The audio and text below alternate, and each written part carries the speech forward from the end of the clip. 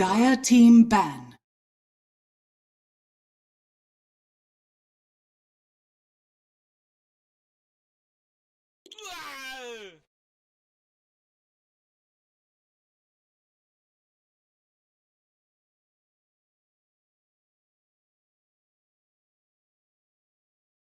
Ten seconds remaining. PSG.LGD's turn to ban.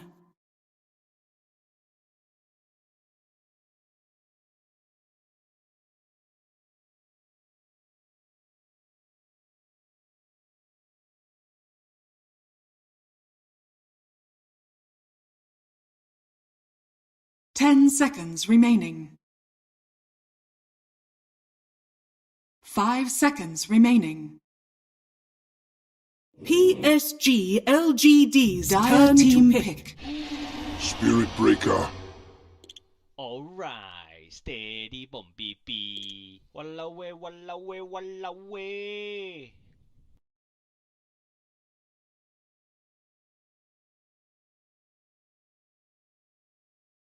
Ten seconds remaining. 5 seconds remaining.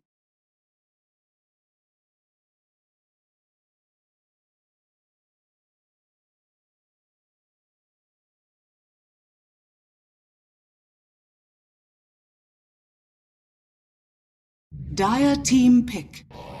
Shadow Demon.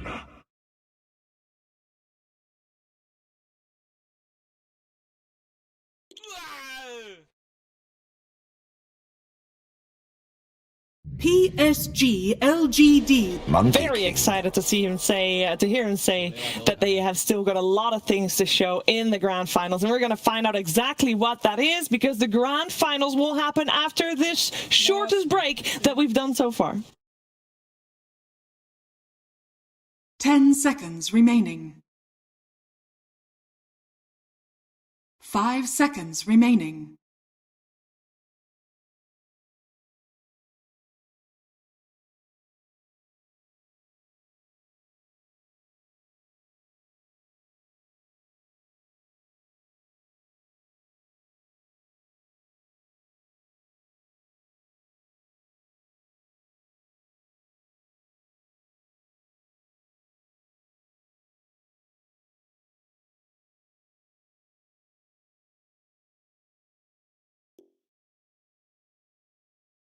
PSG.LGD's.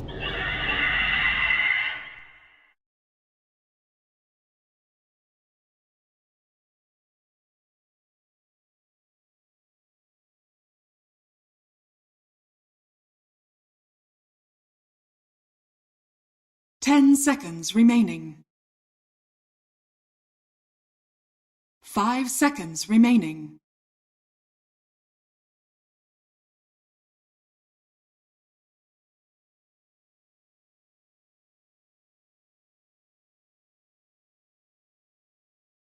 The wait is over. Game 1 of the best of 5 grand finals here coming your way. It's TUNDRA, it's PSG.LGD, and it is a Spirit Cow! And Kai on T-Goff as well. And the draft is in front of our screens. Do your thing, I'd say.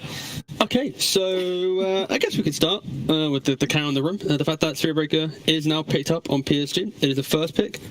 I prefer it on first pick just because, you know, it's just a bold entry strategy. And the key thing here is Pangolier was untouched by PSG. I think they were respecting TUNDRA's ability to go for that Bloodseeker style strategy just to fully mitigate that potential Zhao wait in the mid lane. I still feel like I'd rather, I mean, look, I'm not your big fan of Spirit Breaker. Okay. Pangolier in general is a better hero to have go middle. All right, but think about it, right? Throwing that out there. It's a best of 5, Kyle. We just had an interview with Faith Beyond himself, and he, with his own words, said we didn't expect to be in the grand finals. All right? Yeah, that's true. So we also had Zoe yesterday say we're not practicing. We're not with our full roster. We're just having fun. Yeah, which is why just chilling. Game 1, that's kind of the place for PSG to do it, because let's say they win this game, then they're forcing the bans going into game 2, and TUNDRA, of course. Again, all psychological. The main thing here is TUNDRA Tundra's response to the Spirit Breaker.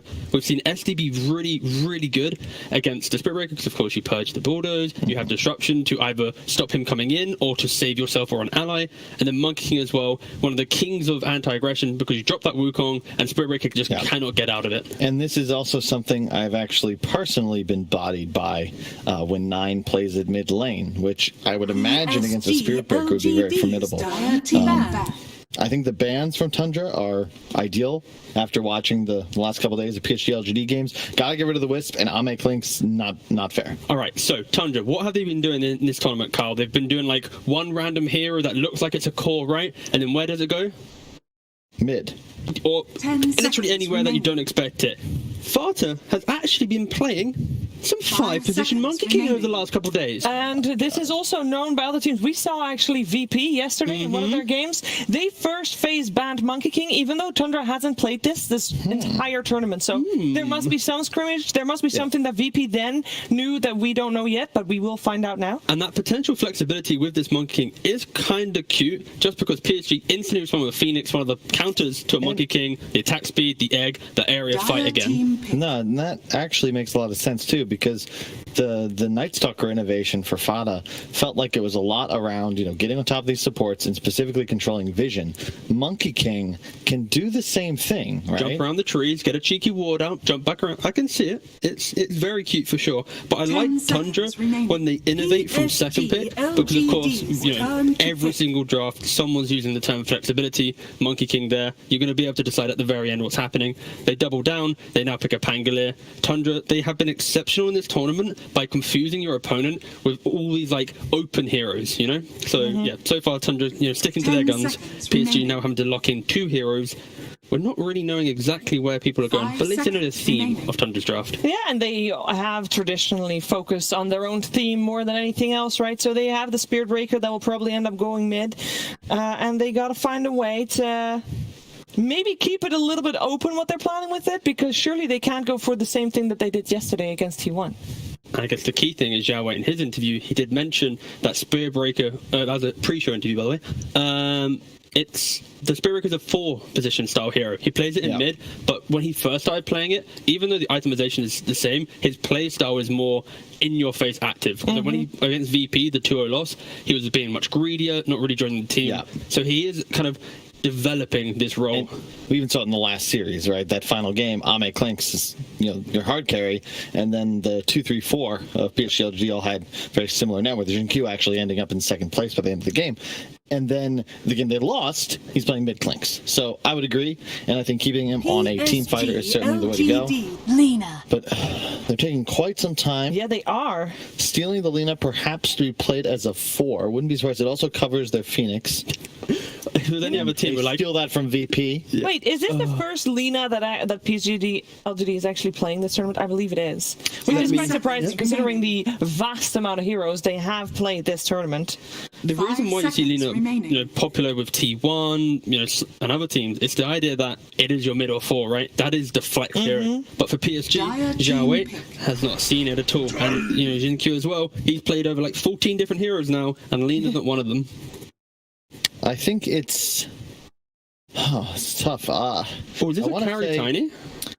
It could be. I mean, Ame still has a couple of carries that he hasn't played this tournament, even though the list is getting very short. It's never. I haven't seen it, but conceptually, the Tiny Shard was built and made so that carry Tiny could be viable. You always have that tree available, so it's certainly possible. I'm just seeing, you see the theme of Tundra, right? It's if they're able to get off the disruption, the Wukongs, the Rolling Thunder, amazing team fight. But if you have that initial blow up, Monkey can't play into that until he has 3+ items. So I could see PSG fully going into fight where it's Safe Lane Tiny, Mid Spirit Breaker, Echo Saber Silver Edge, a Blink and Echo and AC, and then it's just kill. Really fun, enjoyable Dota. But on that kind of eventual timer of where's the win condition from Tundra going to come from, I'd be more concerned right now with PSG.LGD's win condition, to be fair. That's very true. It's stuns. This is You're the one that always says stuns win games. Yeah, but that's a strat. Stuns win games. But then you need the guys to hit the creeps, They don't have real tower pressure at all. and they don't have any way to take Roche. So this lineup is These mechanics are so old school, Kyle, please. Yeah. This is a draft that you'd see T-Gov whoa, Kyle. Turbo. Live. We play unranked, by the way, and it's a blast. Ouch. Either way, it's just about killing your enemies over and over and over and over and winning a game through sheer bloodshed. But they, of course, will have their last pick that hopefully handles some of these conditions. And again, it could be Carry Tiny, but I just fear for them because all of a sudden you see a Lifestealer. It's a very good pick. This hero effectively ignores everything on the side of PSG.LGD. The Aghanims for Spirit Breaker will be big because they can potentially charge ulti even through Rage, but it's insane in the laning phase against whatever you get thrown up against. Yeah, the key thing is this Lifestealer, he's not scared at all, right? Like, even if you get Avatossed, there isn't that extra bit of damage. Maybe if the lean is there, but like, there's such an intricate play that then Pango's going to have a good time, SD's going to have a good time, everyone's going to enjoy. And I think, yeah, this Lifestealer, very strong pick to play into this. I think PSG right now need to pivot to giving Arme a carry that can scale into the Lifestealer and fight him. But again, PSG, they have this amazing explosive style of lineup, but if Lifestealer is the biggest carry in the game, he's just going to walk down lanes if PSG fully subscribe to not having a true carry. But they have one more pick. They are going for the TA. Okay, safe lane TA. Most likely. All right. They want to fight, they want to farm, get a Deso, get an Aegis, and then run it down a lane. Yeah, we have actually seen Ame play TA already this tournament once. Yep. It did not really go that well, though, unfortunately. It is theoretically like a great counter to the Lifestealer. I expect Skeeter to adapt to it and probably get a Halberd at some point. But really good against Monkey. You don't have too many methods of dealing with the refraction on the side of Tundra, but it is going to need to snowball. And I also think it's a game you might need to rush Aghanims just solely so you can kill these waves, because that's what the PSG lineup needs. If the waves are dead, suddenly all these stuns can stay off map and look to hunt. But it is very unconventional, and that is just the pick. The Darkseer, so much synergy with the lineup already, and one of the best heroes in Dota against TA. Okay, yeah, and of course, Monkey is going to be mid lane into Spirit Breaker. None of that fodder creativity coming out in game one. And yeah, this is PSG. They have this nice fight in them where if they hit this Spirit Breaker, Echo Saver +1, TA with a Deso with an Aegis, they need to make sure they pick the right fight. Just gonna say it like it is. Tundra have the better draft. Yeah, don't worry, Carl. It is a massive outdraft. Like, good luck. Okay. Tiny zero armor against Lifestealer. If we ignore the laning stage portion of this game, because that's what we have been having to do, true. right? Sure. In terms of game plan mid-game, would you still say that it's that much of an outdraft? I think, yes. In every phase of this game, I think Tundra scale better. Their lanes are better. Their mid-game's better. Their power spikes on the Darkseer Aghanims are better. It's just, this is nuts. Again, I agree with Carl. I love the idea of Tundra's draft. It's very nice, but PSG have demonstrated so many times with that one good smoke, that one moment, they can make the play. Monkey's better than Spirit Breaker, though. And also, we dress this in, by the way. Look at us. Hi. I wasn't going to call attention to that, but yes, I am wearing pants, however, viewers at home. He is also wearing pants, but they're shorter. PSG.LGD need to quadruple the number of kills Tundra have to win this game. Quadruple? That's a big number. Whew, okay, well, 0 times 4, I hope that the draft is not as one-sided as my panelists seem to think it is. I would also love to hear the thoughts of our two commentators on this. It is over to Sunspan and Cinderin. Thank you, panel. Welcome to the ESL One Fall 2021 Grand Finals. Tundra versus PSG.LGD. Spirit Breaker mid back in the house all tournament long. So why are you wearing sunglasses and I'm not? I don't know. I was going to do something about like the two top guns of the tournament are playing in the finals, but then you weren't even wearing your sunglasses. Well, you literally didn't tell me, so that would be the first problem in this scenario. I thought you were going to wear them, but that's usually, as is the case when we work together, that's right. We don't actually work together. So yeah, there's no communication. Nope. Neither of us actually. Just coincidentally showing up at the same time and talking about stuff. See, I didn't listen to anything you just said, but I'll say I agree, just like you do the entire game as well. Perfect. So that's exactly how a cast works in Dota, just so you know. It's two solo casters that just happen to talk not at the same time.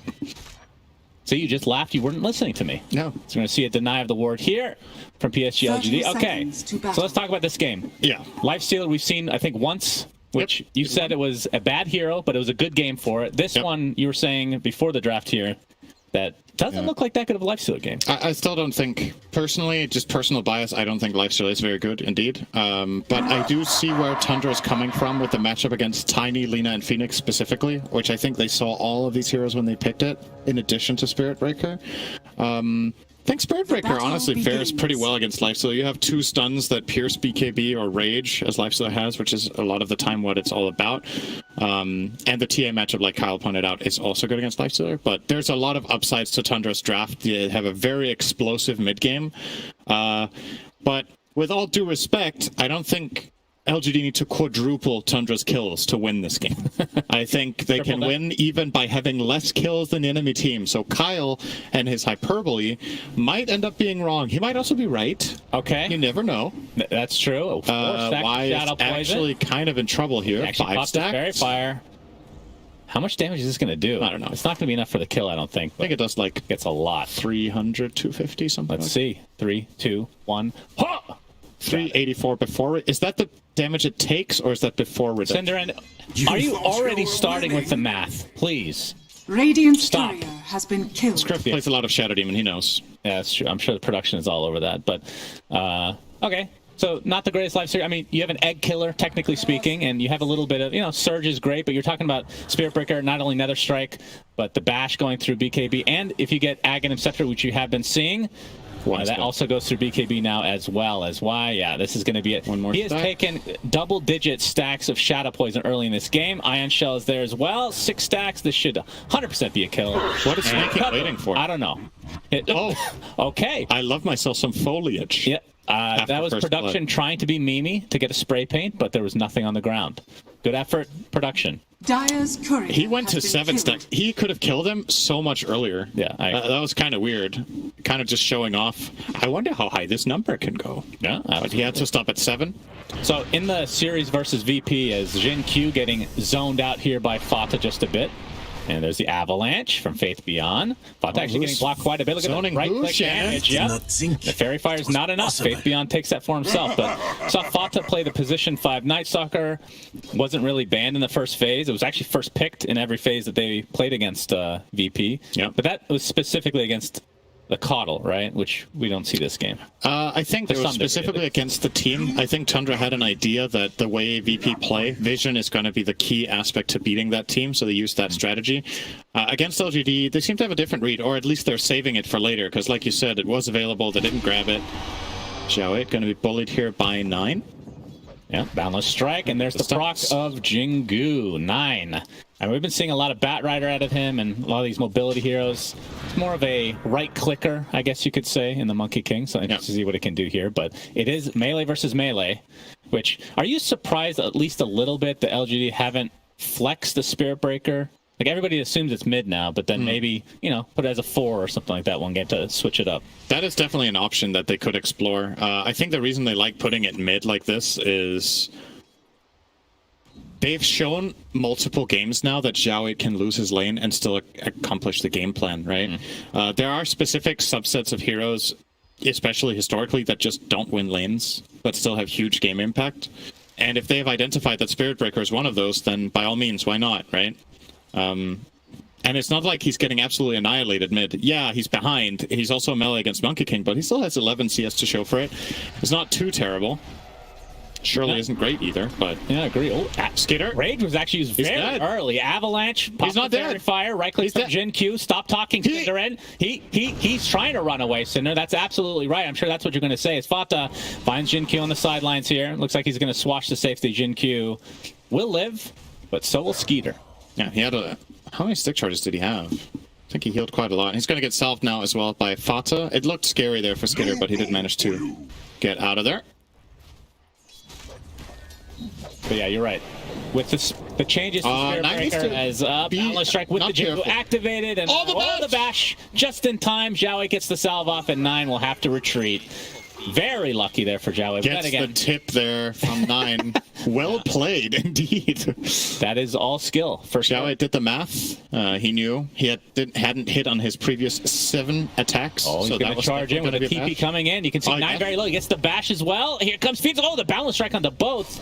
He's actually standing his ground. Pops the Fairy Fire, and there's the Jingu stack. Gets off the Mischief as well. That's a death onto Zhao 8, and with the rotation of Snake King, it's going to be a second one. So double kill for 9. Oh, he got a swing off to heal too. Yeah, the Fire Spirits. Oh, outplayed. Not quite enough. I don't know if that was intended from 9, but the fact that the Boundless Strike actually connected on the Phoenix was crucial to the outcome of this. So you're going to see Xiao just bullying him here. Oh my goodness, so important. Like, if that lands, he will get an extra attack off, and that's what they're missing in the end. Fire Spirit's notably on cooldown until now. Right.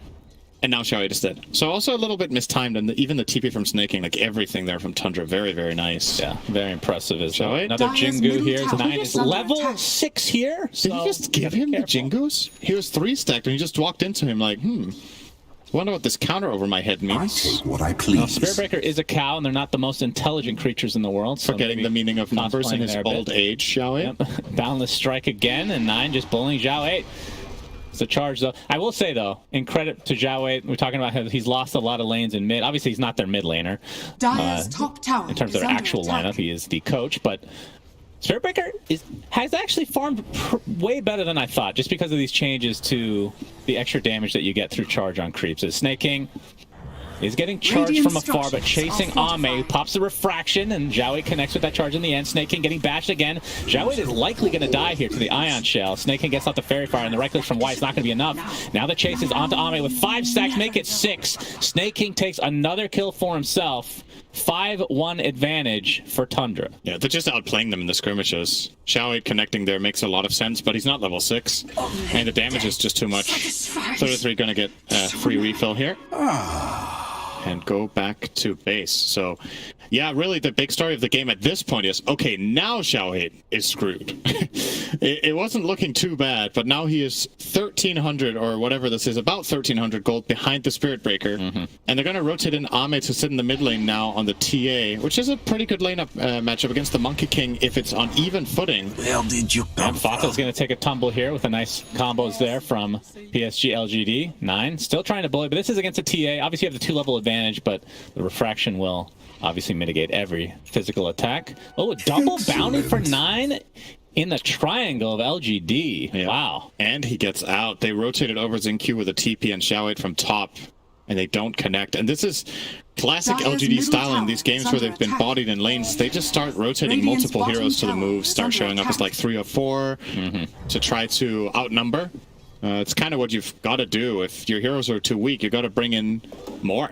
And, well, that time around didn't work. Tundra with a good read. 9 gets out. Now Xiao 8's going to sit bottom and get some farm here. But, man, he is so poor. Yeah. This is his worst Spirit Breaker start. And he was laning... What was it he's been laning against in this tournament so far? There was another really bad matchup he had. Oh, yeah. What Razor. Yeah, Razor. This is worse than the Razor matchup. I mean, not necessarily the matchup itself, but the way it's turned out. Yeah.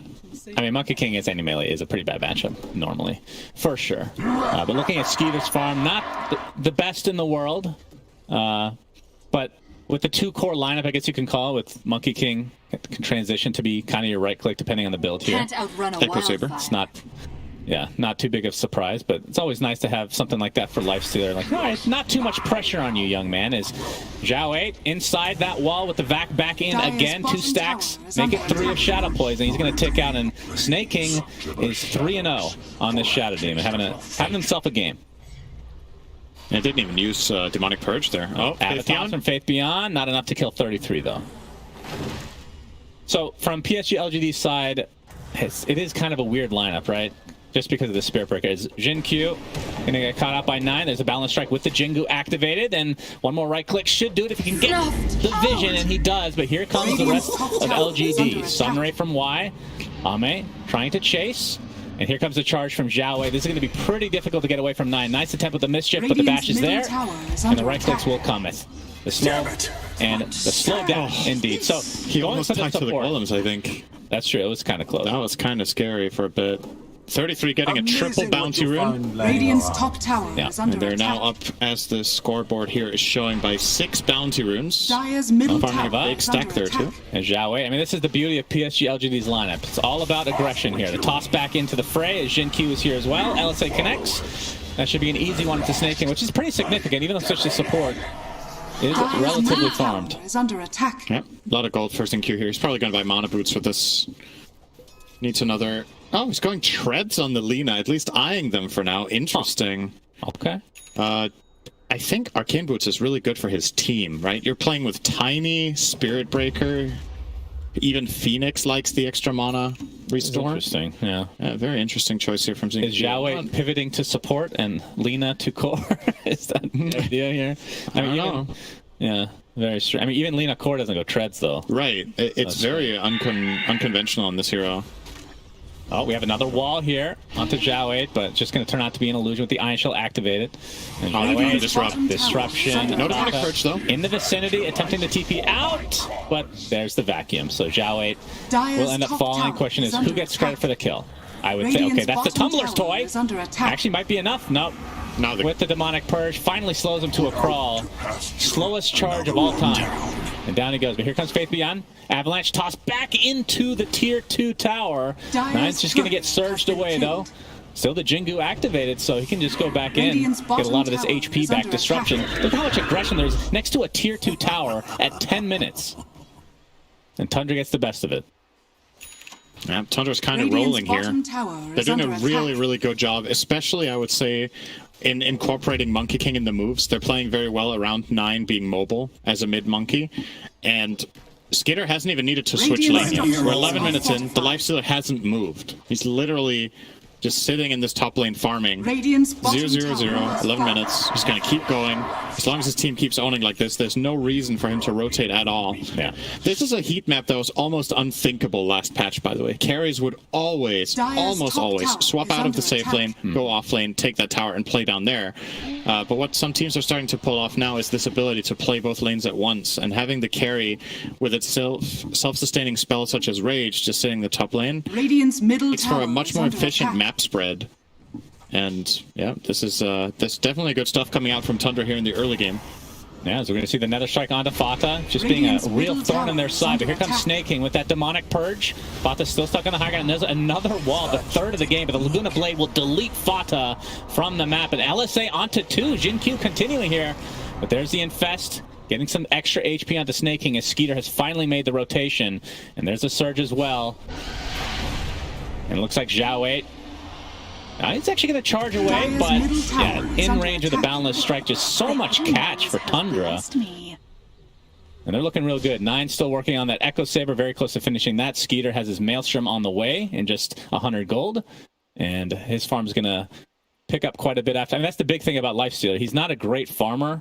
Like if you go for the armlet build, you're going for kills more than anything. Maelstrom, you can sit in the jungle and actually compete with some of the other carries. Right. Now, in the past, we've even seen sometimes Lifestealers go for Battle Fury, and I can't say I love it. Oh, this is an old replay, of course, but honestly, worth watching again. This is a really integral moment for the game. This was when Zhao Wei, his game got really bad from this. Double kill for 9. Oh, boy. Oh, boy. Oh, boy. There it is. Wait. Oh, he even looked at the camera. He got it. Oh, dude, that He's learned. There he goes, like production.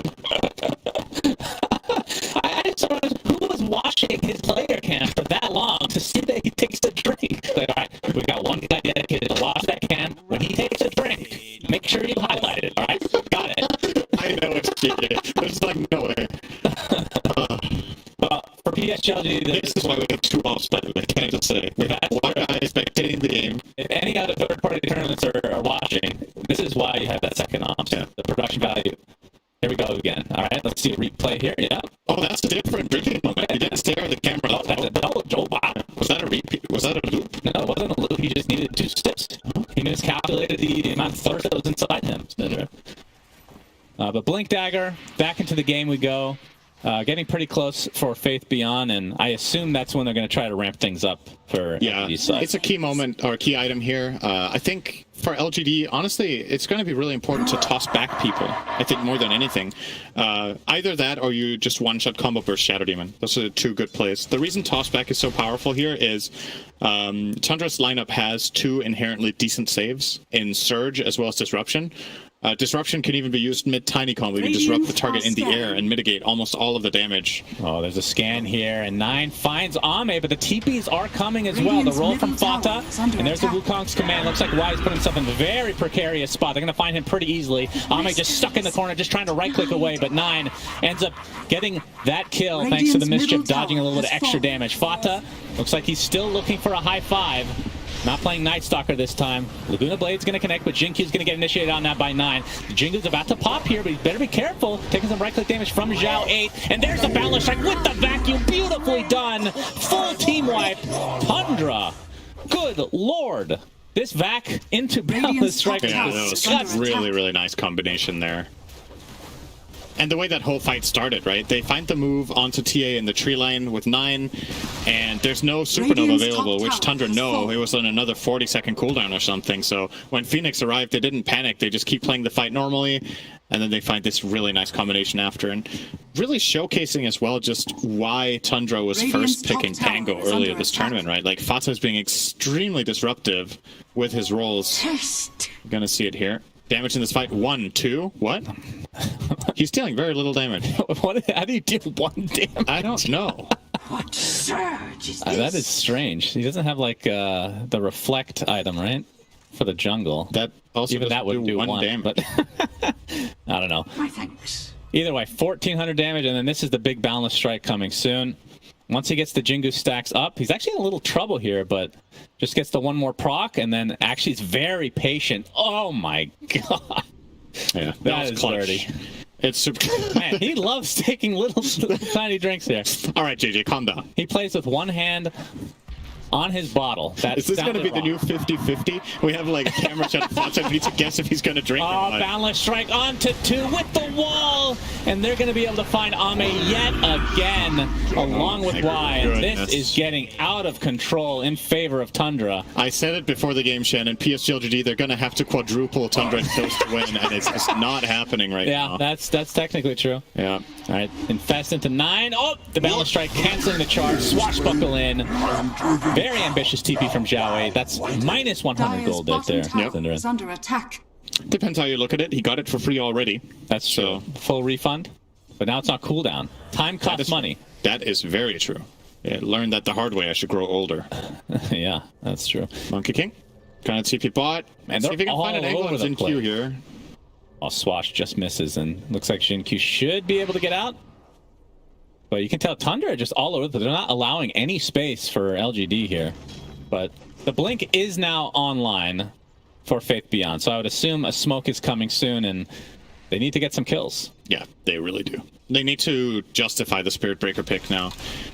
Like, he's 1-7. This is the only game we've seen Xiao 8 on Spirit Breaker where it has truly looked like what a lot of people would expect it to on mid SB. Like, just unimpactful, got shut down in lane. Every move he's making is getting countered. He's just having a very, very hard time. And it's just fair to say in this game, Tundra's just outclassing them. Like, I don't think this game is that heavily skewed on draft. I know Kyle is massively favoring the die draft, and I understand why, but I just don't think it's to that extent. They're just totally outplaying them on every move. Radiant's bottom tower. And it's kind of crazy to see how much momentum Tundra have got, right? They came out of group stage, they lost 2-0 to VP, and after that they've just been rolling. Yeah. Just really figured out what they want to do.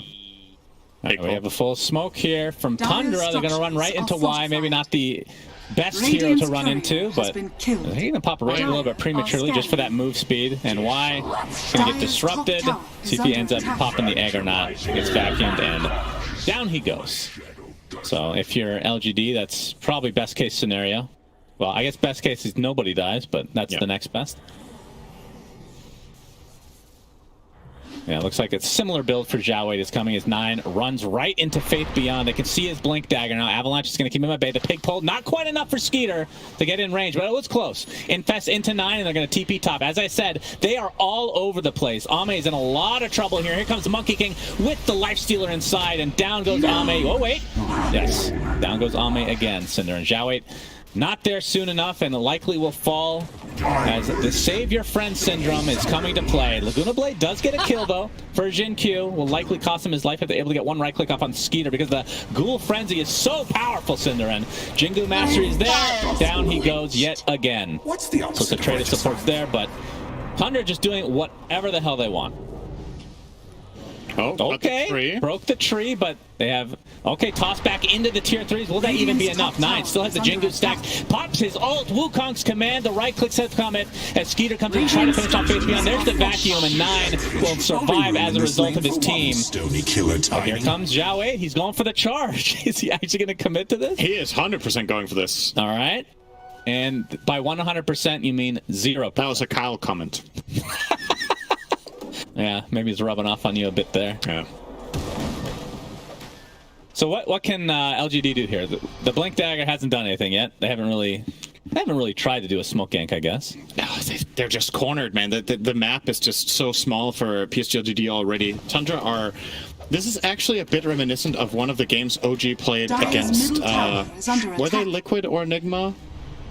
They were Liquid that wait, I'm starting to lose track of my chronology here. TI8.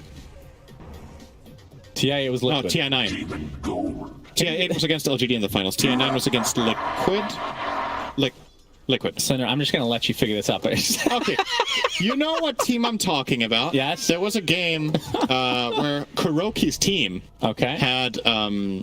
had a lot of big team fight. I mean, it's Liquid, right? And I think they were Liquid at the time. And OG played some really high tempo. I think they had Monkey King's mid and Ember safe lane. Okay. And they just ran at them nonstop, all over the map, and didn't give them any space to breathe. It's really reminiscent of that, what Tundra are doing here. Just, they're barely even on their own half, right?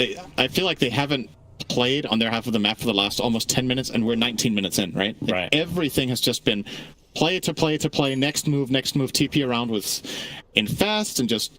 Yeah, that's the thing. They're identifying... Typically, you'll see the Maelstrom picked up on Lifestream and things. All right, I'm just going to farm a bit. Yeah. But they've actually just gone let's go. Super aggro mode. Maelstrom Echo Saber, go fight. Yeah. You know? It's very high tempo, and it's paying off. They're the ones making every move, and... Oh, Zhao Wei with the Shadow Blade is going to get off the Nether Strike onto Fop. He's a 1 level ahead as the position 5, by the way. Gets off the Swash into the roll. Egg on the sideline here. He's going to roll right into and actually just... no high five that. As Zhao Wei just getting right-clicked down by Skeeter, so it's going to be a mid and a support for a support. They're going to get wide as well, I think. Nice. But the Tumbler's toy, but 9 is in the area, so the vision is there. And down goes Y as well, so Dyer's courier. Very unfortunate for PSG.LGD. They just cannot find their footing this game at all. Now Scotty online. Oh boy, Jingu's up again. 9 doesn't have vision. Blink out. All right. He's like getting assistance here. Blink is not ready yet. Yeah, there's the sentry, but it's just out of range here. Or on the outskirts, I should say, inside the Wukong's command now. And there's not a whole lot of help coming, Cinderin. It is just Zhao Wei, but again, save your friend syndrome. I guess it works in all regions. It's not just NA. Zhao Wei will die. And Tundra just on a different level this game. Yeah, this game is just not even close. They haven't even bothered with Roche yet either. That's the crazy part. 9 gonna try to cross through. Radiant's top tower. And with that Scotty, Faith Beyond eats the tree, and Jinkyu's in the vicinity, so LSA will come with the Avalanche toss and the Laguna Blade. Mischief's not really going to dodge too much, but he is just so freaking tanky, in addition to the Infest now. And despite that looking actually decent for PSG.LGD, they're just not farmed enough to get any kills, it feels like. Felt like they were missing an LSA there as well, or did he use it already? On that kill attempt. I think he would have lived anyway from Infest, but it was a little bit lacking there in the combo. Maybe they're trying to layer it perfectly with the Avatar. Yeah, I mean, you have to be really... You have to do it perfectly now to get these kills. The Dire Heroes are so tanky. 9 rocking 2.7k health. So his health per minute is sitting at like 135. Not bad, not bad. Not bad indeed. Replay here. So let's see if he had Avatos, Laguna. Where's the LSA? Was it on cooldown? Radiant's no, bottom that's true. I tower mean, it's not is that under long of a attack. cooldown, so Is it now? Dire's top tower is under attack. either way, Don't wouldn't think have I'm changed the complexion of the game. I do not believe, even if they get Radiant's that kill, bottom but tower has would have helped, fallen. obviously. Dire's Skeeter. structures are fortified. And company, they're still 5-manning here. They're just grouping up. I call this nut hugging, by the way. Okay. I think that's going to catch on one of these days. Yep.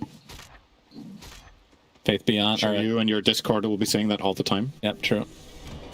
Catching on. When does something catch on? How many people need to say it? 2. Ah, okay. Well, the second one won't be me, but maybe someone else will get Faith Beyond inspired. getting rolled on and right-click down into Oblivion by Skeeter.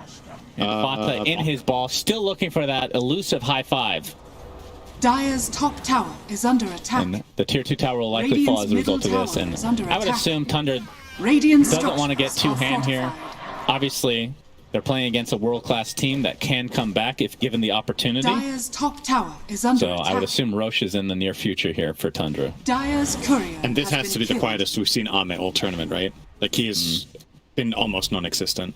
His farm is surprisingly good, given the circumstances. Like, he's had so little to work with. He has had to go to the enemy side of the map the most of the time to get some sort of safety, because his own side of the map is a minefield.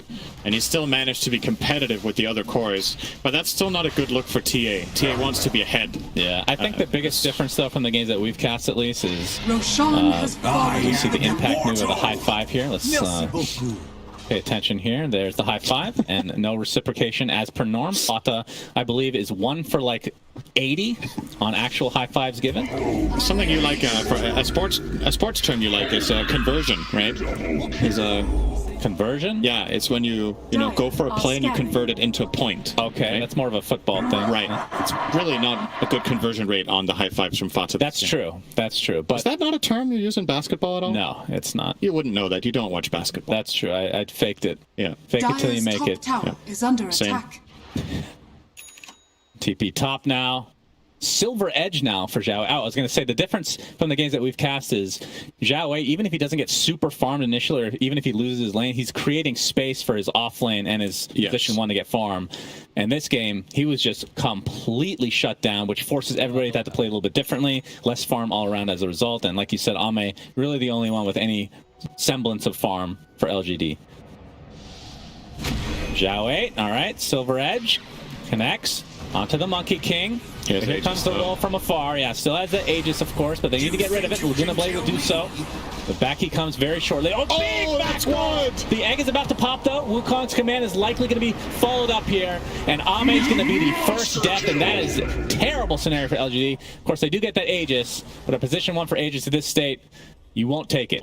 Faith Beyond now getting chased. Skeeter trying to pursue. And the Avalanche is going to keep him at bay a little bit here. There's a Radiant's rage. middle tower Movement is under speed. attack. Just needs a Ghoul Frenzy. Ghoul Frenzy activated, Cinderin. Look at that slow, unbelievable disruption from the sideline. Soul Catcher to follow. And the Ghoul Frenzy again. God tier skill. Holy jeez. I love myself a good Ghoul Frenzy. It's so enjoyable to watch. Yes. When a hero that can only attack attacks, it is really beautiful. And It's a great but quality look at this Radiant's middle immediate tower move, is right? under attack. Xiao, it feels like he has... Nope, you don't have time to breathe, Xiao. He's dead. Disruption cancels the charge. Will we see the Ghoul Frenzy come again, though? No. He just did really late. Yeah, a little bit of a late there, and Silver Edge to the opposite side, so the wrong 50-50 taken. Oh, he but does find they him still here. see him. Snake King. Yeah, 2 charges now. It does take... Oh, no. Hold on. Very Yeah. close. So, the dust obviously short duration on the bulldoze. So you need to find the moment of opportunity really quickly, and they were just a little bit too slow. They actually thought they had him. Mm-hmm. But Xiao 8... I thought he would have dusted immediately when they first saw him, but Yeah, I thought so too. Especially if he could have got it off before the bulldoze. That could have been... when really we're good. min-maxing dust usage, things are going pretty well for you. Yeah.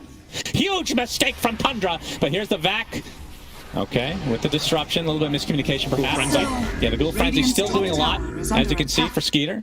Absolutely owning. 16k net worth lead for Tundra.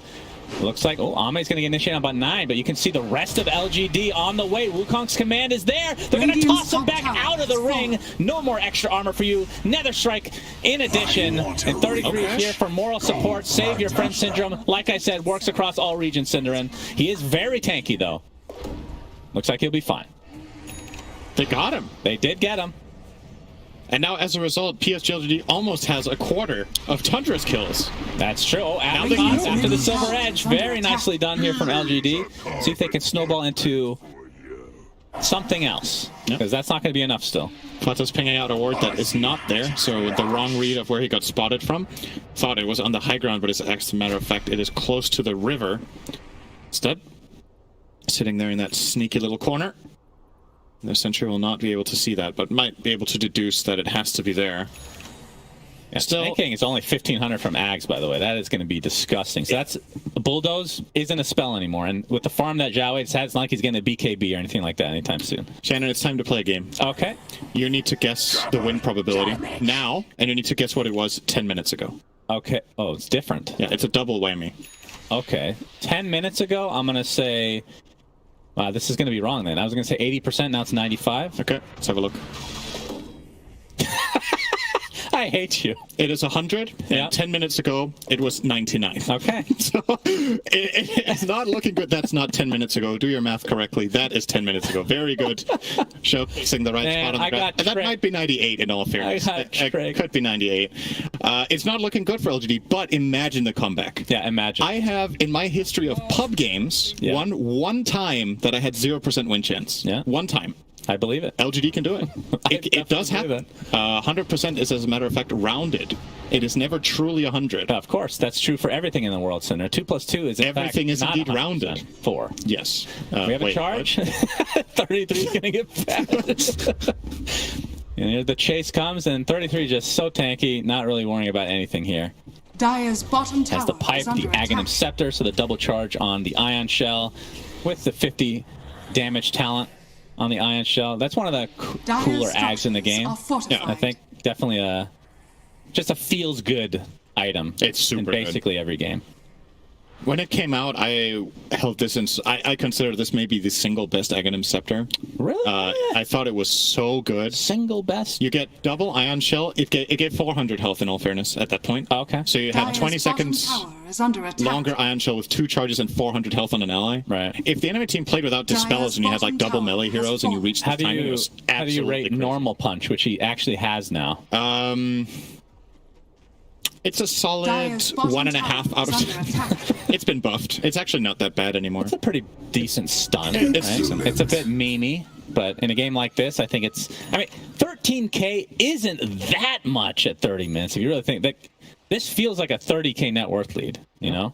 It does. Yep, they have 1% now. Yeah, see, they're growing. It. Faith Beyond, Dual Frenzy with that rage, but here comes the charge from Zhao 8. He'll be successful in mitigating more damage to his teammate, but the chase is now on to Y. Sunrays to the other side of the cliff, TPing out, but the Boundless Strike is there again. Lots of cancel TPs this game. Yeah. Nine is playing really, really well this game. Absolute shocker. He's just been owning all tournaments, so why wouldn't he now? It's cool to see him on like a different hero and still dominating, right? Like the Batrider types, different playstyle. Although I will say he's actually playing very similar playstyle. Yeah, Monkey King. That's what's really interesting is Radiant's it's kind of Thompson-esque, right? That's really it really is what it feels like in his games. The way he plays right now, it seems very much like that. Charge in, but there's the Demonic Purge with the Soul Catcher. Skeeter's just going to focus on the front line here. Faith Beyond gets bashed, but Jawade all alone. There's the normal punch, and down he goes. So this tier 3 tower will likely fall next. We'll see if LGD can hold on any longer, Cinderman. I'm not sure. I'm not sure they can. It's not looking good. Yep, disruption. Oh, a little bit of a Skeeter. Step there.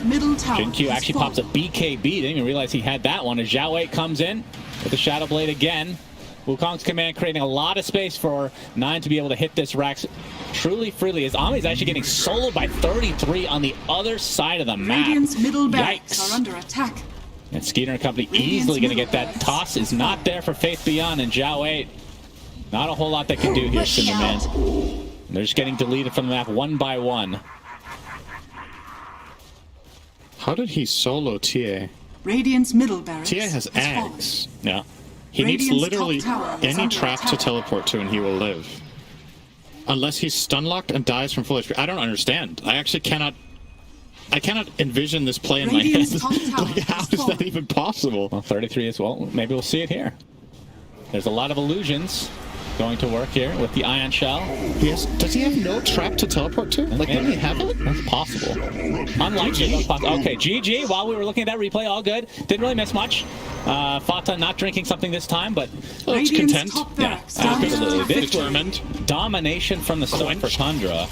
And I think the thing that impressed me the most sooner is that they just didn't let the pedal. Oh God, what is this saying? They didn't let their foot off the.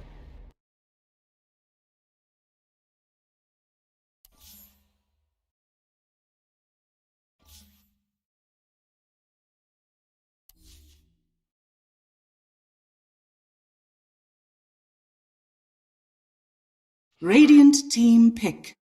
Demonstrated how they are enjoying a new style around IO. The bans feel a lot easier now coming to that grand final as you play against PSG. You take away the flexibility of Clinks between mid and carry. Arme on the carry looks a lot better on it. You take away IO, and now it's like PSG has to play some Spirit Breaker. They don't want to play Clinks because of 10 Bloodseeker threat. seconds remaining. And then it's after that, Xiaowei playing some Leshrac or some Puck or something else. So 5 seconds Tundra really remaining. forcing PSG to, innovate coming into the grand finals. What do you think about the Monkey King being picked up at PSG.LGD in the first phase this time around, Kyle? I'm not a huge fan, to be quite honest. I think that it made sense from Tundra's perspective because, they have that Radiant flexibility. team back. So if PSG.LGD have that, then all right, I'll stand corrected. But I just think that Pangolier is just too good. And the fact that they're willing to give that up, obviously there's too much you have to ban, but I would have probably rather seen them play against the Bat with an answer because I think Xiaowei's hero pool 10 is more seconds suited to remaining. deal with it in the mid lane, but we'll see. And, yeah, they just go straight to the Luna. This lane is insane.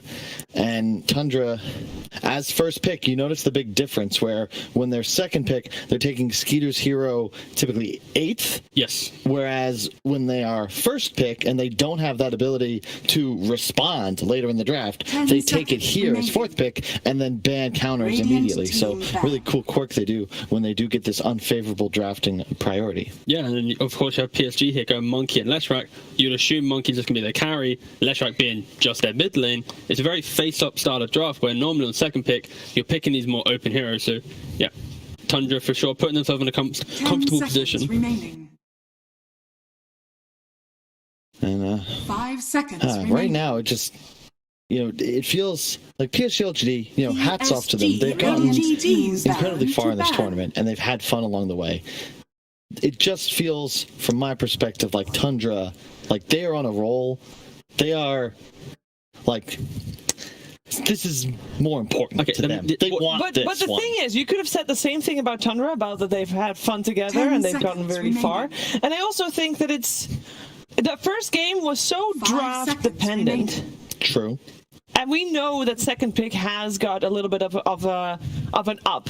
And now the drafting orders are reversed. So I wonder if we're not just going to have a reverse situation in this game. The main thing here is Tundra has shown throughout the entire tournament they're not looking at any opponent and going, we need to try that. They're playing their own style of Dota, they're keeping themselves confident, and they're putting PSG in a position where they need to just show something new. They need to try and, prove themselves against the creativity that Tundra set. So that's basically it. I'm terrified of playing into this team when they get their Pango for Fada. Like, it just, as a core, it's a good hero. As a 5, I actually think it might just be the best 5 in Dota right now. Like, you level that shield crash, you walk to lane, you double shield crash, you can see through the range creep, you don't die. Yeah, it's consider what we saw in the last series between VP and PSG.LGD, where you had this Clockwork 5, well, he's camping his own safe lane tower. Then the Wyvern 5 on the other team, he's at his own safe lane tower. And that's just what this 5 role tends to remaining. do, unless you have a carry like the Lifesteal that can self-sustain there. Pangolier, especially at level 6, is the best 5 in Dota at just standing at a safe lane tower. You cannot dive him, you don't want to mess with him, and it's incredibly high damage. I will say that, of course, we've been siding a little bit with Tundra just from opening, but when you have an opening like Monkey, like Lesh, and you're opening up your supports to really shine, it's a solid lineup, right? Like, they have the potential of a very easy style of draft. Like, they're not going down this, have to run them down, have to pick them off style. Like, this is a stable lineup. Like, Luna strategies have looked great with 10 strong lane seconds running over the remaining. game, but if you go to that high ground and PSG's there with that correct hold of the Wukong into 5 some stun, seconds like, remaining. you can beat this type of lineup. So I think just because Tundra is playing so well, we can't count out the fact that PSG is showing every pick face-up value. And to be fair, we saw this Bane yesterday in their wins against T1. It's quite nice against Pangolier, right? It's very One of the good. few spells. It's actually hard lockdown against the Pango's Rolling Thunder. In addition, you open yourself up to the potential of a tri-lane. It's one of the strongest supports, especially after the changes. Now buffed up, I think you go for the Nightmare Brainsap build. No, I know you were making some good points, mate. I was just thinking my own points as well. I was excited. You know, like when the draft gets to that point, you're all giddy. I'm not used to that. Well, look, PSG. Excited to hear what I have to say. Unbelievable. I mean, you were making some good points about the Bane, brother. But anyway, PSG, 10 these 3 seconds bans, it remaining. makes you feel like it's Monkey King carry. So Tundra is still banning out 3 carries. 5 true. seconds That was just remaining. interesting because I have Beast Boss is noticed good against Monkey. People are spamming like Kyle and then like the volume symbol. Yeah. So I think it's like, you know, like turn that guy up, right? Yeah, He's got Correct. some good stuff to say. So it's Yes. really cool. Shout out to the fans and hope you guys have enjoyed the show. No, right. Gyro Darkseer, you talk about the ability to battle. Quick point just for everyone out there, you know, as gyrocopter enthusiasts, when the patch dropped, they reduced the stun of Rocket from like 2.25 to like 10 1. seconds And everyone's like, remaining. what happened? That wasn't in the patch. And then we had the other day, they patched it back in. 5 So seconds the level 1 stun remaining. Rocket is back to 2.25. So Gyro is now a support again. Yeah, Fart is going to have a great fight, I mean, it could potentially. be. Yeah, it could also be obviously playing the Pango, but it's going to be one of the two. Better Could yet, be. it could I've be seen. both. Here's the thing. I've actually. In one of those Formula 11 games, I played against 9 and 3-3 queuing together. Yep. 3-3 played off-lane Gyro, and 9 played mid-Pango. Nice. And it is a pretty nasty combination. But 9 mid Pango, that was when he was business associates. 9 was the mid Pango. Yes. If there was anyone playing Pango mid, 9 out of 10 times it would be 9. The cool thing here from Radiant Tundra is the team fact that back. their fights are so messy, it's hard for Monkey King to stand still, right? Like, the hero thrives when he's able to put that Wukongs down and play the fight. So when you have Vacuum, you have Rolling Thunder, Eclipse, Cooldown, like, there's so many spells early on to run over your opponent, and PSG, they identify their early fights 10 aren't going to be won, seconds so they remaining. pick up their offlane Venge once again. They'll give up the map a little bit, 5 they'll buy the seconds Ags and hope to remaining. play for that broken timing that we heard Faith Beyond play, but it is very much PSG playing on the back foot. You know, it's an exciting strategy because you're kind of sacrificing a little bit here. Yeah, and we once again go back to this idea of picking Venge, well, forcing Venge. They did this earlier against VP's Terrorblade. A little spookier, I think, against Darkseer, where it's quite easy to make a Vac illusion Radiant team ban. of this Venge, and then you give it to your Luna. So, you know, we'll have to see what the power spike is. Obviously, the Aghanims is going to be huge, but right now, I'd be a little concerned for PSG in the sense that if you consider the team fight power of these two drafts at the moment, Tundra is terrifying. Radiant team And pick. PSG.LGD, it's like, oh, well, we'll stun you a bunch and then hope you don't interrupt our spells. I'll They're assume, still banning out carries, by the way, just to point it out. It's funny. well, I assume from Tundra's side, it's, you know, Pango 4, Darkseer offlane, Gyro 5, Luna, and then they're going to be picking up 9's hero here. Unless there's more flexibility down the road. And for 10 PSG, seconds it does remaining. feel like it's just Monkey carry, Lesh mid, Venge offlane, last pick in 5 Jinku's seconds position remaining. 4 to try and enable and bring the draft together. Actually, I think it's going to be Darkseer Gyro in the offlane, and I'm not sure which will be core. But Okay, I know cool. Snake King loves his Darkseer as well, so it's really just, who knows, right? This is Tundra to a T, and again, that's why I'm...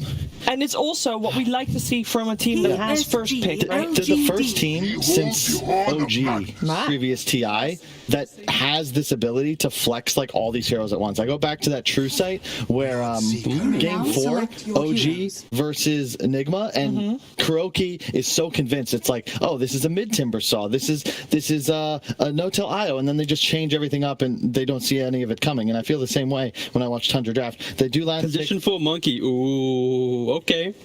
This is...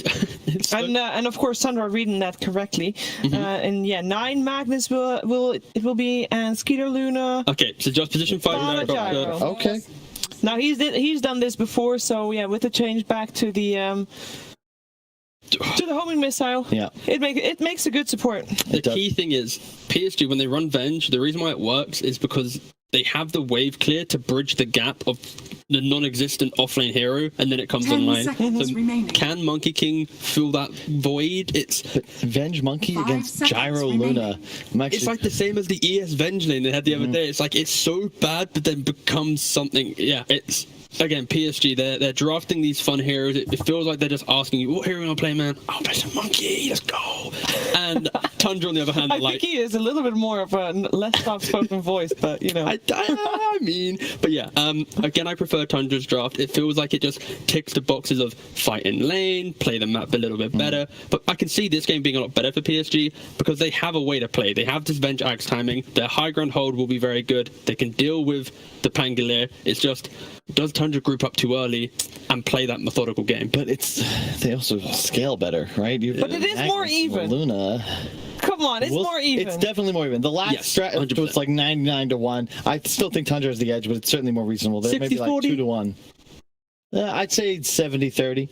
But yeah. Okay. Wow. We're close enough. I feel like you're going to giving PSG.LGD enough credit. You have to respect this Venge Axe. Yeah. Rupture. Swap. Boom. Bam. I mean, Wait. And then swap back. Double swap. I wonder if we're going to see that one in this game. Definitely should be a more even game than game number 1, though. We're going for a game 2 here in this grand finals, and we're heading over to our commentary duo of Sunsfan and Synerin. Thank you very much, Shiver. We got game number 2 for the grand finals here. Cinderman, and yeah, like the panel was talking about, a lot of weird-ass heroes. Some we've seen a few times before, like the Vengeful Spirit, which I'm personally very excited to be casting. It's the first one for me. But it has looked very powerful. We'll get to that as the game progresses, of course. What are your thoughts on the respective lineups? Do you agree with the panel on this one? I think it's maybe a little bit more obvious how Tundra's lineup is going to take fights, but I also do foresee a little bit of a problem for them with initiating, apart from a mag skewer. They don't really have any good catch compared to last game, whereas you look to LGD's side, they have the Venge swap with Rupture, they have the Bane that can catch heroes around on the map, so definitely have a couple of options here, and I do agree. I think LGD's strategy against what Tundra has is going to make for a better game than the last one. It's also hard not to. They just got super rolled. 30 seconds but if the game goes late and Tundra managed to get the types of team fights they want, their lineup is just incredible. What is this? It's a Monkey King. He's going for a courier kill? Yep. All right. And,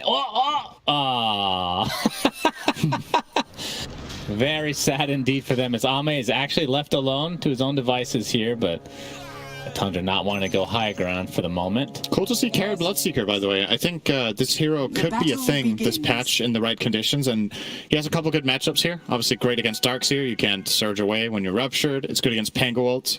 Speaks for itself. LGD actually got counterpicked by that by Team Spirit the other day. So, yeah, I do see LGD having some tools, and I think this time around Xiao 8 is not going to get flat-out bodied, right? That's also going to help them. This is a good lane matchup for Lesh.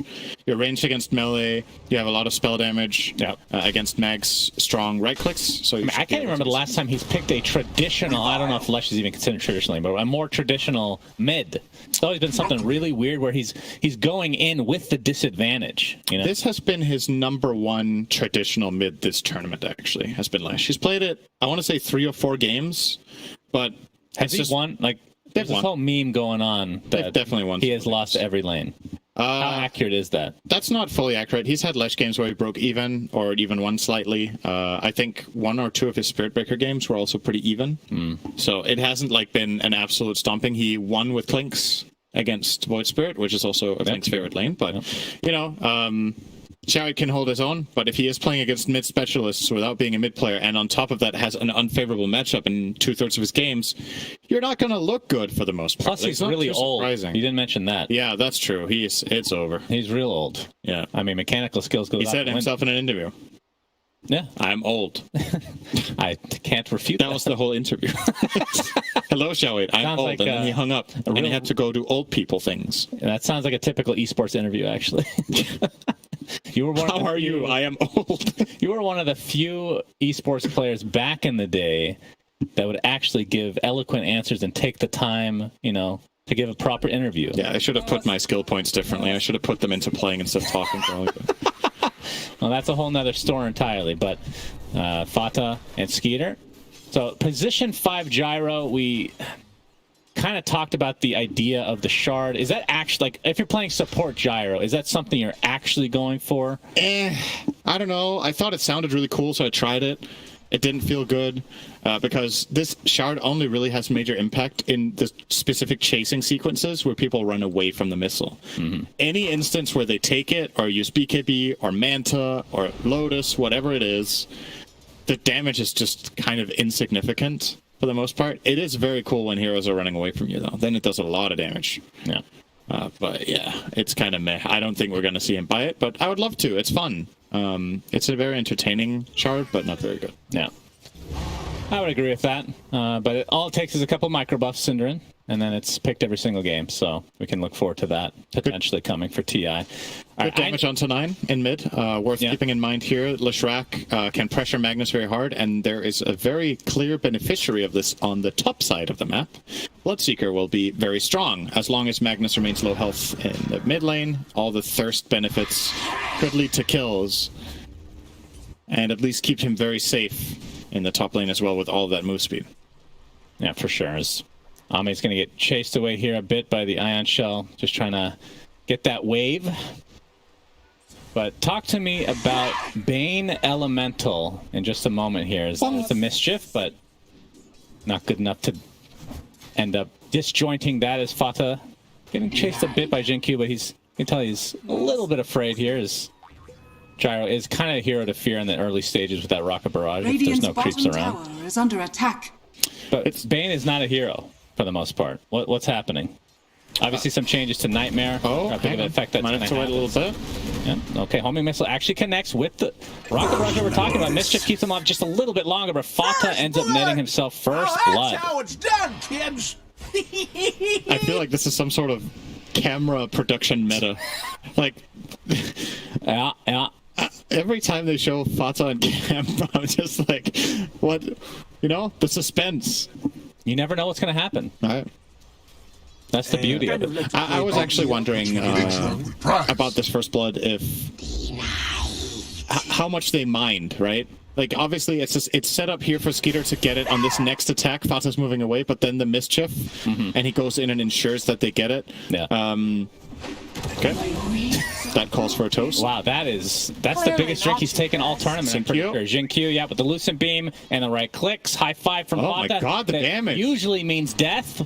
See if there's any he's salted by it as well. That's so bad. Double kill for Skeeter. Fata just suicides there to get back to base. Okay, so this is something that's worth keeping in mind about laning with Luna and the way Fata picks his heroes, right? So when Luna goes 1-0-2 build, his lane partner gets 15 damage, and that is really significant on a hero like Gyro, who has notoriously garbage damage but really good attack animation. You just make the support so much better in lane, and it's a similar logic that they've had when they've played Luna with Abaddon or when they've played Luna with the Pangolier, is Fata just uses that bonus damage that he gets for free. If you think about how much gold you're paying to get 15 damage, that's incredible. You just get it for free there, Skewer. It's also incredible the damage that they're doing to Xiao 8, but the support, Jinkyu and Y come into play as well. Xiao 8 just barely staying alive. The Nightmare keeps the Gyro at bay, and they're going to turn this around onto 9, and now Fata has found himself on the run as Jinkyu going to try to block here, and this looks like it will eventually be a kill. Pops the Fairy Fire, maybe trying to get the Ancient Deny, and he gets it. Look at that reaction. No drink this time. Nicely done, though. It's a good deny. He's eating. Let's just, can't we just have his cam? Like, I'm actually, I don't know why. I'm wondering, when is this getting old? I feel like I'm not there yet, personally. Especially the whole meta aspect of the suspense of what's going to happen is very interesting for me. It's, it's exciting. Well, he does get the deny, but they find the kill on 9. And of course, as we mentioned, Xiao 8 having a good lane. And this is exciting news for LGD, that they've really brought him into the game this time. Currently 3rd on net worth, behind only the Bloodseeker and of course the Luna with the 2 kills in lane. And a very good advantage for Skitter here. Going 1-0-3 now. Even more of that right-click damage. I think it's an underappreciated aspect of Luna, just what lane support she enables in this 2-1-2 meta. Radiant's courier has been killed. Lunar Blessing is just an incredible ability for so many off-brand supports to have. Getting a lot of value out of that. Yeah, good Blood Right. Blood Right only connects on 1 thanks to the swashbuckler from Snake King. Ami's going to get saved a bit here from Y. Looks like be able to walk away just fine, but Y might have to sacrifice his life for this. The Iron Shell just continuing there, but there's the Brain Sap. Didn't have a tree path there. Blood Right again, connecting on 2. So yeah, now that we're talking about Y a little bit here, I mean, the lineup is really weird, right? Obviously, we've been seeing Venge off lane. Position 4, Monkey King, not the most common thing these days. We literally just saw position 2 last game. Swash again. Good damage. To the shield crash, Ame, Nightmare, and the Blood Right to follow, attempting to get out as the Iron Shell, not quite enough. And Ame extremely quick as a result of this passive of his, is Y just getting ring around the roads in nearby Snake King. The shield crash finishes him off at Jinkyu with the stun. Be able to at least get a trade out of it. Notice the way Snake King goes for this kill. It's really important that he doesn't issue an attack command on the Bane. He's running with Iron Shell and just... nice sidestep. Skeeter, level 6 right now, but getting RP onto the Lesh with Fata and the Rocket Barrage under the tier 1 tower. Zhao 8 drops to the deck. Great reaction there. 9 coming in with a haste rune. I mean, I have to say for Faith Beyond, his starts with Venge have been atrocious. This is actually one of the better starts for him, honestly. It is. What is it about the hero? Like bad in lane or something, but then you have that like once you get the ags, it's the aura. The aura is really good from physical damage carries, like the Bloodseeker and Monkey King in this case is a support, but the ags is just nutty. Like I'm really team Venge in this patch. I think it was already strong last patch, the Ags, and now that you have this buff to swap the heroes, just getting to a point where, if enabled, I think it's just incredible. Like, fundamentally what this hero does, yeah, you can compare it to a Wraith King that has reincarnation, right, with a second life. It's just different, because Venge's spells are like 10 times better. You have a second swap, you have the stun, the minus armor, all damage to 9, skewers back with the Fairy Fire, but Zhao gets credit for that kill. Homing missiles coming though. It's Fata doing some damage to Y, he's pretty much out of mana, but here comes 33.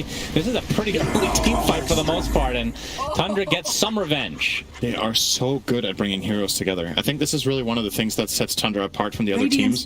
Their map movements are really quick. They react super fast. They're very confident in their ability to just bring more heroes than the enemy team, and they always get a good trade. Like this, yeah, sure, you lost 9's mag. In a lot of other games, this is just a kill, but everything comes at a price for LGD. Is under attack. And Faith Beyond just solo pushing this tower for now. Is now level 6 with that swap. Fata gets off the homing missile right away. Why? Boundless strike from afar. Looks like Fata's the one in trouble, and PSG.LGD in numbers able to clean up the position 5 from Tundra. Did he TP down there, or was that someone else? Yeah, he TP'd. So Fata's out of play for almost a minute because he has to run back to lane, which takes quite a while. And Magnus TP also on cooldown. This is just a bottom tower for LGD, unless... Well, who could even TP down here and defend this? Maybe Pango? He's level 5. He TP'd base. Yeah. Skitter is... Honestly, Skitter's in trouble here. He's spotted by a lane ward, and the Monkey King is going to start wrapping behind. Yeah, we see the wall plate that pops. Blood Right, vacuum back though, and he's just going to TP out. But it's getting close! Oh! Gets the damage he needs, and here comes, the gank you were just alluding to. Skeeter's in a lot of trouble. Gets off the Eclipse, but not enough to actually find himself a kill. 33 TPs in, just gets Nightmare. Yeah, for once, they're late. Oh, he's level 6 on Bane! Zhao 8 in the vicinity as well as Fata running all the way back from Fountain, might drop as well. Gets the swap off, and oh boy, this is looking rough for Tundra now. Yep, this is LGD doing a bit of Tundra there with the... Dire's middle tower is under attack. Radiant's bottom tower it just never gets... Only the best for the captain, Sad Pellegrino. Alright, so, nice tower. Goes the way, actually, of Bane, of all heroes here, but LGD with some of that swift movement as well, right? They're very quick to rotate down the heroes, and they take advantage of Town Portal cooldowns, so nicely done. Yep. Knowing which heroes could not rotate, and having the confidence to dive the Luna. Also, key to that move, that Darkseer was busy top fighting the Bloodseeker, because that was the one hero that Tundra could have TP'd down, but he was in the middle of something else, and therefore he was a little bit too late on his help. That was like kind of the perfect storm, right? They get the kill on Luna, that gives Bane 6, that gives them the kill on Darkseer, and then Gyro came in to help Darkseer and also dies, and then they get the tower. So like, really, really solid sequence for PSG.LGD there. All right, we're going to see a smoke here from Tundra, looking to get a little bit more active, knowing that they're likely at the disadvantage. I mean, the net worth isn't really that crazy as Zhao 8 actually hits a split earth there.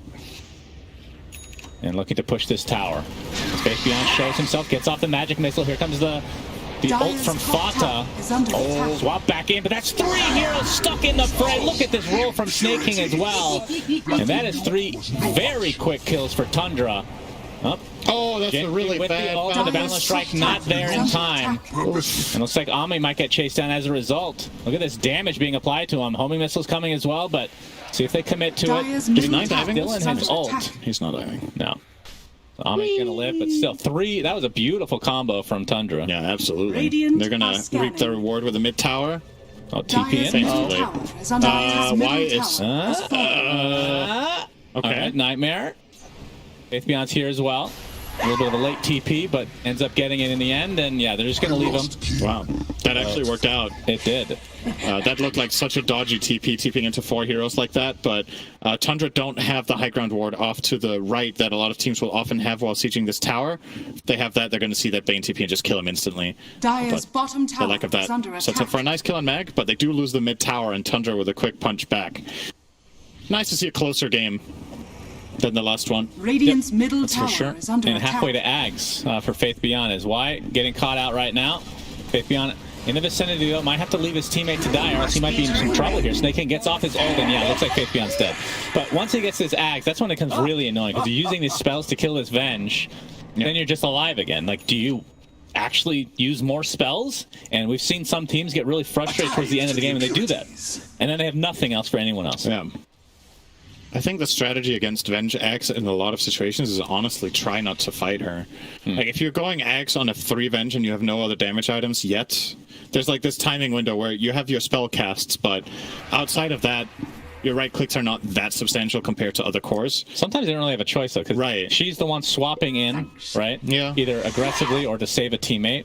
And like you were talking about with the damage mitigation that's been added to that, like even just a melee swap. Yep. It's not bad anymore. I think when you have the choice though, not going on Venge is a feels good play, right? Yeah. It's like a lot of fights where, you know, you see teams not going on Tide because, like, why? Right. He's going to purge off the stuns and then get his spells off anyway. Venge is kind of in a similar vein where, yeah, you're going to kill her once, then she has all her spells again, and she can even bite back, and then she's just there again, and then has another life, and it's just difficult to manage.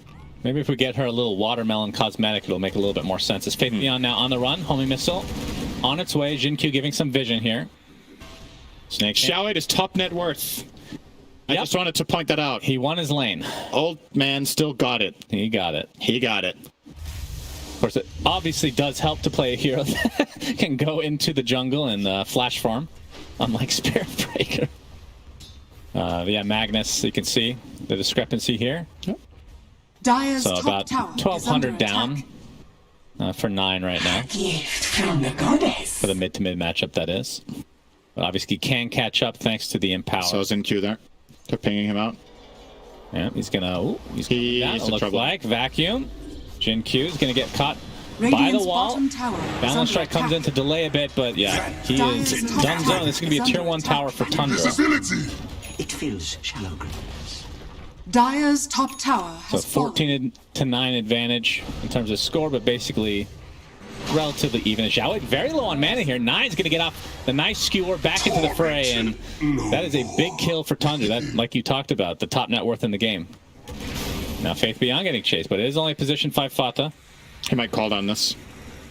Yeah, the roll, we can hear it coming in. They're going to set this up beautifully. Might even swap Y out, but no, they can't even get it in time. And Y with the Fiend's Grip, a good counter to this Rolling Thunder, but it's really not going to matter for his life. But here comes Wukong's command from Jin-Q. Gyro's dead, but again, just a support, along with the Pango. So you lose a position 3 and 2 for a 5 and 4. Radiant are scanning. Not ideal for PSG.LGD. Well, I think you're still pretty happy with that, as Tundra, of course, considering Luna is just free farming in the meantime, and Bloodseeker did have to get involved there to get their desired outcome of at least a tie on kills. Monkey King should be spotted here by Skitter. The night vision makes it very easy to see Monkey King moving around. Actually, still okay. Just a little hello and goodbye. Beatles. I'm wondering what I think about Monkey not going Jingu at all. Actually, like in the past we saw I think it was mainly Baboka that used to play Monkey King position 4 for a while. The hero was a little bit different back then, but the spells were largely the same. I think he would also go Primal Spring max and skill it first, but I feel like he would get at least 1 value point into the Jingu. But opting not to go for that at all, just playing it flat out as a rotating stun hero. All right, oh, Zhao getting caught out. Oh, he's in a lot of trouble. Getting bursted down out of nowhere. But, are they going to go Roche with this? They're pinging the possibly. I mean, back to your Jingu thing, though. That has been nerfed over the course of the last few patches, where like the value point isn't as good as it used to be. Yeah, that has something to do with that's true. Lifesteal's got better this patch, though. Yeah, I guess that's true for this patch. I remember people who just stick it to 1 as a support Monkey King, and then it got nerfed. But will be a free Roche, like you said. He killed that surprisingly fast, but I mean, I guess you have, you know, Empower, Lunar Blessing. It all adds up. They didn't even use a drum charge there. You got Darkseer too. Yep. Very good. Very good against Roche, as you know. Looks like the BKB is going to be next on the list for the pig-pulled Skitter right now. Radiant's bottom tower is and under still attack. not that close. I mean, what kind of power spikes are we looking for here? I mean, the hero we have yet to talk about is Ame's Bloodseeker, who is top net worth right now. Has the Maelstrom and finishing BKB relatively soon. So he's going to be important. His power spike will come a little bit sooner than the Jin Q getting caught out. No one does this to me. I assume like the Aghanim Scepter with Venge and then BKB on Bloodseeker. That's when PSG.LGD will, I will assume, get very aggressive. I think the Ags is coming right now. Yeah. Yeah, so that's a sick timing. BKB plus Ags lines up very, very strongly. The only thing Ame needs to be worried about in BKB's RP, there's no significant physical damage. I don't know how strong the wall illusion of him is going to be, if that's going to be bothersome or not. Rupture. Yep, Blood Right to follow, Homing Missile, and a call down. No TP for you. Zhao gets off the Yule, Splitter to follow, and this looks like an easy one for LGD. Oh, he actually did it. I saw it on the camera shot. I was conditioned. I'm like, I'm waiting for it. I know they're going to show it. And then they showed it, and then they kind of regretted it. They're like, are we doing it too much? And then he actually drank. Oh, this is a meta. The conviction is out of control. Oh, by the way, he is going Shard on Fata. So we're going to be able to see the Homing Missile Rocket Barrage thing. Okay. That's pretty cool. I don't know, man. Could be awful, Radiant's but we'll see. bottom tower is under attack. Yeah, I'm still not sold. Fata is a Gyro 5 specialist, though. If he does like it. A tithe to the impurities. Nope, 9 gets swapped in.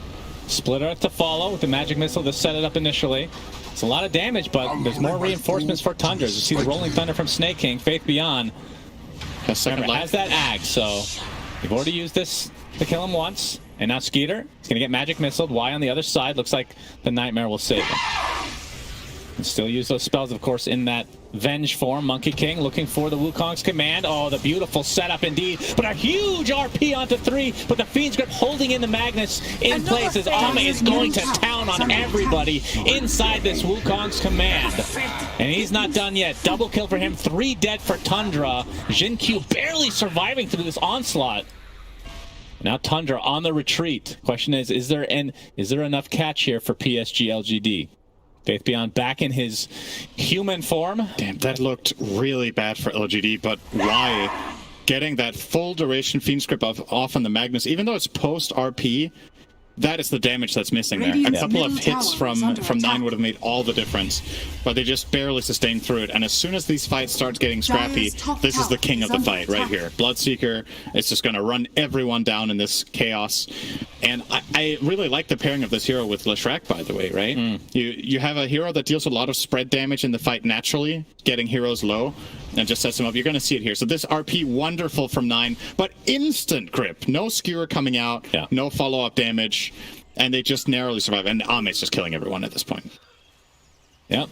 Once you get that 1 kill, you get that full HP essentially, and you can just go to town on everybody. So looking like a definite team fight win there for LG, but again, only a 1K net worth lead. But who would you rather be in this position? Like, is this favoring this pace in general, a specific team? I think LGD are stronger for the moment, but you're still looking at a Radiant lineup that come late game is very, very dangerous. But I would be I would be cautious with underestimating Bloodseeker late game. I think this hero has reached a point because of the addition of some of the stronger talents and just the overall feel of this game that I can see him becoming a hard carry in this game and actually just handling it. And he only really, like we talked about, needs to worry about RP in his BKB. So, yeah, working on a Mjolnir now. So he's going to start taking off. Still top net worth. The twins. And Luna not too far behind, but I mean, we're accustomed to seeing Luna just be the top net worth for the majority of the game. Yep. Not the case this time around, and especially with 9. He has been the pacemaker for, well, I guess pacemaker is a literal physical object put inside your heart. That's not what I mean. He sets the pace for their team, Synderin. But this time around with Magnus just hasn't felt the same. And part of it could be the Zhao Wei hero choice. You know, part of it is that he didn't get an awesome laning stage, but it's also the nature of his hero. Oh, right? Oh, that is a horn toss. That's the shard on 9, bringing it Faith Beyond back. The damage reduction's there, but he's going to be brought down. But again, his illusion is here as well. Jin Q, the rupture into the Wukong's command, and the Fiend's Grip as well. That is going to be a very easy kill on Skeeter despite the BKB. And Snaking trying to get out of that Wukong's command. Will do so successfully. The call down, slowing them down as well. You can see Faith Beyond just wreaking so much havoc as this freaking illusion. Gonna take out Fata in tow. Swap again. Onto 33 this time. Magic Missile. He doesn't really have anybody to follow this up with, though. Radiant's middle tower is under attack. But this Vengeful Spirit, it feels like it needs to be a ban. It is so good. I find it interesting that LGD have always opted for picking it late in the draft, right? They've picked it like 8th and 10th in almost every game. And I just think this hero has so much untapped potential. Maybe it's because they feel like it's only a 3, so they're waiting until they, you know, have secured that their other cores are in good condition. I think Core Venge can easily be played mid, personally. It has a lot of decent matchups in lane and gets a faster Ags that way. But does Zhao Wei play it? That's a good question. If you play Spirit Breaker, don't you also play Venge? Isn't it just like, it's go time, let's go boys, swap? Kind of, you know? It's not like exactly the same. You get the idea, right? It's a hero that puts itself at risk to give its team the fight. Oh, the difference is not only puts it at risk, but dies. Oh, he's also dying a lot in his Spirit Breaker last game. That's true. But in pubs, that's not always the case, right? Yeah, and it is true. They are kind of treating this tournament like pubs, right? So, I mean, they are picking some strange things, and I'm not complaining. I absolutely love it. As we do see the shard on the Fata. Again, I have yet to actually see this in practice at all.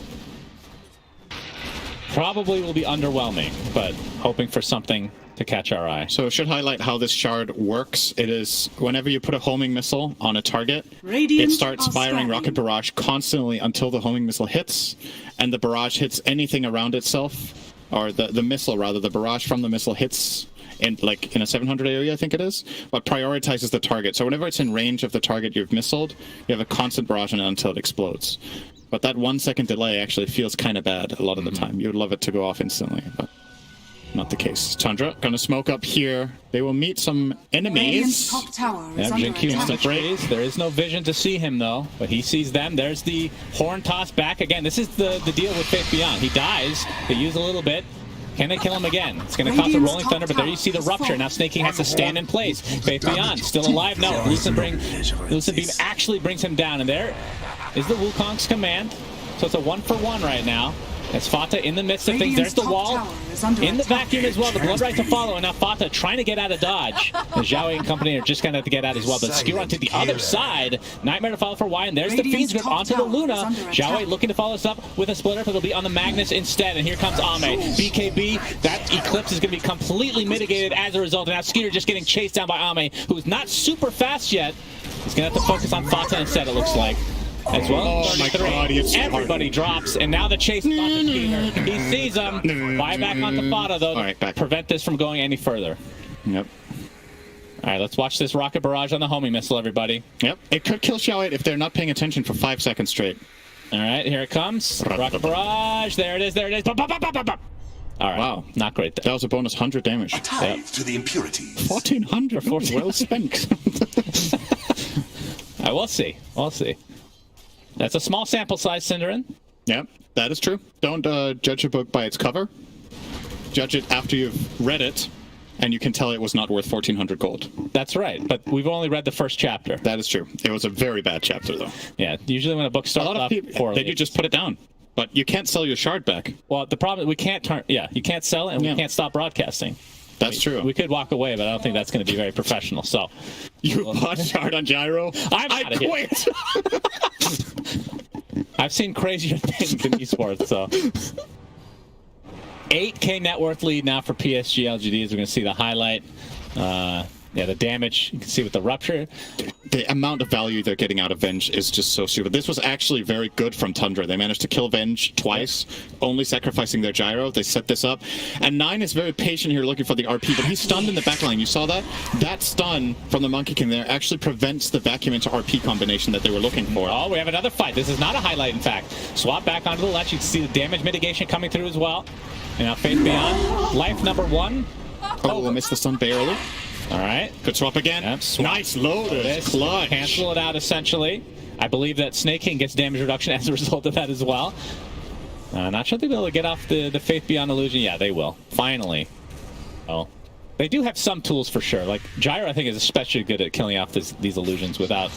Like with all these smoke. Oh, huge RP from 9, but Wukong's command from Jin Q on the high ground. But Ame getting extremely low, attempting to run away. Looks like he'll be successful. The question is, at what cost? Jiawei has already dropped. Rupture applied to 9. He's going to get swapped, and the panel is actually talking about that combo right there. Oh, I don't know about that swap from 33. Beyond, he's here. Lotus overapplied as well as Faith Beyond, now trying to kite a little bit. Gets the Lucid Beam, though. All right, it was good. He's back into his vengeful form. He's been playing in that form a little bit more than he would like to. That looked scary when he vacuumed him down. Like, that could set up Venge to give them a turnaround in the fight. But Bloodseeker, obviously being so low, had to heal up in the jungle first. Nice move from Tundra. They swing back by about 3k gold with that exchange. And obviously a great play from 9 there. Horn toss into immediate RP. Yeah, what about the horn toss? I think it's very good. How come we don't see it every game? Good question. I mean, it's always going to be a trade-off, right? I think in a lot of games, Magnus has a lot of requirement from his team to deal damage. It's not a very good damage ability. It's just for control and repositioning purposes. Right. But in this game, you're playing with Luna and Darkseer, who have very, very good damage as cores. Gyro support and Pango support also not bad in that department. They're gonna get Aegis another and Shard goes to Darkseer, so they're actually prioritizing normal punch. I kind of like this. You punch the Venge and get another Illu. Wow, probably breaks the game. I mean, Luna already has Shard, so it's basically between him and Snake King Shard. I mean, Snake King Shard is just better, theoretically at least. He's gonna buy it himself though. Okay, so it's about He's not going to buy it without having gold, though. Yeah, the double Lotus into Yules, but death cometh for Snake King. Yeah, that's going to set him back on his shard for a little bit, that's for sure. But, I mean, playing a Pango against the Bloodseeker is always just... I mean, not only that, into Fiend's Grip as well, just brutal. Like, the rolls will not be very successful very often. Yeah. I mean, what is the play... Like, initiating with that just means they're going to use one of those spells. Maybe you're doing that purposefully to just, cancel it out or something, or do you think waiting to use your roll in a lot of cases is better? I think his item build is the solution here. He's going Lotus plus Lincolns, and that is very expensive, but with the way Pango works, you can actually farm these items up. Could argue you could have gone Lincolns first, but there's still other problems then. There's so many single target spells, like even something like Enfeeble, just getting rid of it, right? But having Lotus plus Lincolns, you go in, it's kind of intimidating. The enemy team has to kind of think twice before they cast their spells. It gets a bit confusing, so maybe that way he can get off a Rolling Thunder. Yeah, Manta now on Faith Beyond. Yeah, so he's starting to transition to kind of a... I mean, actually, last time he did this, he went Ags, Manta, and then he went Octarine, or attempted to. He went Aetherlands at the very least. This time he's eyeing a Butterfly, so transitioning into a true core as very well. Very interesting. A little funny detail with this Manta, I think he did that the other day when he played it. He uses it to swap himself out of trouble. He puts the Manta, goes into the fight, and then he can swap his own illusion back in, get damage mitigation, and then go from there. Obviously, there's a little bit of benefit benefit to the Manta here. Just pushing out waves is always going to be a thing.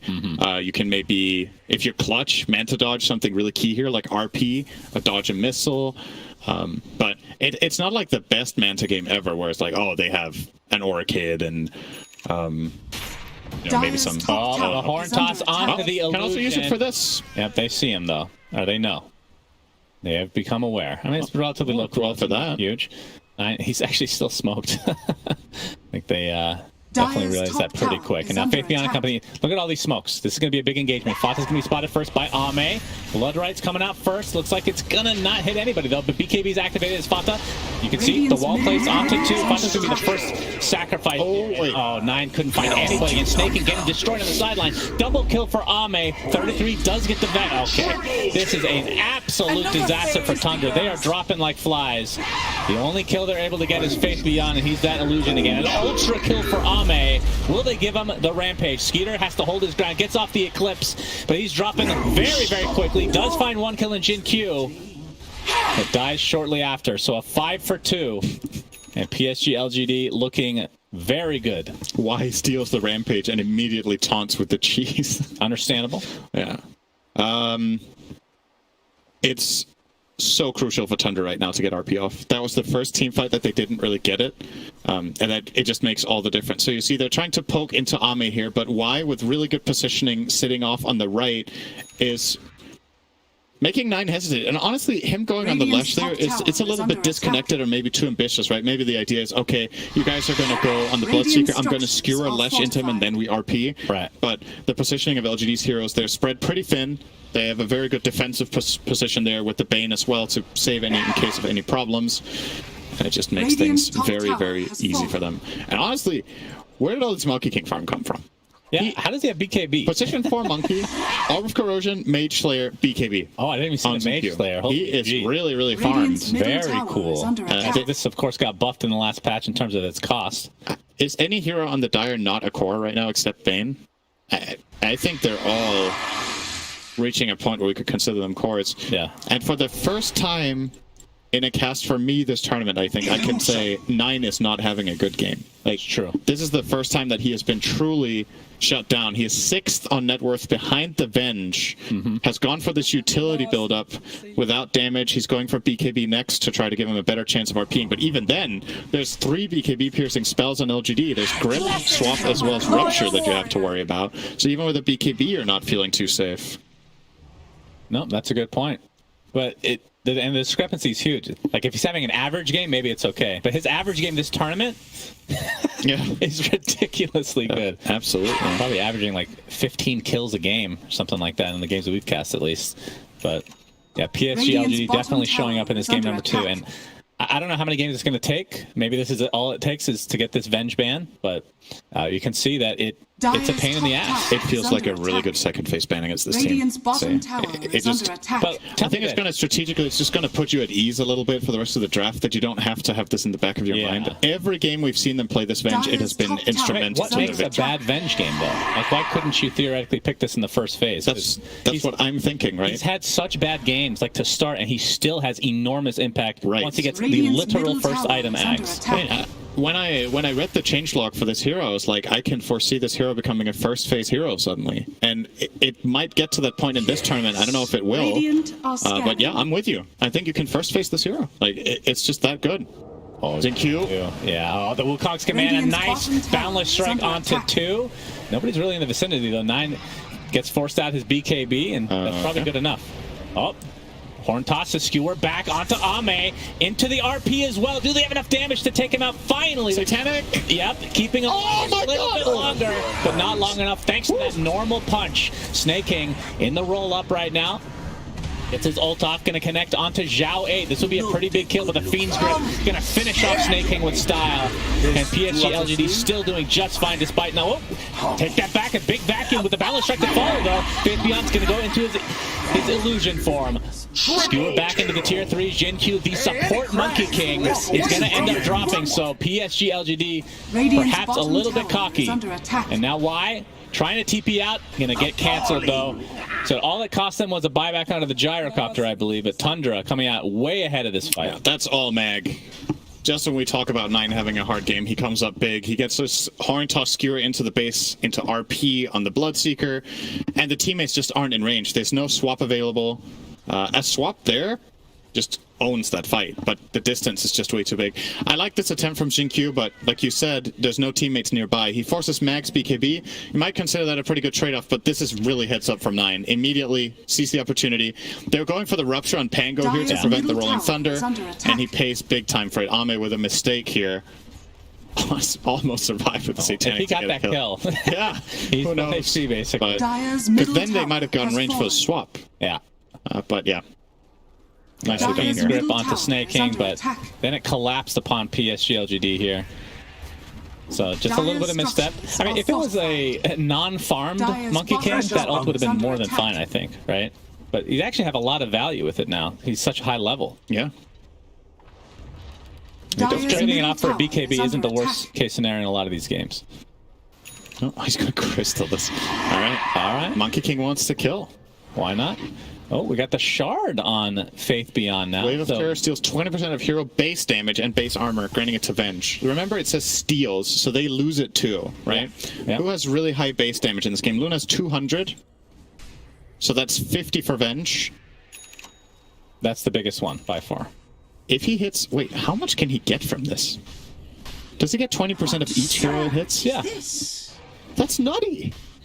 You're just realizing that. I mean, I've only seen it a couple times. It hasn't really looked that good, but in a lot of the games, the Venge is not farmed. If he hits a good Wave of Terror here, he gets 100 bonus damage. Yeah. For 1,400 gold. You do realize how ridiculous that sounds, right? It's for 8 seconds. But granted, it's for 8 seconds, but it's 10-second cooldown. For 1,400 gold, Rocket Barrage is added to Homing Missile Cinder. That's true. Just think of the possibilities. 9. Not bad. Surged up right now. It's level 24. Jin-Q. Oh, that's a lot of damage. And into the potential death is 9. Gets off the RP. No, he actually dies first. And now the chase is on to 33. The right clicks are there. And PSG.LGD looking primed to take this, or to tie it up at 1 apiece. Fata getting chased by Zhao. You can see the homing missile with that rocket barrage. Look at that damage for 1,400 gold. Unbelievable. Abe counters it by killing Gyrocopter Cinderin. 11k net worth lead now for them. As you can see, the Lesh shard is up and running as well. They know there's no buyback on Gyro. They don't know Darkseer doesn't have it. He's out of buyback because of gold. Yeah. But maybe they can connect the dots if they notice he has a Hex purchased on 33. Jeez. Looks like they're planning on going high ground. There is still the danger of getting skewered, but if Venge is clutch here, if Faith Beyond is ready, anyone they offer up to the mag can get swapped immediately mid-skewer. And here we go. They weren't ready for that one. Monkey King, though, gets skewered all the way back, but a big boundless strike. Lesh is not going to be able to hit his stun. The Wukong's command comes out, and it looks like PSG.LGD is more than happy to fight right here, but they're going to lose Jin-Q to start things out. Faith Beyond, and somebody to Lucent Beam. Needs to reposition here. It's still a 4v3 in favor of LGD. And again, even if Faith Beyond dies, he can still continue on. You can see, oh, the backdoor protection pops it out. Diabolic He's 25. Too strong.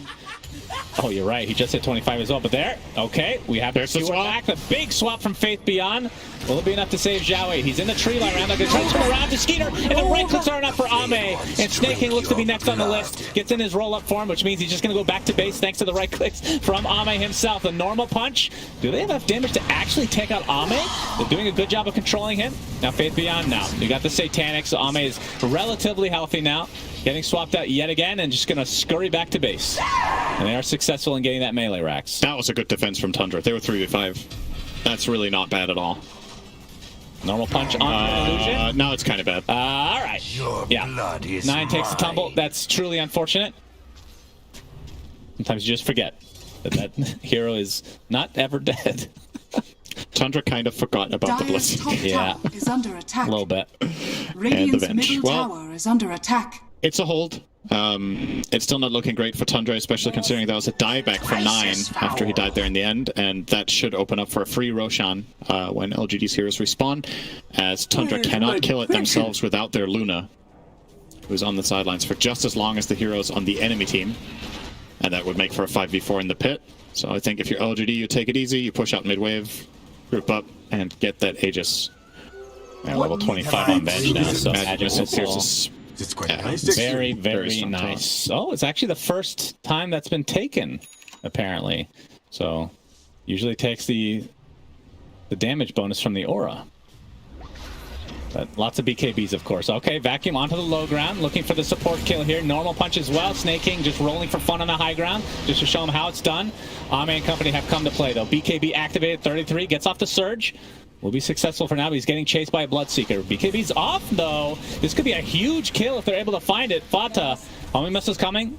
Oh, nice dodge with that Nightmare. Will be successful. And here comes Zhao 8 from the side. 33 down thanks to the Pulse Nova. Eon disactivated. Snake King wants to go back in. I have to be pretty careful here. Nope, double kill for Zhao 8. As now Skeeter looks to be next on the list. Yule's Zhao 8 sets it up. Wukong's command. And this is likely the end of game number 2. If they're able to push this any further. Although at least it'll be extremely difficult for the Tundra to come back in this game. The only other time I've seen Y use this line was when the game was over. So that's true. He said that literally when they won. So I mean, they kind of have won. Roche number 2 might have just sealed it. It's telling for what he thinks about this game right now. Tower is under attack. Right, somebody was standing in the door. Don't confuse the players. Don't distract them. This is an important series. They are down 1-0 and need to concentrate. Maybe not concentrate that much right now as they're 5-on-2, but it has been a very high-intensity game in many ways. Tower is under attack. LGD with seemingly an unbeatable strategy with Venge. when all looks grim. I don't think they've lost with it, have they? I haven't seen them lose yet, but maybe there is one. Radiant's top tower I haven't seen Lost either. I haven't seen Lost yet. Radiant's top from them. barracks are under All right, attack. that's a second Rax, and Lost is a TV show. You would know that. I actually barracks that was a long time ago, Cinder. Okay. I'm surprised that you even know that, actually. You're very uncultured when it comes Radiant's to degenerate middle tower activities has like watching fallen. TV. Yeah, that is only for true DJs. Radiant structures are fortified. Normies play video games. That's true. And Jin Q making an annoyance of himself. He's going to get horn tossed and skewered back into the fountain. Gets off his Wukong's command, but that fountain stacks up thanks to the Ursa stacks, if you want to call it that. Oh, look at the homing missile with the rocket barrage. Yep, the BKB has to run back into it. Now 33 was looking to chase, but it looks like Ame is still going to survive.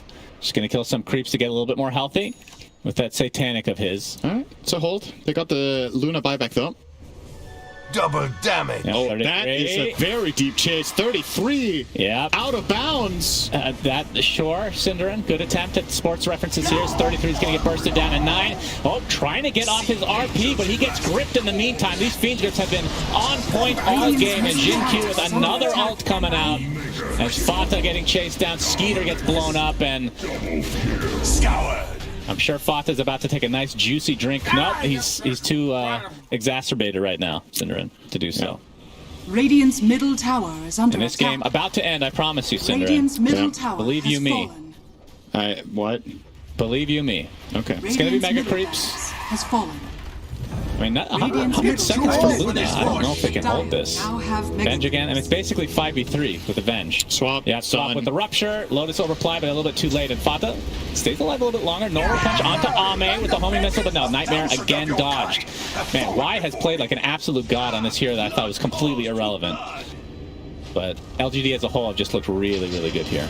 As we're, Radiant's middle tower Ame is had under attack. less than 30 HP. Radiant's middle tower 5 has HP fallen. there. 3. 1. 1. Radiant's middle tower has 1, fallen. 2, 3. LGD. LGD's called! Yeah! Yeah. Well, that game was definitely over at that point. So, yeah, nice bounce back here from LGD. Love their strategy in this game. I think, honestly, what was the most impressive to me in many ways was how all of their heroes got farmed. Yeah. The Bane had Lens, Glimmer, BKB at the end of that. We already talked about the 4 Monkey King having a lot of items, and I guess that's a side benefit when you build.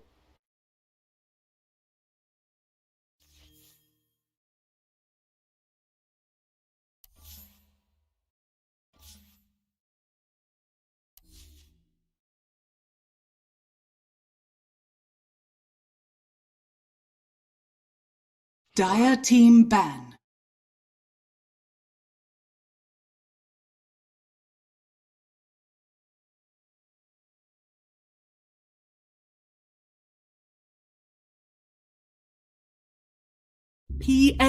PSG.LGD's turn to ban.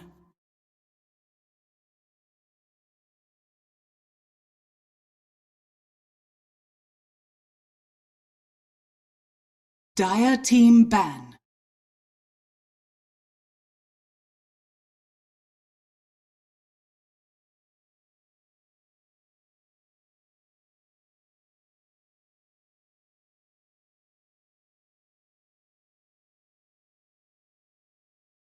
Ten seconds remaining.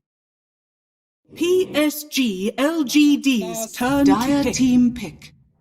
Keeper of the light.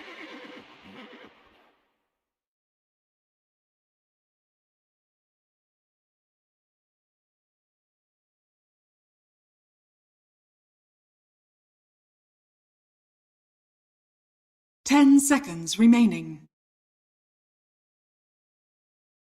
5 seconds remaining.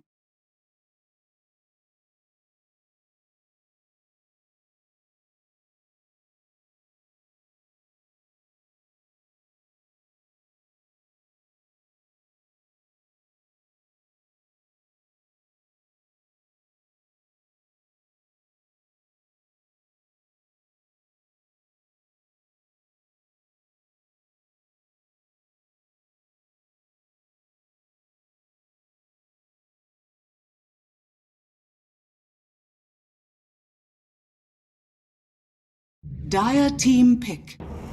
PSG.LGD's turn to pick.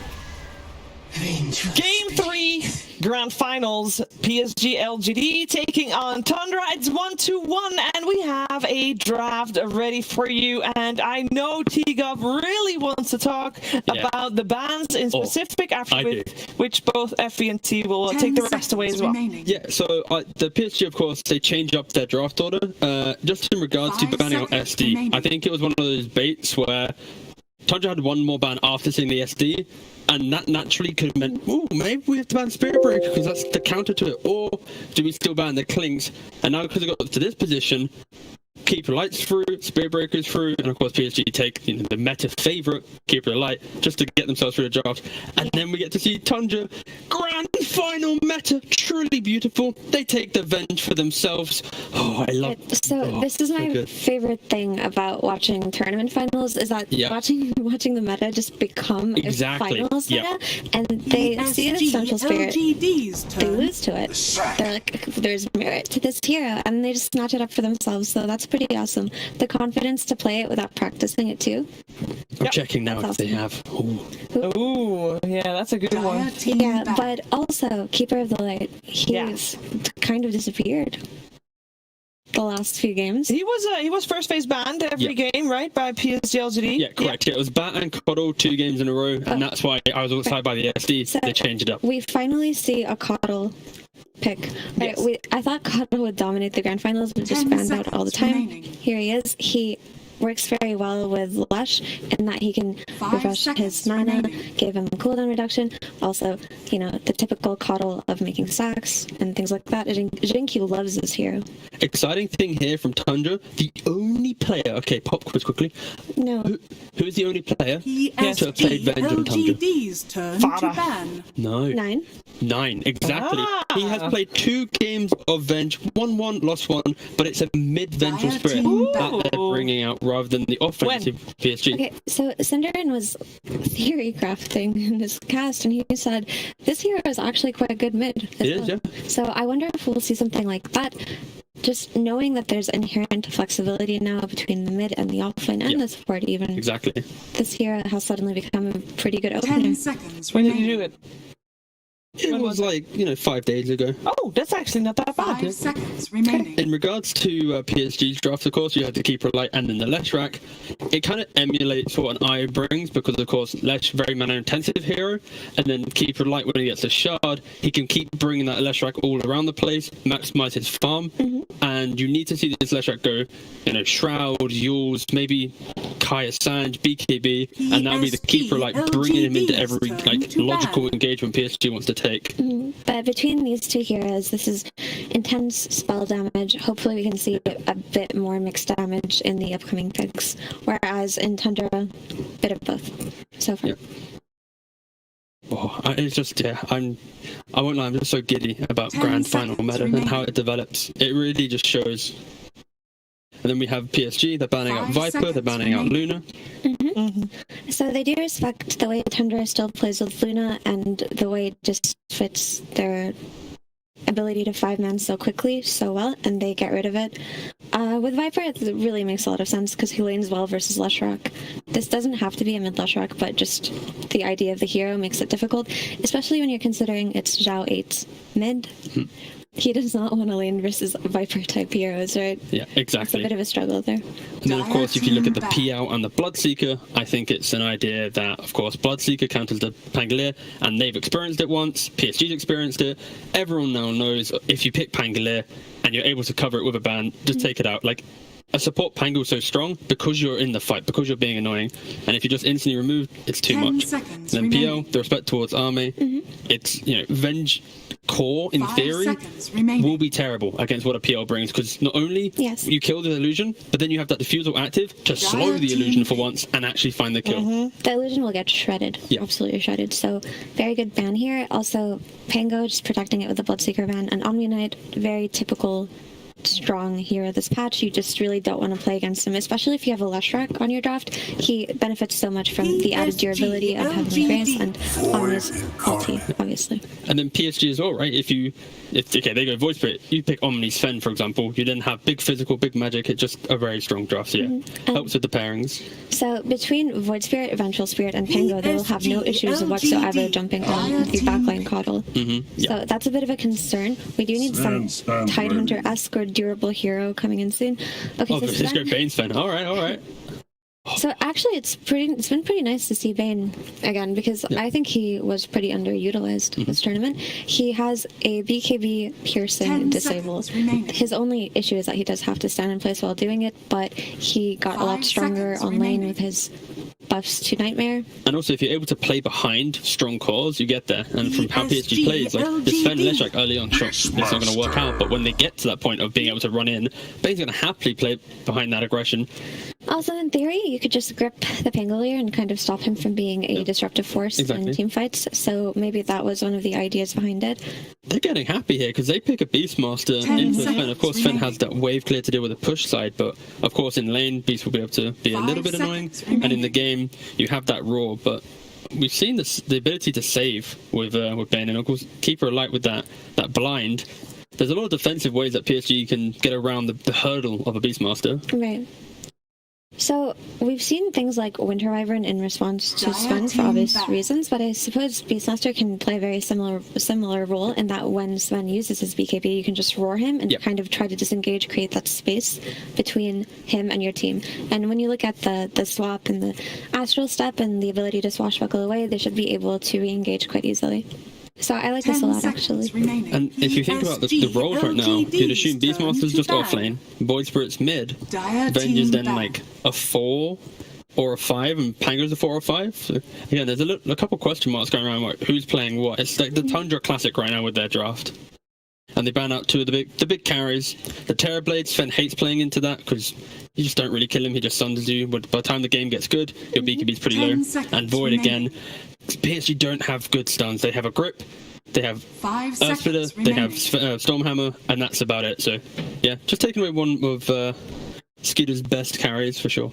And also, when you think about Void versus Coddle, you can just time walk off the blast damage, kind of negating Coddle's annoyingness in the early levels, right? So I feel like that's pretty much the reason behind it. They could just still go for a life stealer. I know it doesn't feel great into like the Bane, but like Bane's very good at these countering BKB heroes, but when there's multiple BKB heroes and multiple ways to jump him, you can then just pick an abundance of heroes that are countered by Bane because he has one grip, not 2, not 3. So, question, can you infest the dive bombed Hawk? Yes. Oh, okay. There's you can also TP onto it and then hopefully time it so by the time that it denies itself you land, or you just have your TP cancelled. We saw that in a couple of series. The Sand King ban was very good because that's what PSG are lacking at the moment, just a clear way to take fights. Yes, Sven is a hero that can buy blink BKB, but he doesn't really get the ball rolling, so to speak, until he has his items up. Right, like in here, not particularly like the best stun initiator, but he does press shapeshift and just go in. Exactly. And he can buy the new helm and just annoy these backline heroes. And only Pango can really clear the waves out early on, so if it's a supporting Pango, you're not really going to have that Maelstrom style build that deals with it. So right now, Tundra, they need that carry that can clear the illusions out, or the push of a Lycan and fight the Leshrac early on, but it leaves his PC. Yeah, so the thing about Lycan is there is a lot of catch from actually between Beastmaster and Void Spirit. Nice quality, nice call. Thank you, Effie, thank you. They go for the lifestealer because, of course, the matchups into Lesh, into Sven, but it doesn't really answer your Lycan problem early on until lifestealer is that kind of big tanky guy with AC, Skadi, etc. I said AC twice, but it's a very good item. But as the game progresses, it should be a pretty nice lifestealer game, actually, outside of Bane. But Bane can be dealt with by the swap, by Pango, by Nine's Void Spirit. What do we think about the Venge that is this game not a core? We'll have the Pango and the Venge as the 4-5. I think it's still going to have the same impact if Tundra can get to the point of taking some early towers with the Beastmaster, because where an offlane Venge will farm a couple creep waves, the forward position Venge will make stacks and farm through stack gold, and maybe get the early tier 1, tier 2 with a Beastmaster. So it's going to be a different way of finding the act. We'll eventually have that timing. The concern is Sven, Lesha, Lycan, these heroes, they hit towers, they rinse the jungle, and they can be in your face, and I don't think Venge, Lifesteal, the heroes that will be able to fight early. Maybe they can fight much later on. It just depends on how much of the map PSG really wants to take on early. So both of you at the moment are favoring PSG.LGD's draft? Yes. Yes and no. Yeah. Okay. Right, because you can see the conditions in which either team can win. Exactly. It just feels like this Lycan does have, there is a solution time so long as they don't get run over. They can just roar him and kill him, right? And then Void Spirit can just go on the Bane in the backlands and make sure the Lifestealer doesn't get gripped. Okay, so Tundra has an answer. It's just a little bit harder to execute. Yeah, it's about time, right? It's about allowing you eventually at the ags that we've seen PSG dominate with, lose early, but you win late. Lifesteal eventually will be able to 1v1 the Sven. They'll have the ways to deal with the Lycan going much later. It's just in that earlier window, can they match, like, as Lycan comes through the map this way, is Beastmaster hitting the tower this way? Again, game 3. Yeah, we are going to go, because the winner of game and will be at match point for this best of 5. Who's going to take the lead? Will it be Tundra? Will it be PSG.LGD? We're together with Cinderin and Sunsfan. Thank you very much. As they said, game 3 of this best of 5 for the grand final. Cinderman, Tundra, and PSG.LGD now locked up at 1. The way you said that made it sound like Cinderman was the sponsor of Tundra. The great Cinderman Tundra versus LGD. Cinderman, what is your kryptonite? Is it me? Good jokes. I'm in safe hands. Okay. Just wanted to have an awkward silence before we officially begin game number 3. We have a Lycan. We have a Beastmaster. We're going to see some Helm of the Overlords. And as the panel talked about, Vengeful Spirit was taken in the first phase, but it was Tundra taking it kind of away. I mean, we don't know if LGD was going to pick it in the first phase or not, but it is position 4. Yep. So now it went from being last pick to second phase to first phase. Obviously only was picked in one of the games by LGD in this grand final in particular, but they've been picking it late against other teams. This game it was second 2+3 picked. I can see it potentially overtaking Coddle, but it's Coddle. Like, maybe not. Maybe that's the limit for Venge. You are still not Coddle. Coddle is an absolute S tier hero right now. Innocence is in a lot of trouble. He's getting surrounded. Magic Missile. Ghoul Frenzy is continuing. They want to give him the last hit because the Ghoul Frenzy is such an MVP in this game. First Blood goes the way. As you can see, the observers know exactly which skills to click on because he only has one, and it is passive, and he didn't have to do anything other than right-click. Yep. And you set the spell out. Wait, did he just... Hang on, did I see something wrong? Was there cancel TP? Was there? Or did I... Maybe I looked at it wrong. I looked at it wrong. It's fine. All good. It's okay. Getting old... In your old age. All right, true. May have screwed that one up, but what like I told you, I'm safe. I'm safe against my kryptonite. So don't worry about it. In this tournament, Cinder, in the beginning stages, we saw Helm of the Overlord a lot. Now it's kind of tapered off a bit, but I'm assuming we're going to see it this game on each respective team. Yeah, most likely. So what are your thoughts on the item right now? I think it's still good, but I think teams have got a little bit better understanding of how to see is if I think for Tundra's lineup in specific, when you have the Beastmaster aura as well as the Venge aura, I think your Overlord is really powerful. So bring it into fights instead of just playing split push could be an option. I wonder if there's like... What's the best Ancient to take on Tundra for fighting? Radiant's bottom tower is under attack. Probably the Frenzy or Lifestealer against Sven. Yeah. I would imagine is really strong. I would agree. Could be a thing. Whereas on the other side, yeah, Frenzy for Sven. No-brainer. It's crazy on that guy. So it depends on what you want to do. If you want to fight with it, or if you want to split. Exactly. Split If you're split pushing, you're taking the dragon. And if you're the ogre, you just have him in the back, and he just exists, right? I was asking Kyle this the other day. If Prowler was still in the game, would you put that ahead of any creep, like the ogre, or the? I keep saying ogre, the golem. Maybe in the right game. Okay, Stormbolt, and we have the Illuminate coming in. Snake King will survive, but get used to that all game long as Fata's continuing to right-click onto Mr. Y here. Doing a lot of damage, actually. Continuing the chase. Brain Sap is up. Will he turn around? He does use it. Gets a little bit of HP back, but oh, that wand, okay. Keeps him alive. I'm surprised Y didn't fight him in the river. Yeah. He could have eaten a tango, used his Fairy Fire and Stick to fight back and Brain Sap. No, All right, Dual Frenzy's too strong. Okay, another Fairy Fire. So, all right. That's a lot of resources expended, Cinderman. But let's talk about this mid lane. So Zhao had himself a game. Possible kill bot. Okay.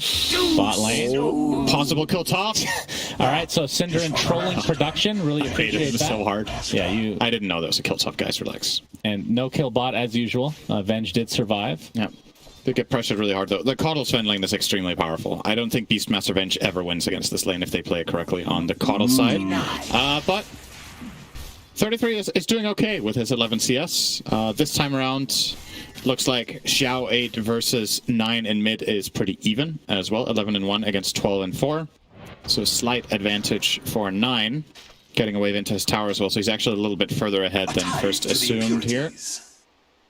Yeah, Fata just trading some blows here with Y, but there's the new Nightmare with that pure damage. It might be enough. Another Fairy Fire, but the Brains have to follow, and Fata's just going to lose this battle overall. So a kill going the way of PSG.LGD.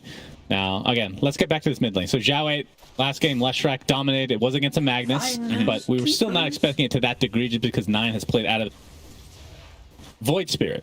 How does that fare versus a Lesh? I think Leshrac, at worst, theoretically breaks even in this lane. I'm not 100% sure, but Spirit brings to the lane it's the Resonant Pulse, the physical damage block, as well as the ability to last hit with it. But you can always just farm with your spells on Lesh, right? Not fully, but I think you can still pressure the guy enough in the beginning to get enough of a grip to get some free CS. 9 has just been outplaying him.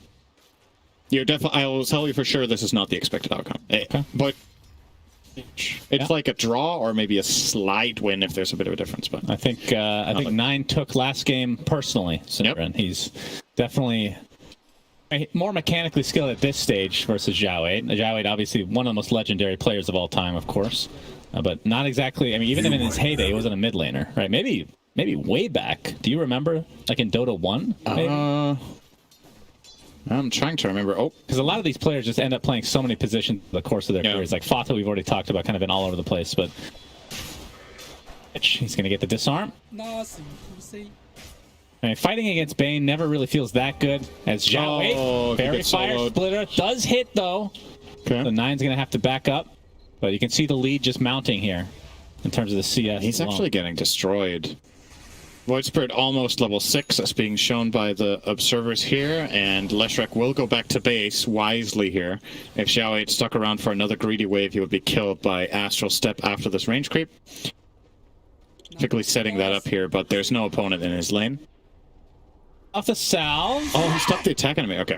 Yeah, it's going to wave it. Al's going to cancel it, but Snake King... No, he can't actually get a kill here. So Zhao 8 has to walk all the way back to the fountain, and will TP back shortly. But that's still a lot of time wasted. Faith Beyond. Gonna get some support in the form of Y. But the Ghoul Frenzy is very strong when you're not a level 6 Lycan to turn into actual wolf form, Mr. Cinderin. Yes. He's gonna salve again. A lot of salves being used. And it canceled. Fata with the shield crash from afar. He's going to take some damage as a result, but because of that damage reduction, he doesn't really care. That's the beauty of Shield Crash. You can use it just okay. Oh, why? I wasn't sure if that was a good nightmare, but that's all right. Yeah, both heroes like to just poke and prod for the most part. He's getting chased by some wolves right now. But how is this Lifestealer game shaping up? This is kind of the narrative we have, where the hero itself isn't super strong right now, but if it's in the right scenario, it can really work out. Because he has the initiation, like he can jump inside 9, so you have the Infest Bomb. Yeah, I don't think it's the easiest Lifestealer game. I think there's a couple of solutions. There's the Fiend's Grip, like they talked about, that can be countered somewhat easily. I don't know if I'm thinking about my connection Lycan. Like, maybe, can you infest the Ancient of Lycan if you have, what is it you need? The Overlord? No, just when can Lifestealer infest Ancients again? Oh yeah, I forgot how that works. Yeah, same. I actually genuinely don't. It might be level 2. Well, fortunately, it says on the skill. It actually does. Faith Beyond. I can't believe it. You were being sarcastic, but you actually found it. It was there, yeah, level 2 and higher. So, this seems like part of the plan here. I was thinking, okay, like traditionally speaking, Lycan does very well against Lifestealer. It's just overwhelming single all of his stuff. But if you go Helm of the Overlord and Lifestealer level 2 and Fest can just eat it, then in the fight, that's actually really strong. Hey King, he's going to find Jin Q, but there's TPs coming in. Cancelled. And cancelled here. So Jin Q all alone, but yeah, we've been seeing these coddles, even at support, just get mega farmed. And all right, do you agree with T-Gov's assessment that for Snake King, position for Venge, he's going to be able to get this Agnum Scepter at a reasonable rate? I assume he's still going for it. Yeah, I think it's a matter of setting him up for success. If you take the towers early and you have the lanes pushed out, Venge can relatively easily farm. They just need to allocate it to him and make it a priority. He'll get it slower than Faith Beyond will on average, but he can definitely get there. Trying to pressure, push out this lane here, get some chip damage to the tower, but 9 with the help of Tundra as a whole, and Jiawei will fall. So nice rotation. You can see, this is what we saw game number 1. Skeeter on the Lifestealer gets extremely active. Finished. Yeah, making sure to get involved. He was maybe even needed for that kill. They missed a little bit on the, I believe the Remnant didn't connect. But yeah, back to the Lifestealer.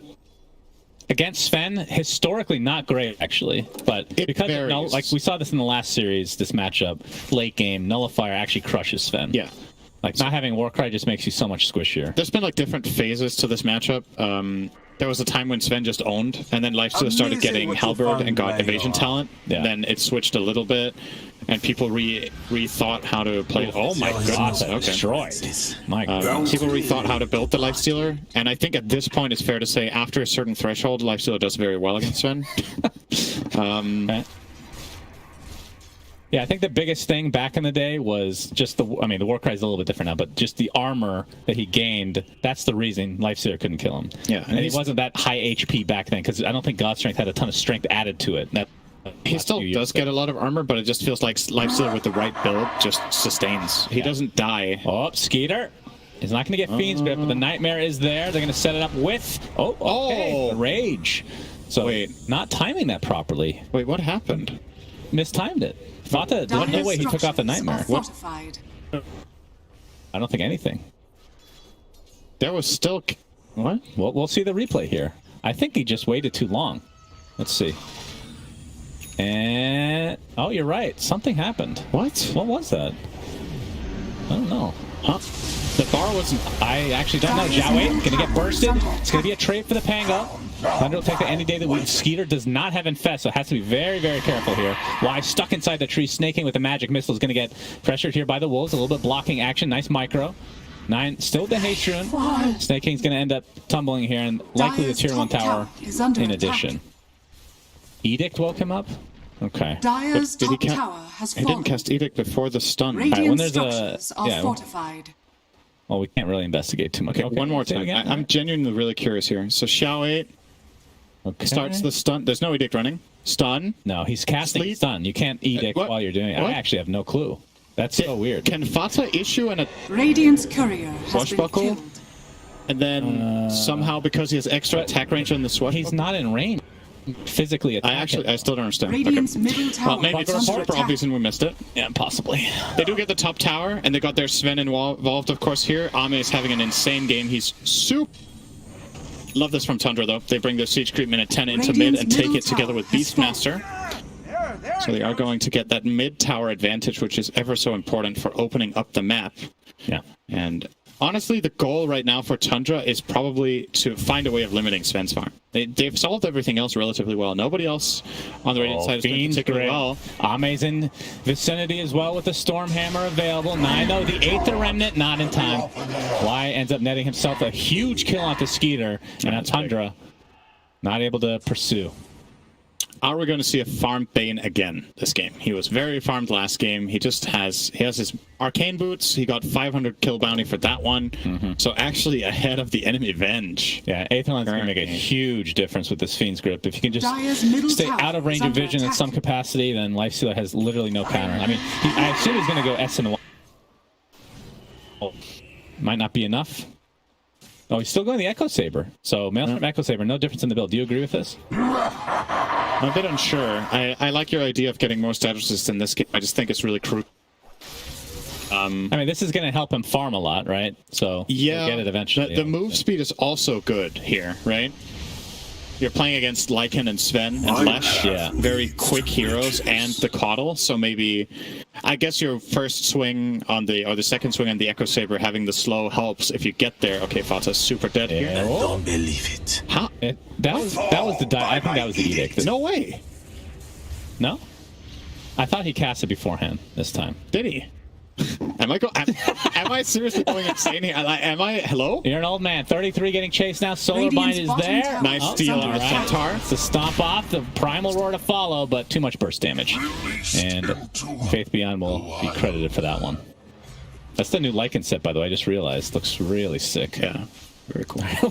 No, but seriously, every time. What's happened? That's a stun. You're right. I have no clue. Can Pango always do this? No, there's no way. He's stunned. It's like, okay, the only thing I can think of is the magic damage gets applied first before the stun, that tick, and he's able to swash before the stun comes through. But that's a bug. There's no way that's how the same thing that happened top, that was to Lifestealer, right?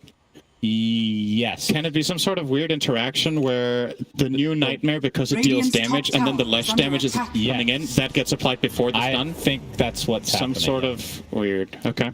Piggy? We got a little Piggy action. Zhao 8. He is dead. He's very dead. And this is going to be his third death of the game. He's 1 and 3. So this is quite the different story for Zhao 8 from game 2 and 3. Absolutely.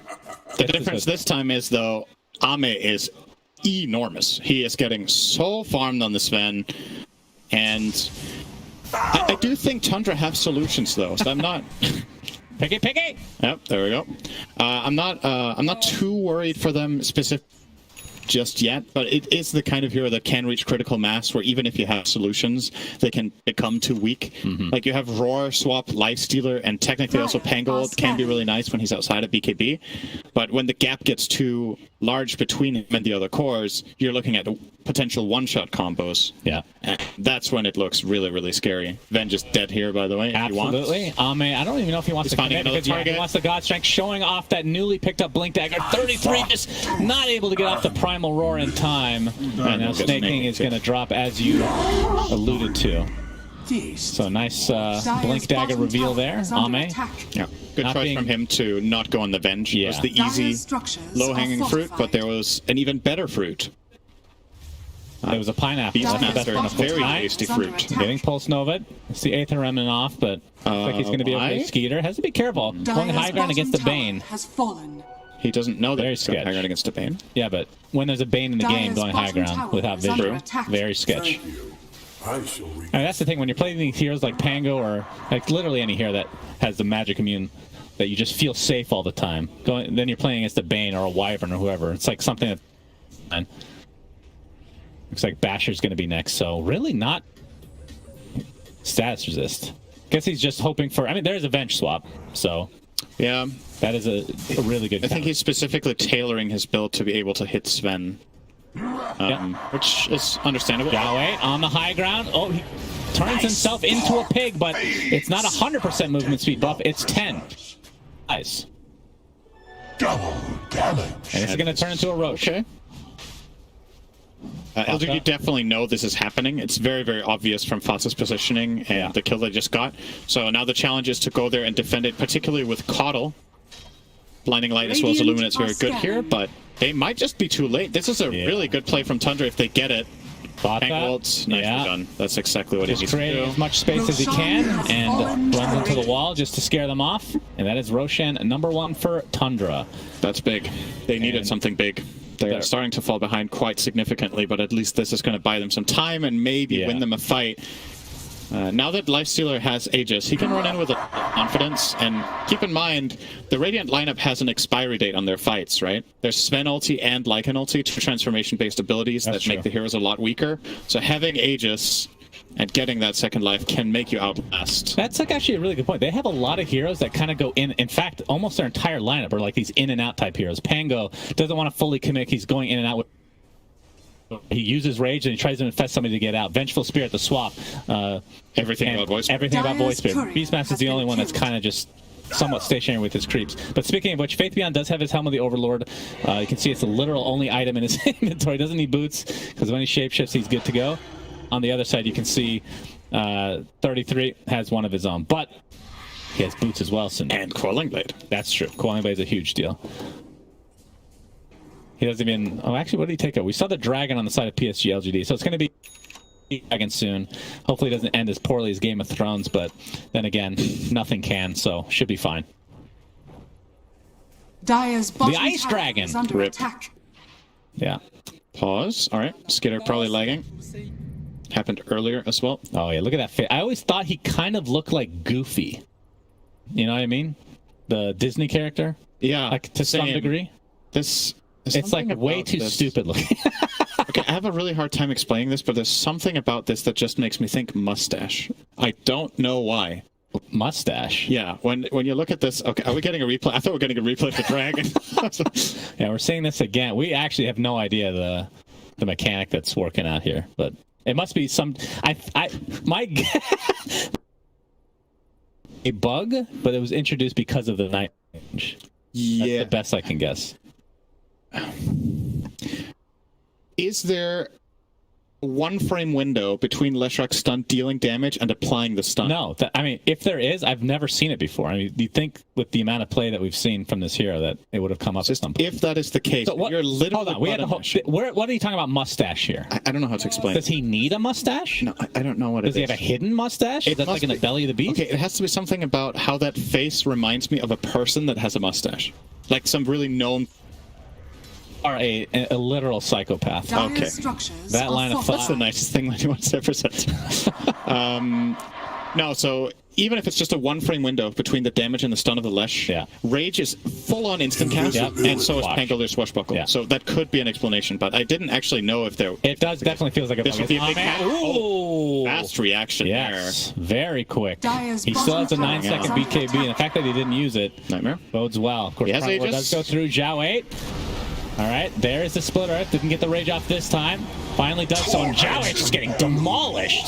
Just eaten alive by Skeeter. This is with a 7k net worth deficit. They're going to take out the Vengeful Spirit, and there's the Fiend's Grip onto the Beastmaster. Buyback now onto Snake King. Ame, in God's strength, just taking out the Golem. And Tundra on the... I didn't even realize this game was this lopsided for the net worth, Cinderin. They're just ultra out-farming them with Sven. Like, Tundra haven't been able to really pressure the map in the way they want. Front door bottom. Yeah, and it's not just the Sven, right? He's 5k of it ahead of the Lifestealer, but Coddle. All right, 9 is infested. They really want Faith Beyond. TP is coming from Sven. He doesn't have God Strength, of course, but Faith Beyond will get bursted eventually. Fata just going to roll out. Doesn't have to worry about the Fiend. High five. That's true. I guess he wrote nothing to say. It's a little high APM to do both. Ooh, very close. But yeah, I think the two primary contributing factors here is Illuminate and Sven, right? Sven is farming faster than anyone else. He has access to his triangle because Coddle is pushing waves all the time. Coddle's net worth is higher than the two enemy supports combined. Right? And then you have Sven 5,000 ahead of life. That's basically the game. That's the lead right there. Yeah, and now they're getting dragons, and Tundra are not. They got the golem first. Now they have a actually taking over the Triceratops, which is good, of course. Yeah, but not for split pushing necessarily. I mean, it's okay. It's not a dragon though. No, it's alright-ish. How much damage does the stomp do? I think it's like 200. Because he has frenzy and stomp, I believe. So. The stomp. 250. Oh, that's actually a lot more than I thought. That's decent. And I think it's like 6-second cooldown. Yeah. And with the mono region you get is pretty decent, right? On the dominated creep or something, I think. Mm-hmm. So maybe you can keep it going most of the time. All right. Skeeter does have the basher now. Feels like, I mean, he is farm, but again, the net worth discrepancy between him and Ame is not even remotely close. I love the dragon has a little icon, like the radiant dragon. Oh boy, we got to talk about that another time soon because Ame's beating the crap out of Skeeter. God. That is just the Aegis snaking in. Wants to focus on him himself, and he does so, and there's the Fiend's Grip, but the Rage comes through after the cancellation. It's not going to matter. Fata forced to TP away. Oh, wow! Ame, holy Jesus! And 9 trying to get out of dodge here, but Zhao 8 and company should be able to take him out. A triple kill for Ame, as this is getting completely out of hand in favor of PSG.LGD. I think that actually needed to be a crit on Fata. Look at that. What is this? Disgusting. He did more damage than every other hero combined in the fight. Yeah. How do you do negative damage? Oh, that was gold. Never mind. Dire structures are fortified. Like the old and feeble? Maybe that's the first thing that pops in my head. Panga might have been shipped, but directly after the stun. Radiant's okay, bottom tower that would actually make sense if that's what it is. But then he made the same mistake twice. Yeah. Dire's top tower is under attack. That is a possibility, though. Okay, then that's not Radiant's a bug if that's the courier case. has been Misplay twice. Not going to matter, though. 13k net worth lead. 33, a really long TP. He's going to be fine, though. Yeah, Tundra in trouble in this game. Yeah, this was the... Now, this is where I want to see my damage meter, because this is a wild fight. Yeah. 1, 2, 3. Boom. The Rage, and then the cancellation there with the 8th remnant, but it's not going to be enough. Okay, and here, so Fata has 450, 60 health. Boom! 975 crit. Pretty good. Pretty solid. Oh my good God. Out of control right now. Damages. And, I mean, I'm not... Again, there's many reasons that Tundra are losing this game right now, but Snake King's Venge has remotely the same impact that we've seen. Obviously, it is a 4 versus the 3 that we've been seeing from LGD. And I think he's suffering. I'm going to keep coming back to this hero. With every game I've seen in this tournament, even when the hero got counterpicked, this hero has never looked bad in a game. And a lot of the time, I think especially this idea that LGD are bringing here, they aren't the first to do it in this tournament, just playing Caudle together with an insane farmer like Sven just seems extremely potent this patch. You have a support shoving out waves, your carry is farming triangle, your net gain as a team is unmatched by the enemy. There's no hero that can push waves like Caudle. He has better wave clear than the two enemy supports combined, right? Like, what are you supposed to do? You have to make so many moves. You're under so much pressure all the time to solve, to put out fires around the map that Caudle creates. Dire's top tower. So for Ame, we're going to see dragon on dragon. Oh, this is good. One of them has the mark of the camp, so he has a little icon there. Okay, that's interesting. Sven's blessing, very irrelevant, and it has feral impulse. That actually matters. Okay, that one. It's going to win the battle easily. All right, they know this though. Yeah, get out of here. Backup just wants to kill the creep. So one of them is the black dragon from Heroes 3, and the other one is the green dragon. That's definitely not green. It has the stats of the green dragon. The other one's the real black dragon. Sure. 200 gold for Zhao 8. Okay. I want to talk about this. Let's count some hits here. Yeah, 33. He's broken. God Strength. Yeah, can't even get off the cast animation for Primal Roar. He didn't crit, and he didn't have God Strength on in the opener, though. But that was still 5 hits. And they're going to try to transition this to even more. So he did go Silver Edge. We've seen this, again, with Ame having this big of a lead. It literally doesn't even matter what he goes. He could go Octarine Core. It just does not matter, I feel like. But, 9. Oh, Missed trees, TPing out, and he's actually going to be successful. Nice wow. By 9 there. I'm not sure if he even intended to land there, but you see the damage here. But what do you think of Blink Dagger and Silver Edge? Because we've seen it a couple times, but obviously the hero didn't really have as huge of a lead as Ame does right now as he blows up poor Fata. I like the dagger in this game. No, not Dagger and Silver Edge. Oh, buying both? Yeah. Yeah, I think it's ahead, especially, it just gives him the ability to find openings, right? It's all about just getting in first. He knows he's ahead. You can tell he knows he's really far ahead. So you think it's more of a playing from a head build as opposed to, like, in the past games, it was relatively even, and they would still go this, and it didn't work out. I like it more when you're playing from ahead, because when you're this much ahead of the curve, you don't need to have those big items to match, like AC or Satanic yet. But yeah, if the game is close, I think more often than not, something like AC could be better, because the team fights are going to be of a different nature, right? Yeah. But Amit's read on the game is, I am literally invincible. I will go and I will just kill whoever I want. And yeah, that's a pretty good read. I mean, his net worth discrepancy between Ame and, oh boy. Okay, swap. He's going to swap out. 9 is fine for now. Skeeter, Rage TPs, but no. Actually, didn't even try to TP. They don't have swap now. They used it to save. And he's blown up as a result. BKB pop from Ame. They want to continue on here. Snake King trying to TP out. Will be successful here as the rest of Tundra on the retreat. Thoughts are going to try to cut the wave here? No. Yeah, 33 still has to worry about. Gets off. It's going to lead to a death anyway. Dagon from the side from insult to injury. What I was saying is the network discrepancy between the position equal to the entire farm of 9. That's crazy. That's insane. That is mid-hero. How bad your math is. What? It's kind of close. You're 2K. It's like 8K. You're 2K. The actual number's 9K. It's 8K. Fortified. Correct. The actual number is 7.5. Oh, was it after this fight? Yeah. Oh, okay. Yeah, then you might. Let's look at it right now. 9K versus. Yeah. I wouldn't have pointed it out with these numbers. I went before the fight. You're okay-ish within reason here. Thanks, Cinderin. But yeah, this is a mega farm. Oh god. I feel like we're talking about the Sven over and over, but really... Man, Sven's a really good hero. Roche is up as well, by the way. Actually, everything he sees. Finally, a Tundra move that might lead to some... He gets bashed after the BKB. The God Strike comes in now. He has to infest back into 9. Just getting beat down into oblivion. And Skeeter looks to be next. And this game is not looking good for Tundra. It looks like he can't believe it himself. He's like, oh, where did he go? Oh, where did they go? Yeah. GG is under attack.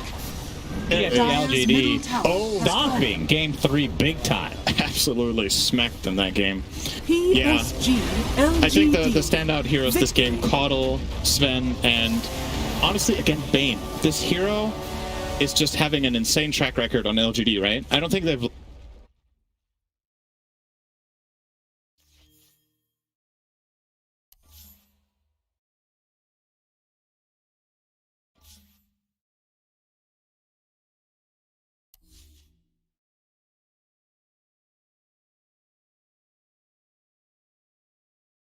Radiant team ban. Game 4, best of 5 grand finals means that there is a team at match point, and that team is PSG.LGD. One more win, and they will take this championship home. Tundra will try to do everything they can to stop that from happening. They got a top secret plan, perhaps. I hope for them that they do, because they do need to bring something to the table that is maybe new and fresh that they haven't done before, because in the last game we saw they looked a little lost. We are in the draft for this game 4. I'm here with Kyle, I'm here with Effie. We have a little bit of a change on the side of PSG.LGD, actually, because they had priority in terms of what they wanted in terms of sides and pick order. They chose, uncharacteristically, first pick. Tundra still ended up picking a Radiant in the end, but yeah, first pick going for PSG.LGD, and that means that they want to get their hands on the Keeper of the Light. Yep, and that puts Tundra in a strange spot. Do they keep the Band of the Wisp? Indeed they do. That means, yeah, Caudle. And that could just be worth it, right? Like, yeah, a disadvantage for the rest of the draft. But Caudle, Sin came back to the green room and was like, just, you know, in his like Sin fashion, like, oh, Caudle, I can't believe it. It's broken. Right. So the thing about earlier in the tournament is we were asking pro players, like, do you think second pick is busted? And some of them were like, actually, we really don't know yet, right? It seems stronger right now, but we have to kind of play to each pick order and see what works out more. And what actually happened this tournament is some heroes have proven themselves leagues above others and may even solicit being counterpicked in 2 rounds. And I think Caudle is one of them, and potentially even a Vengeful Spirit for PSG.LGD. I would see that. I think that's another reason that first pick might have a little bit of an edge, because I think if Tundra don't, you might just take Venge. Yeah. And you would. Like, it works absolutely. perfectly because it's this offlaner that has this easy set and forget stun to set up for the blast. If you get chakra'd, you just have more stuns. But more importantly, you compensate for the lack of wave shove by having a coddle. Faith Beyond, you just become the 4. All you need is Aghanims. You're ready to rock and roll. So yeah, and pretty much just the essence of Dota 2. To make any kind of play in Dota, your waves have to be out. And normally it would be addressed through support heroes, but the ones that were popular last patch, not actually the best at it, right? And they would end up having to pick something mid lane that could do a similar role, like a TA or Lina. Those are very popular. But if you have a hero like Coddle, he just covers that instantly, and you can actually pick according to what you want to do, as opposed to always having to think about your lanes. Yeah, and I will say I'm a little concerned for Tundra just looking at the opening, because I don't want to say they overthought, but PSG.LGD, like, they intentionally they take still, I think, the inferior pick priority, and they walk out of the opening with Coddle and Pangolier, which is nuts, because Tundra would not let Pango go previously in this tournament, and now they go right for the Gyro Tidehunter, a hero they love picking Pango into. You can't cleanse the stun. Well, you can cleanse the stun, but obviously he's going to keep rolling on you. You can't ravage the Pangolier, and it's also probably the best hero we've seen Xiaowei play for mid, although he has stepped up so far in this final. Yes. He's kind of shaking the old man fingers off. Becoming used to turning back the clock. He's probably thinking to himself that this is what he was meant to do all along. I think I don't remember. I think it was on Twitter, but Nothing to Say said that if PSG.LGD win this match without him, then he's just going to demote himself to the winner interview interpreter. Okay. And I mean, he did great yesterday. I like that.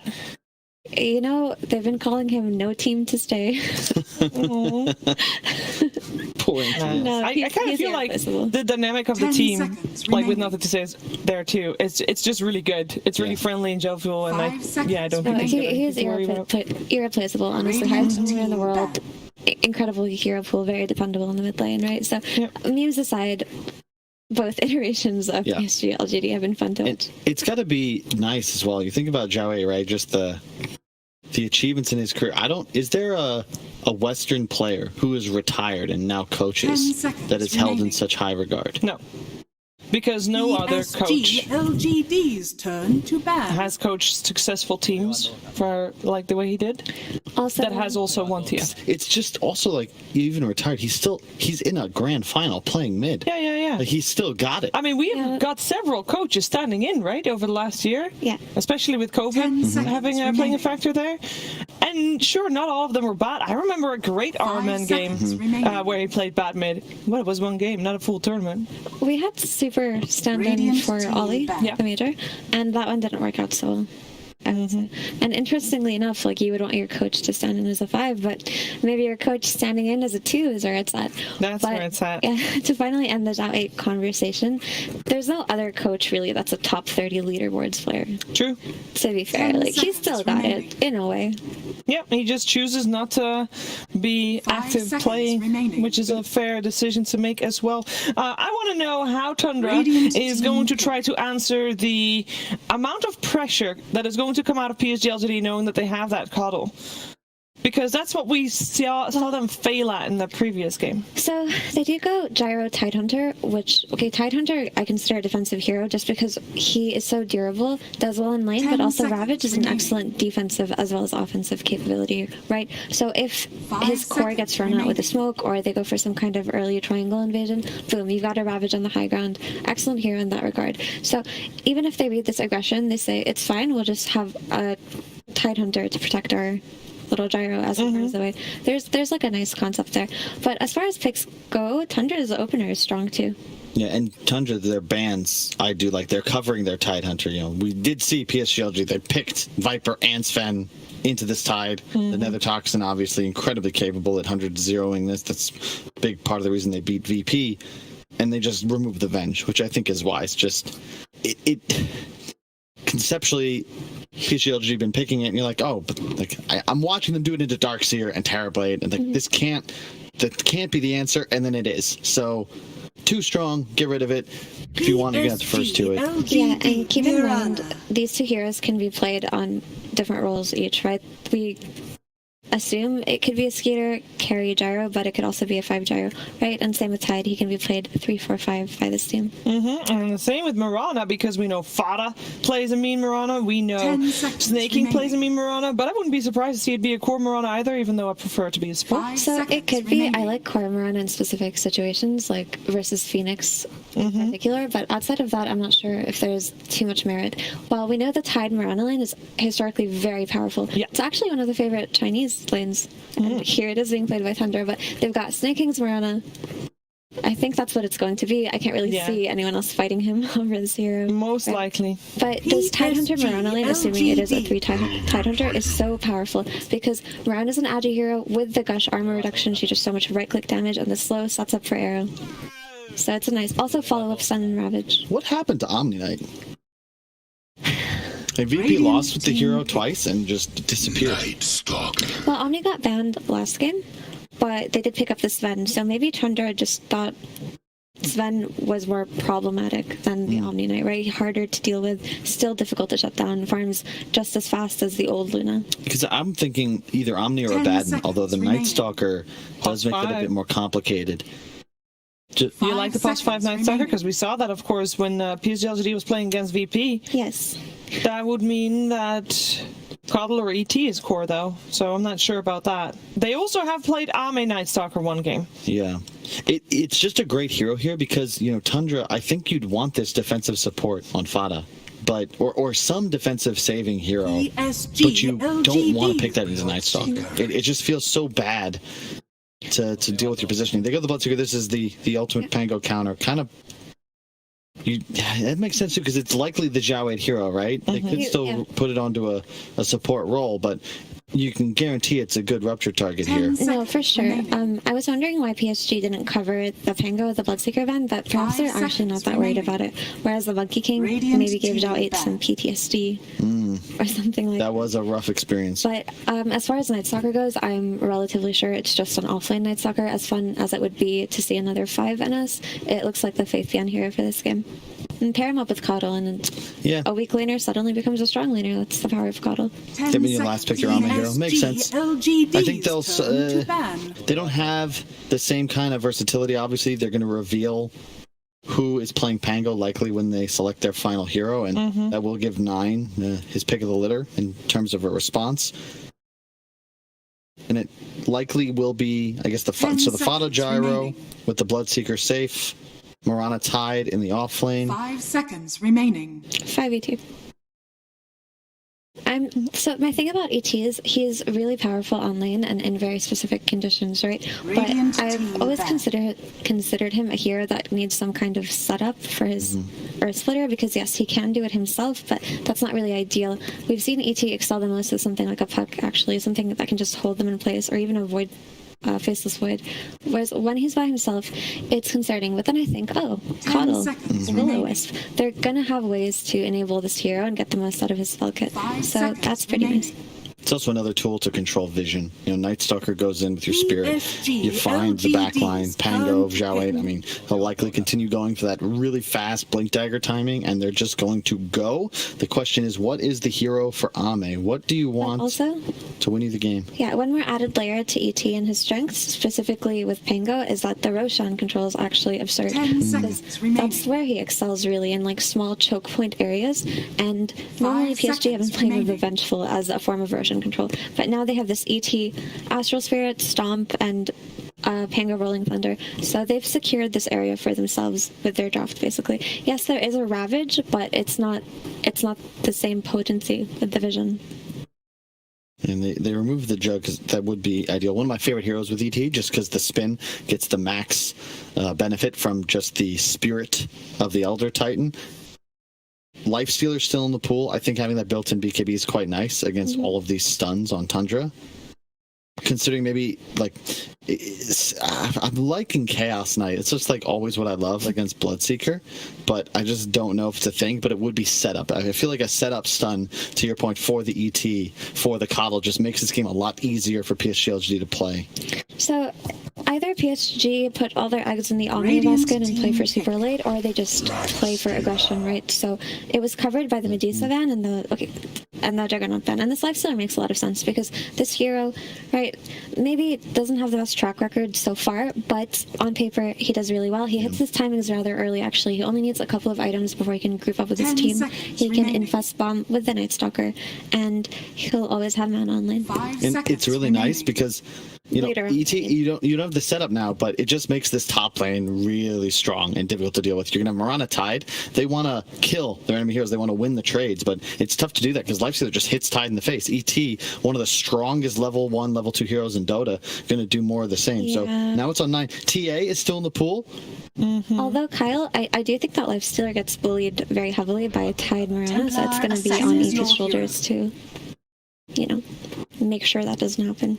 Until later levels, of course, but first few levels really difficult for him. He just gets gushed and right-clicked by Mirana. There's not really that much he can do.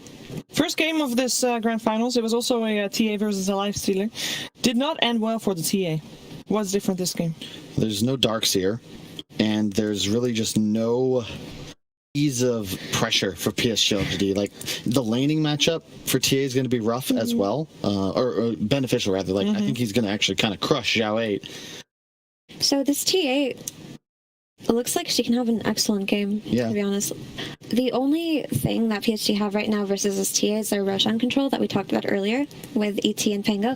And when you think about how to beat TA, it's really more so about disrupting her timings. Can we stop her first rush? Can we take it from her? Can we fight her when she goes in there? So I think a lot of this game will depend on how the fight for the first rush goes. Yeah, and even before that, the Ancients, the Triangle. TA can farm Ancient stacks with ease, even after the side blade changes. PSG.LGD, they don't have a tool to do that. They need to be playing up-tempo. Yeah. Not really focusing on their own macro and maximizing their own farm, but rather taking it away from Tundra, getting into the enemy part of the map and controlling it with their Night Stalker, with their Pangolier. Let Coddle shove waves and give space and time for Ame to come online. But yeah, I think more Tundra's bread and butter here, but certainly win conditions on both sides. But I would favor Tundra a bit. So the question is, can PSG interrupt Tundra's timing? Because if they can, they will have a means to win the game. But if TA just gets everything that a TA does, right, it should be an easy win for Tundra. Yeah. So for 9, it's all eyes on 9, right? Pressure is on him. He has to do well for their game to go well. Yeah. End of the day, though, it's the first night time, I think, that will really determine this game. PSG.LGD, they'll be behind going into it, but they need to be ahead coming out of it. And I would focus a lot on the first rush, how it goes. First rush, first night time. Should be an exciting game regardless, though. Let's find out what's going to happen in this one together with Synderen and Sunsfan. Game number 4. 2-1 advantage for PSG.LGD in this grand finals matchup. And Synderen, will this go to game 5? Will Tundra extend this after having a 1-0 lead to start things off and looking really good? I mean, LGD, game 2 and 3 have looked just fabulous. Yeah, they really have, and I'm a bit worried for Tundra based on what I've seen from Coddle in that last game. Excuse me, just Xingqiu pushing out the lane so far and so fast, but I really like the last pick TA for Tundra. I think that could be a great solution here. The matchups are good. 9's track record against Xiao 8 and lane is good, and this should be a favorable lane. This smoke is not going to lead to a kill. Good break by 33. Will it get to game 5? I personally don't think so. I think LGD are just a step ahead right now. They crushed the last game. They were also pretty convincing in game 2. So momentum, overall their reads on how to draft and play the game. I think I'm actually a bit surprised they chose to take the Pango. And I know I'm saying that with Xiao 8, but they got Coddle first pick, right? And then it was Tide Gyro? Yeah. Right? I think they could have picked Sven again. Like, maybe the Tide is is a bad enough matchup to not do it, but I think this Coddle Sven combination they ran last game was just nutty. Like, push out the lane, go farm triangle, and you could have banned 3 cores that's good against Sven in second phase and just set up for the same game again. Maybe that's the concern, is that if we do the same again, They're going to be ready. Skeeter, he is in a ton of trouble here. Dead. Staying a little too long, and that is first blood going the way of PSG.LGD. That was a huge misstep. That's some of that momentum, right? It's getting a little bit, like maybe getting a little bit into his head here, because that might be a trade. A mistake Skeeter was not making. Yeah, this is not an even trade at all, but no. Tundra will at least take that for themselves. But 2 for 2 runes. It's not the end of the world, but the first blood gold going on to Xinq's Coddle is only going to ramp things up even more. What's he got coming out? Almost 2 nulls. Well then. Big shock, right? Never seen that one before. Nope, that's very interesting. Yeah, but looking at the the matchup for Zhao 8 in the mid lane, as we're going to see some action top. Just some casual trading of damage here. But Pango versus Bloodseeker, we've already talked about that idea, like going to mid to late game. Does it become worse? This is an interesting question. Does it become better or worse that you're Glad a core? That's your own question. Yeah, this is going to be a really good question, like the best of all time, by the way. Does it benefit him to be a core against the Bloodseeker? You know what I mean? Because when you're support, your literal only job is to roll, and when you're core, you at least have some more damage with Swash. That is maybe the best question in the history of questions. I appreciate that. That's a really good question. Thank you. Maybe. Oh, God. Why? All right, so I think it depends, right? Because you can look at it from 2 perspectives. One is, well, you pick Bloodseeker, and if you're a support, you're countering a support.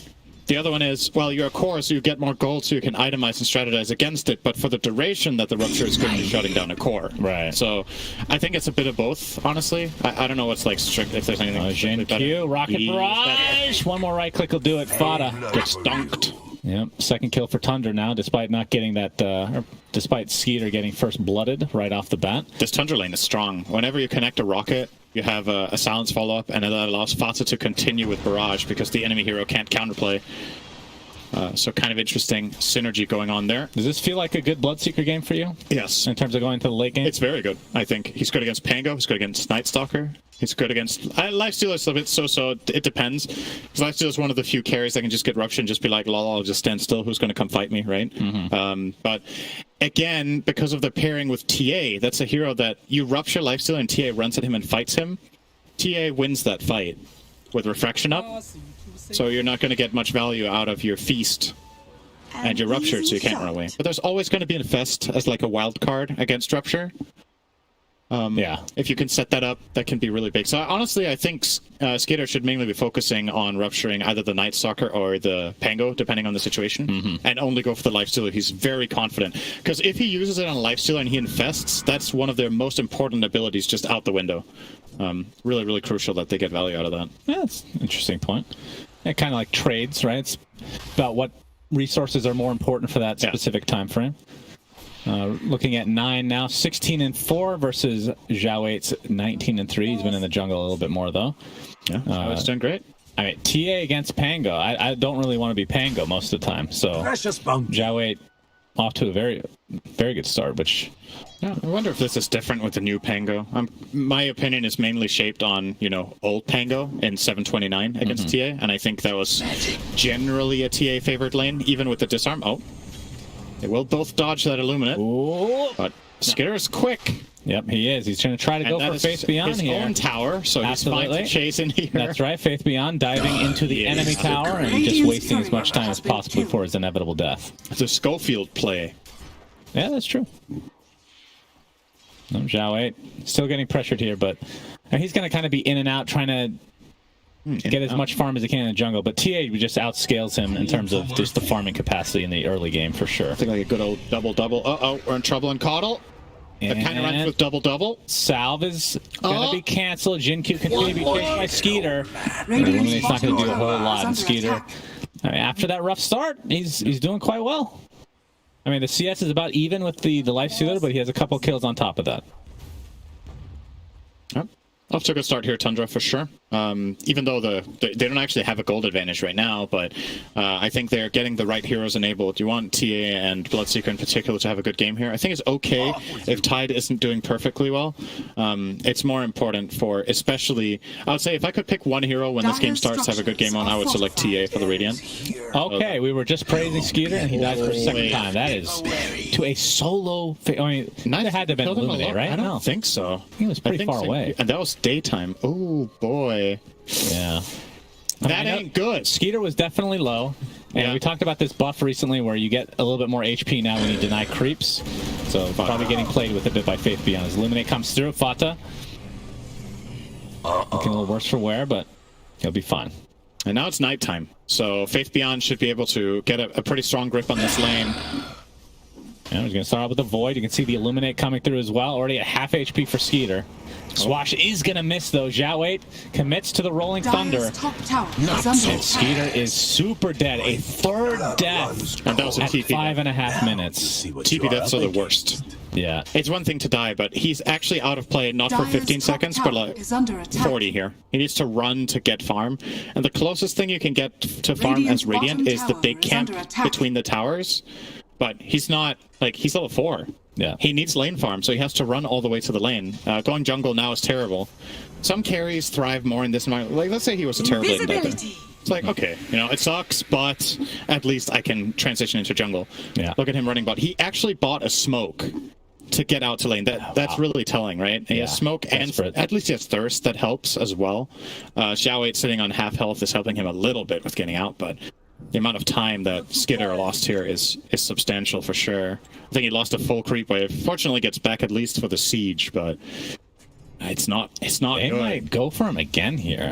It looks like Zhao is actually rotating out, but either way, just with that kill alone, Skeeter definitely on the back foot against both Faith Beyond and Jin Q in this lane. Bless you, Faith Beyond. Bless you again. Excuse me? He just sneezed twice. I'm just saying bless you. I'm a good person. I didn't understand the reference. Like, you know he sneezed. Got the little mini cams there. It's 33. All right, Zhao making good use of this Rolling Thunder early on. Gets off the shield crash as well.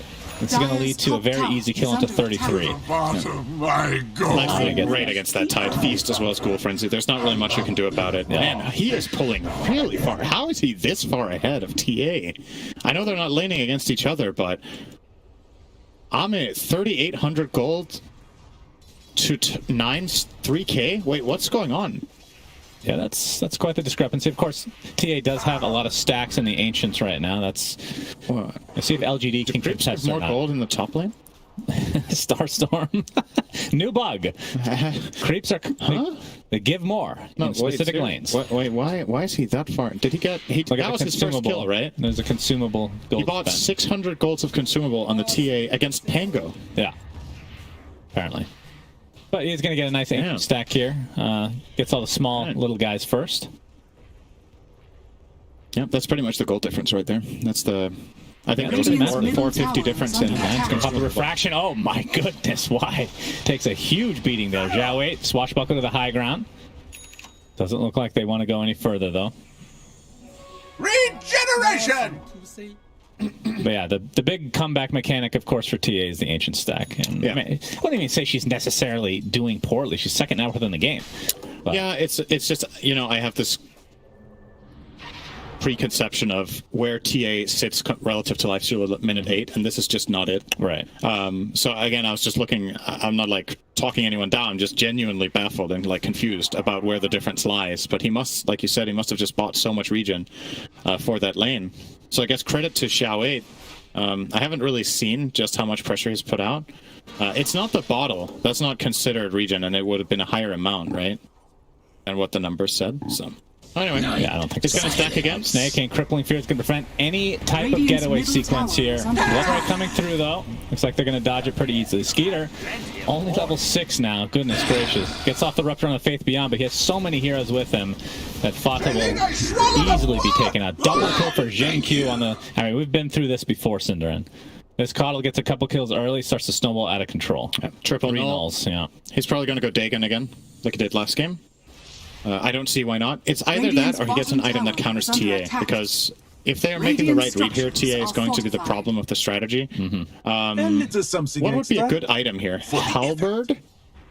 Halberd Coddle? Is that? That's pretty weird. It is, but at the same time, it is one of the best items against TA. You could also consider Radiant's perhaps bottom getting... tower has fallen.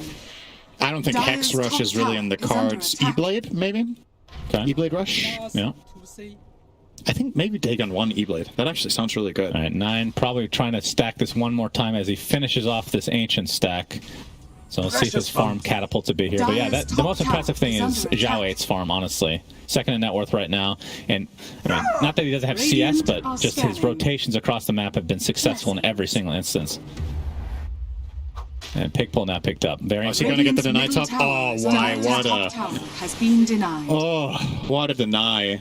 And 33 is not too happy about it. Fata's in the vicinity with the homing missile, but they're not going to pursue any further. Tundra needs some good news soon. That's just adding insult to injury, getting that tower deny. 33 was working on that for so long, and then Y managed to sleep the ET and the entire creep wave. Fata? Yeah, he had the rocket barrage, but he didn't know that Zhao 8's in the vicinity. Can he get into this little crevice? Oh, I like that. That's a lot of rolls, just keeping him in place for a long period of time. Understandable. This is the way to taunt your enemy. Rolls to the other side.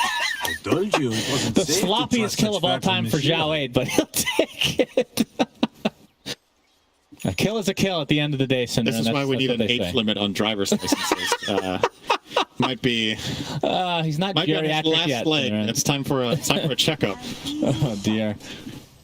Yeah, Ame still top net worth, and he's going for, I believe it's the armlet this time around, right? So you can see the kind of the difference. Obviously, it's different heroes and whatnot, but the build for Tundra and... Love this from Pato, though. This shows really good understanding. He's obviously a great Pango player. He knows that this is the blind angle. And he needs to watch out. He needs to do here. He needs to bounce off either that top wall, as he finally does here. Boom! He needs to find a different bounce no! statue to the I right. went off the cliff. 33 getting initiated on Crippling Fear. Super good against against Tide Hunter as a whole. Gets off the Ravage, though. Here comes the Blood Right from Skeeter into the call down. They do lose the Tide Hunter, but at the end of the day, 9 gets a double kill. And they'll take that along with Ame's actually in the midst here. Does have Infest trying to get to range, but he can't get it. The range is so low. Faith Beyond not able to get close enough. Triple kill for 9. Has fallen. I believe that was another denied tower. Did he just have the presence of mind to try to deny? He didn't get it. He didn't get it? Oh, okay. Well, I this can't brings believe them he back in wasn't the in game. Infest range, actually. He was really trying to give him a ride. I can believe it. I played a lot of live stream. This spell is garbage for It's like range. literally on top of him. Yeah, it's like 50 range. Well, that's nothing. That's true. It's horrible. 50's nothing, by the way, in case you're wondering. But yeah. Unless we're talking age. This is like every pub. All right, so please let me infest you, please. Let's just see. 33 so they were very clearly communicating. This is a very good Ravage, by the way. Love the call-on combination as well. This is a great fight from Tundra. All right, this is where Ame's... All right, I need an infest target. Come, Faith Beyond. Come, quickly. And fast! And fast! How is he not in range there? He's not in range. I'm telling you. That's not in range. Honestly, okay, so what happened here was... he started the Infest cast a little bit too early before Faith Beyond was there, and then the pathing sent him around the cliff. I'm very happy with that. So if he would have waited just half a second longer, he gets that ride. But he used it so early that his hero was already moving around, and then when Night Stalker was seemingly in range, he was already, like... And it was awkward because of the cliff, obviously. That's That's what makes it weird. Makes it weird overall. Okay. So that fight was a huge deal. That brings Tundra back into the game, and now it looks more natural with TA on top. Yes, that is very true. We'll be going for the Desolator now. Has the Dragon Lance already, and yeah, only 600 away from finishing the Deso, so we'll likely go Blink. I mean, pretty cookie cutter build for TAs all around. And Skeeter, on the other hand, obviously has his Maelstrom for a while now. We'll be going for Echo Saber. It feels like he builds this on literally every hero, by the way. Did Ame go Echo in his last game, or did he go Maelstrom BQB? Yeah, I don't know. I think he went Maelstrom BQB. Skeeter just loves the heroes that buy Maelstrom Echo Saber. Oh. It's like, what hero do you want? Well, I'm building Echo Saber Maelstrom, so doesn't matter. Time for a Luna game. Zhao getting homing missile. Fata. Oh, see you later. Rupture. Yeah, he's trying to TP. Yeah, that ain't happening. Goodbye. Ame has his armlet now. And Jin Q making a big star storm there. There's the Ravage just for Jin Q. They hate the old man. And 33. Looks like they're in. One of them faces out. The Cripple's not going to be enough to do anything here. Drops shortly after. It's a 2 versus 5, and Ame wants the man fight. Eventually looking for an infest target now. They're dropping the ball a little bit there. He ended up meleeing the TA as Night Stalker at daytime. Just good. And 9 is just like, what? And just 2-shots him. Yeah. That's not good. It was looking good for LGD for a while, but I think maybe it was because they ravaged a solo Keeper of the Light that they felt pretty confident that they could fight then. It's daytime. He's Night Stalker milling the TA, and he doesn't have backup immediately ready. Yeah. That just a mistake, really. But Tundra definitely pulling it back, and it's good to see that they weren't just going to collapse. It was starting to look bad a little bit again already after the last 2 losses here, but looks like this can become a very competitive game. So they seem to have reset. And now 9 very farmed. Yep. Dragonlance Deso going Blink. So this is part of the... Not that Armlet is terrible for farming, but it's not a Maelstrom, right? And obviously that fight made a huge difference. Fata could blind and get caught out. Was hardly a But Lifesteal is not exactly the hero you just want to like solo farm with for a considerable amount of time. Like, if you're going for the armor build, you want to fight. Maelstrom typically means you want to farm a little bit, but we've seen the opposite actually from Skeeter. You seem very enamored with Fata webcam. Can we make a suggestion, our little... for our production, maybe we can get a little TV in the studio so Sinner can just have a dedicated camera to Fata. I'm not asking for it. They just keep showing me Fata.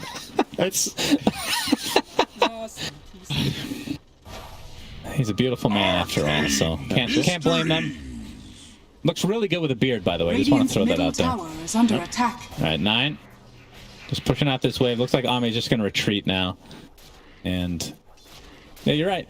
Kind of back to what we were expecting in terms of the early game from these lineups. I mean, I think it was Kyle saying that he expected Tundra to get off to a little bit better start. And then the first nighttime was a big focal point for PSG.LGD. Yeah, for sure. And that wasn't actually the case, right? LGD actually came out of the lanes well here. But now, in this mid-game state that we're getting into, I think it's very important, once again, to keep your eyes on Bloodseeker and TA. It's still going to be the heroes that are most noteworthy. Rupture, as well as the TA being free to hit, is going to be a problem for LGD. I think you maybe even reserve Echo Stomp for the TA at this point. You need the full value of just taking her out of the fight, because your lineup doesn't kill her right now. Especially with what you said with the Lifestealer going Armlet instead of Maelstrom, you're lacking that extra damage instance that could maybe burn down the refraction a little bit faster. You don't have that here, but you will have the Halberd, of course, coming up. That's going to be helpful. So maybe maybe they can change away from feeling the need to use Stomp against that ability. Top lane, Xiaowei getting out. Eliminate. Oh my goodness. That burst it down. Xiaowei going to finish him off with the Rolling Thunder, but the right clicks from afar on 9. Yeah, we see the Echo Stomp into the Earth Splitter, but it's only to delay things, as Y is now on the retreat. Has a Spirit Vessel on him right now. Or is that just the Solar Crest? That's both. And down he goes. Wow, they got a lot out of that Tundra. I thought that was just going to be a clean gyro kill, but Xiaowei maybe overcommitting there, arguably. I don't even know if he was necessary for the kill. I think he had him on Coddle solo with double Illuminate with Solar Bind Dagon. But classic. Alas, this is going to turn into a Roche attempt from Tundra. Double damage and Blood Rage. Yeah, 9. Dagger. He's going to hit real hard. Blood Ride. Oh, Jin Q. Did he even have the D? No. The Blood Ride didn't hit, but it matters not. He hasn't used the DD yet. Bottle. Coddle is dead, and into the pit they go again. Roche has already taken some damage, and this should be a freebie for them. Easy shot. And yeah, things, just one fight has turned this game. So Tundra now in the driver's seat. Yep. Not a huge lead by any means, but Roshan has it's meaningful though with the way their strategy works. This was really important for them to get to this game state, and having the first Aegis should probably open up for top outpost. I wonder what LGD are going to do if 9 goes and pushes the top tower. Like, what's your response? Are you going to plant Lifestealer there with a Halberd and try to defend, or are you just going to give it away? I think what your lineup needs is this. You need to flank with NS. Yeah. They're going to get Fata really easily. Crippling Fear super strong, but it's going to be a trade. Oh my god, 9 hits so... Or Y. So 1 for 1, and Xiaowei forced to roll away. The DD was activated though. They need to outlast this, and then maybe LGD can fight. And what Tundra want to do is to just get maximum value out of this. Go and hit a tower while they have DD running. Midwave was in range of the tower, I do believe, so they can do some structural damage. Forcing Glyph. And the next wave is coming in. So they're going to take the mid tower instead of top. I like this even more. You just naturally took a fight there, so you're already in the vicinity. Correct. Yeah, and they popped their own fort as well, so see if they TP anybody to the bot lane, because there's several LGD players down there. And now starting to disperse a bit. Yeah, going for MKB next on the TA. Top tower is under attack. And I don't know. The pace of the game. Obviously, Tundra is ahead right now by a bit, but we're going to see Plata take out. Be taken out again. Needs to be the sacrifice for them as Knight jumps in, taking out Coddle in tow, and that's a bigger kill. Radiant's bottom tower is under attack. Definitely quite a bit more farmed hero. I have queued up on Coddle. He's going Ags. Okay. Yeah, so Will-O-Wisp will be a thing again. And MKB next for 9. Now, what are your thoughts for Ame's build on Lifesteal? You mentioned the Halberd. Do you think this... Obviously, it's really good. And he's going to be going into Silver Edge, actually. Interesting. And solo Titan. Okay. Yes. I think going for something like Halberd gives you...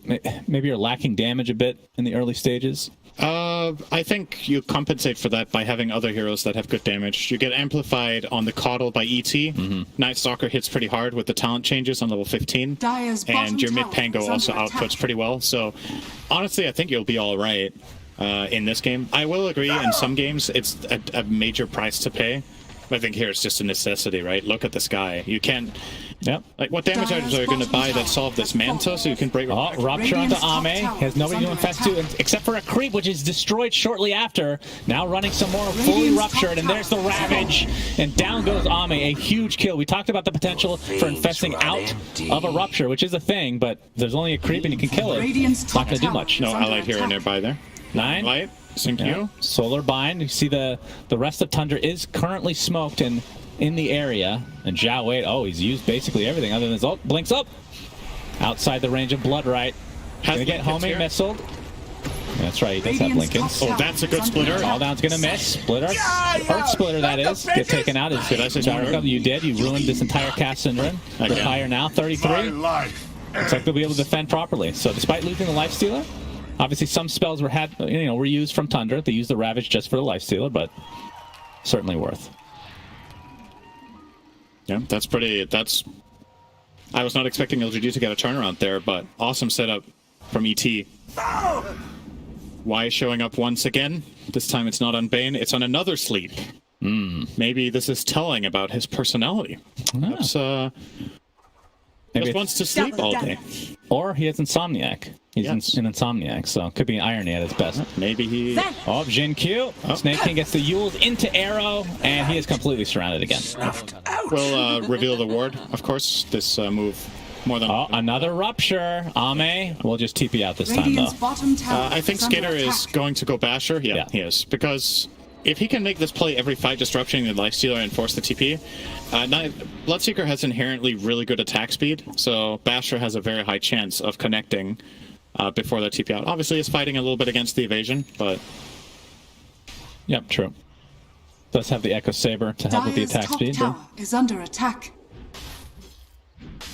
Well, looks like Elder Titan's actually getting a double Halberd game for PSG.LGD. I honestly really like this choice. It was either that or 1 to 2 E-Blades. Top tower is under attack. Would be good. MKB now complete. Yeah. Or 9. 9 is... Oh my god, he's farmed.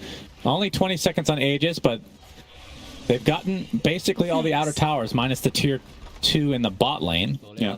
So successful Aegis for sure. So he's getting MKB against Blinding Light, against Lifestealer's Halberd, and eventually Evasion Talent, which he might not end up taking now on level 20. You all probably are, because the other talent is Garbaga. Ghoul Frenzy. Yeah. Syndra, you can buff Ghoul Frenzy. Come on, you're still taking it. Yeah, it's garbage. How is that a level 20 talent? I don't know. I think some of the new talents in this patch are a little bit... Oh, right. He's going to get trapped. Value. Starstorm's there. Here comes the Earth Splitter. Looks enormous with that cosmetic. I'm sure the hitboxes are not quite that big. Very cool looking, though. Where's my pension? You can see the talent distribution here for Lifestealers in the past. He did take Ghoul Frenzy slow and lose.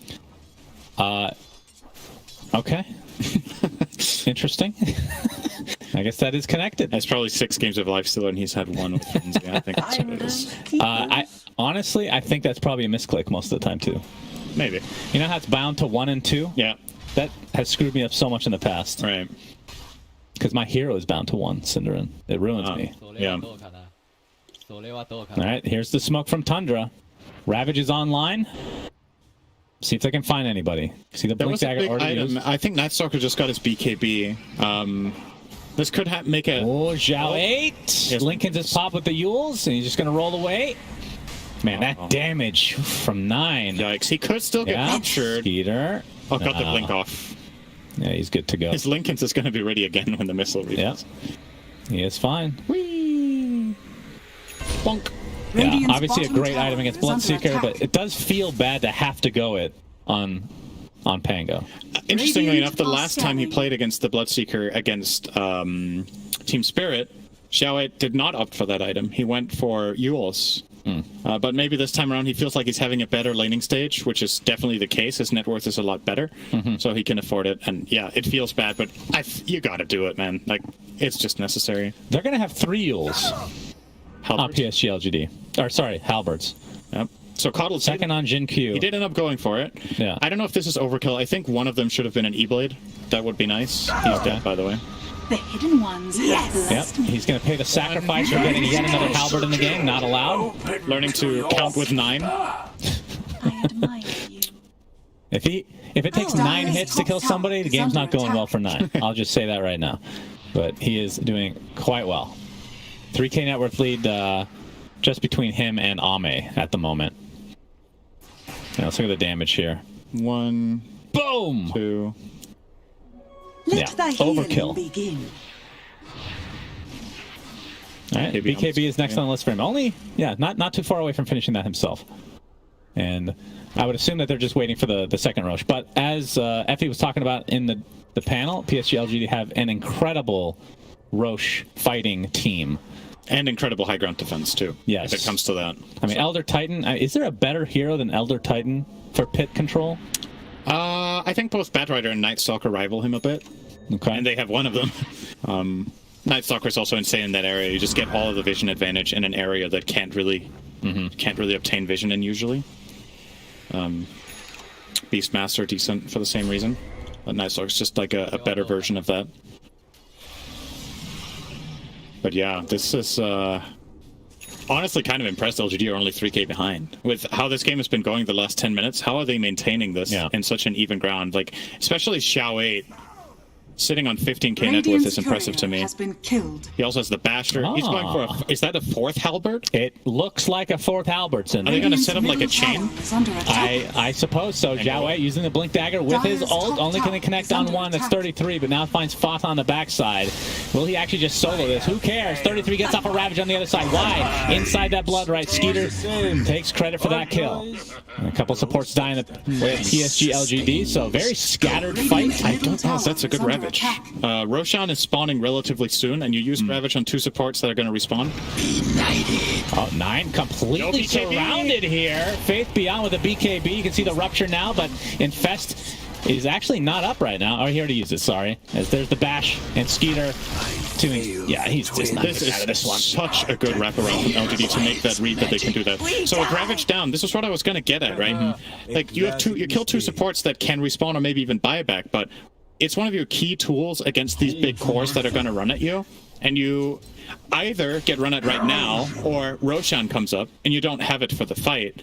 So I think 33, it looks juicy, right? You get 2 easy kills, but in hindsight, that Ravage is it's a little bit scary to throw there. It would be a 30-second difference between Roche. Why place this ward a minute ago and TP'd out in preparation for the Roche?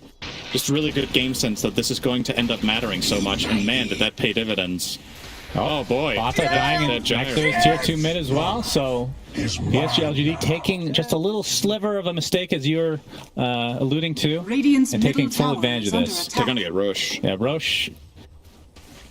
Life's going Axe Shannon. That is a lie. There is no way he's going Axe. You love it. That is a troll. I won't believe it until I see it, How Cinderin. fast do you attack with this? It'll probably be it'll be a Scotty. Radiant No, are I queued up the egg. I understand that he's trolling. Do you understand? I don't Your first understand. name is Troll. What is trolling? Cinderin, He looks like he knows exactly there what is he's no doing. way he's going. I am so excited. That is the face of a man who's unsure what he's about to do, but he will do it anyway. So, I personally think, since you're in the lead technically, the biggest reason you're getting is for the cast range, actually. It's not to go inside an enemy necessarily, because you're not going to do any damage with this build. But the range is insane How often once do you you get this. attack? Every 1.25 seconds. I think it's 5 attacks, because they buffed it from 4. Reduces cooldown to 20. You heal a lot faster. Yeah, arrow coming in. We'll talk about the Ags at length after this. Ravage going to be up very soon, but the blinking from Faith Beyond's not going to be enough to keep 9 at bay. He gets the Aegis and the Roche. Huge, huge steal from 9. And now, let's see if PSG actually wants to try and fight this. Skeeter still with the BKB. We'll try to do again. Oh, Ravage is finally there, but it's the same time as they lose the Aegis. Skeeter comes in, bashing the crap out of Zhao. It looks like they'll find that kill eventually. And now 9, focusing on Faith Beyond for now, will easily take him out. And now Ame pops the Rage, attempting to TP out. And he is gone. But great job from TA, man. 9 is an actual god. Jin Q gonna be spotted out here. Gets the deck. Oh, if he gets this kill. If he gets this kill, there's no way, right? There is no way he gets this kill. Please. Oh my god. My heart. Not even close, man. Snake King's like, yeah, we got this. Don't mess with me, dude. We got no this. problem. All right. Well, Delete your lies and that was, yeah, delete your lies and apologize indeed. Look at this steal. The Crippling Fear was a great idea, but the BKB and the Refraction prevented any damage from being any kind of a cancel on the blink here, Cinderin, as he's in the pit. Gets the Aegis, gets the kill. This was the second Roche, right? Who got the shard? I think so, yeah. I mean, it's just so beautiful because they have no way of stopping it. Sometimes when the enemy team tries to steal the Roche, you stop hitting Roche, but Kia would have soloed it. That's one of her strengths. She can kill it on her own, so you kind of have to just play the who's better at bail runs in Diablo 2 game and see who loots it first, and it was 9. He grew up on that game. Great reference. Yes. As we lose Y. Yeah, I know you don't play other games, but that's fine. No, that's not true. Actually not true. You play shooters and card games. Sure. Uh-oh. Ame's forced to pop his Rage. Still has his Infest. Tundra still pursuing, though. Zhao is going to get the Rolling Thunder off. Shield Crash. Looks like it's going to connect at the very least with that newly picked up shard on Zhao 8. Not okay. Yeah, uses the Blink Dagger to ensure that they lock him down completely. If you had stayed in Night Seal, He actually has Aghanim 7. I literally cannot believe this. So you get cast range, the cooldown is super low on Infest, and you jump inside an enemy, and you do the 5 attacks, which with this build is garbage. What do you mean faster than patch average? This item doesn't get... SAP are inventing match. 4 match. Okay, this is pubs though, right? In the entire world, 3 of them are you. Yeah, one. I've only done it once, and it actually worked out quite well. Good. So while you're inside an enemy, you heal way faster. Right. So you're gonna get full HP. So that's one benefit. But I mean, am I crazy that the biggest reason is for the cast range? Because if he gets ruptured, he can just infest anybody. Yeah, that's in true. AoE. That's value. But that's still weird. Still really weird. Can you make some sort of cool play with Silver Edge that you can infest Tide with Silver? Like you hit him, and then you keep hitting him for a bit, and then you infest him to protect yourself from counterplays or something? Is it just to save yourself from? Maybe it is just the rupture, honestly, that he's looking to solve. And he's got the Silver Edge and tow. 20-second cooldown is no joke either. It is. That is a really big part of this. Infest as a spell, if you can get it off in a game like this, is super, super good. I'm sure we're going to get our answer, because he spent 4k gold in this item, so he's going to show us why. And there's going to be some sort of meaning behind this. He could open 33 now with a silver. 9. Drums activate. Oh my god. Speaking of why, Dunzo gets off his ult, just clips one hero. Now Ame on the run. Still in Silver Edge. He has his shard as well, by the way, so open wounds is a thing. Rupture onto Faith Beyond. And he infested somebody. He's damaging him. Where is it? He's as good as dead. All right. Took a little bit of damage, sure. We didn't get to see that, but Skeeter now pops his BKB chasing. He's not very happy with somebody being inside of him right now. That is an awesome Nice getting bashed by the Bloodseeker. Looks like he'll fall in the end. And that's 2 deaths already for PSG.LGD and Ame. No infest for another 3 seconds, so he takes a tumble as well. And now Zhao 8 completely surrounded here. Blood right, and brought down again. Tundra taking advantage of this Aghanim. All right, so what we need to keep in mind is what you don't get, right? This is what I often talk about. When you buy an item, you don't buy another. Yeah. And you could have almost an AC in this slot. Almost an AC, almost a Scotty. Yeah, there's a lot of stuff. I think in order to make this worth it, there needs to be some really, really good reason for a counter. Oh, Snaking in trouble. He jumps in just to get the Yules, but looks like he's regretting his decision. But 9 on the high ground. I'm not sure if they want to go through with it. That is a really good stomp. A big echo stomp. Blood right's there, though. There's the Ravage to follow. 9 able to take out 1, and Y is next on the list with the Rupture. Look how fast Skeeter is. Holy Jesus. And that is another team wipe, essentially. Buyback now. Going to be used from Jin Q. And Tundra trying their best to extend this to a Game 5 for the Grand Finals. They were not expecting that Ravage. That's the Refresher Orb. Yeah. It came out of nowhere. And that just really... That is such a good reveal from 33. Mysterious force. You're going to see it here, right? He's bashed in the back. I think it just got delivered by the courier. Actually, you see them flying back there. And they have no way of knowing this is coming. Good Illuminate. There's the straight in. Wipe out Xiao 8 and grab Y as well. Yeah. All right, starting to snowball now in Tundra's favor. Now, from PSG.LGD's perspective, what's the play here, Cinderin? Obviously, the big unknown is the Aghanim Scepter. Let's just ignore it for now, right? Because I do think I'm just wondering if I'm missing something. Like, he's spending so much gold on this hand. There has to be a good reason. I honestly think it's the cast range and cooldown. That's the main reason. I don't know why he used it offensively, though. That's the only question mark. You're buying it over AC against a TA that's mauling your team, right? Is someone else buying AC in the team? They're currently queuing up 2 Bashers, one on Night Stalker and one on Lifestealer, and they have one on Pango. So it seems their approach to solving this TA is just going to be chain stunning her. Rather than itemizing defensively, they want to itemize offensively as a solution, which works a lot of the time as well. Another Silver Edge picked up, this time by Velocity. It's spotted mid, yes, BKB. And very fast. He might need to TP out, too. Mine is very fast, too, though. Yeah, got greedy for the bounty. Will that cost him? Gold. Radiant's very important. Is under attack. Yeah, getting recalled now. So he is good to go. So that is Jin Q's shard. Yeah. Looks like, it looks like he was going E-Blade, but I guess maybe just a casual Ghost Scepter for TA so he doesn't get blown up. Not the most offensive coddle we've seen in this tournament for sure. Right. So he bought the Dagon and then went Halberd, right? And I think that Halberd could have been an E-Blade slot. Considering how many Halberds they have, yeah. Yeah. It's just a little bit too much of the same. Oh, let's see the Infest inside. He breaks him. Infest him. Infest him now. Crippling Fear, preventing any... Okay, gets the Force Staff off, though. And there's the Rupture onto Faith Beyond, and he gets dropped like a rock.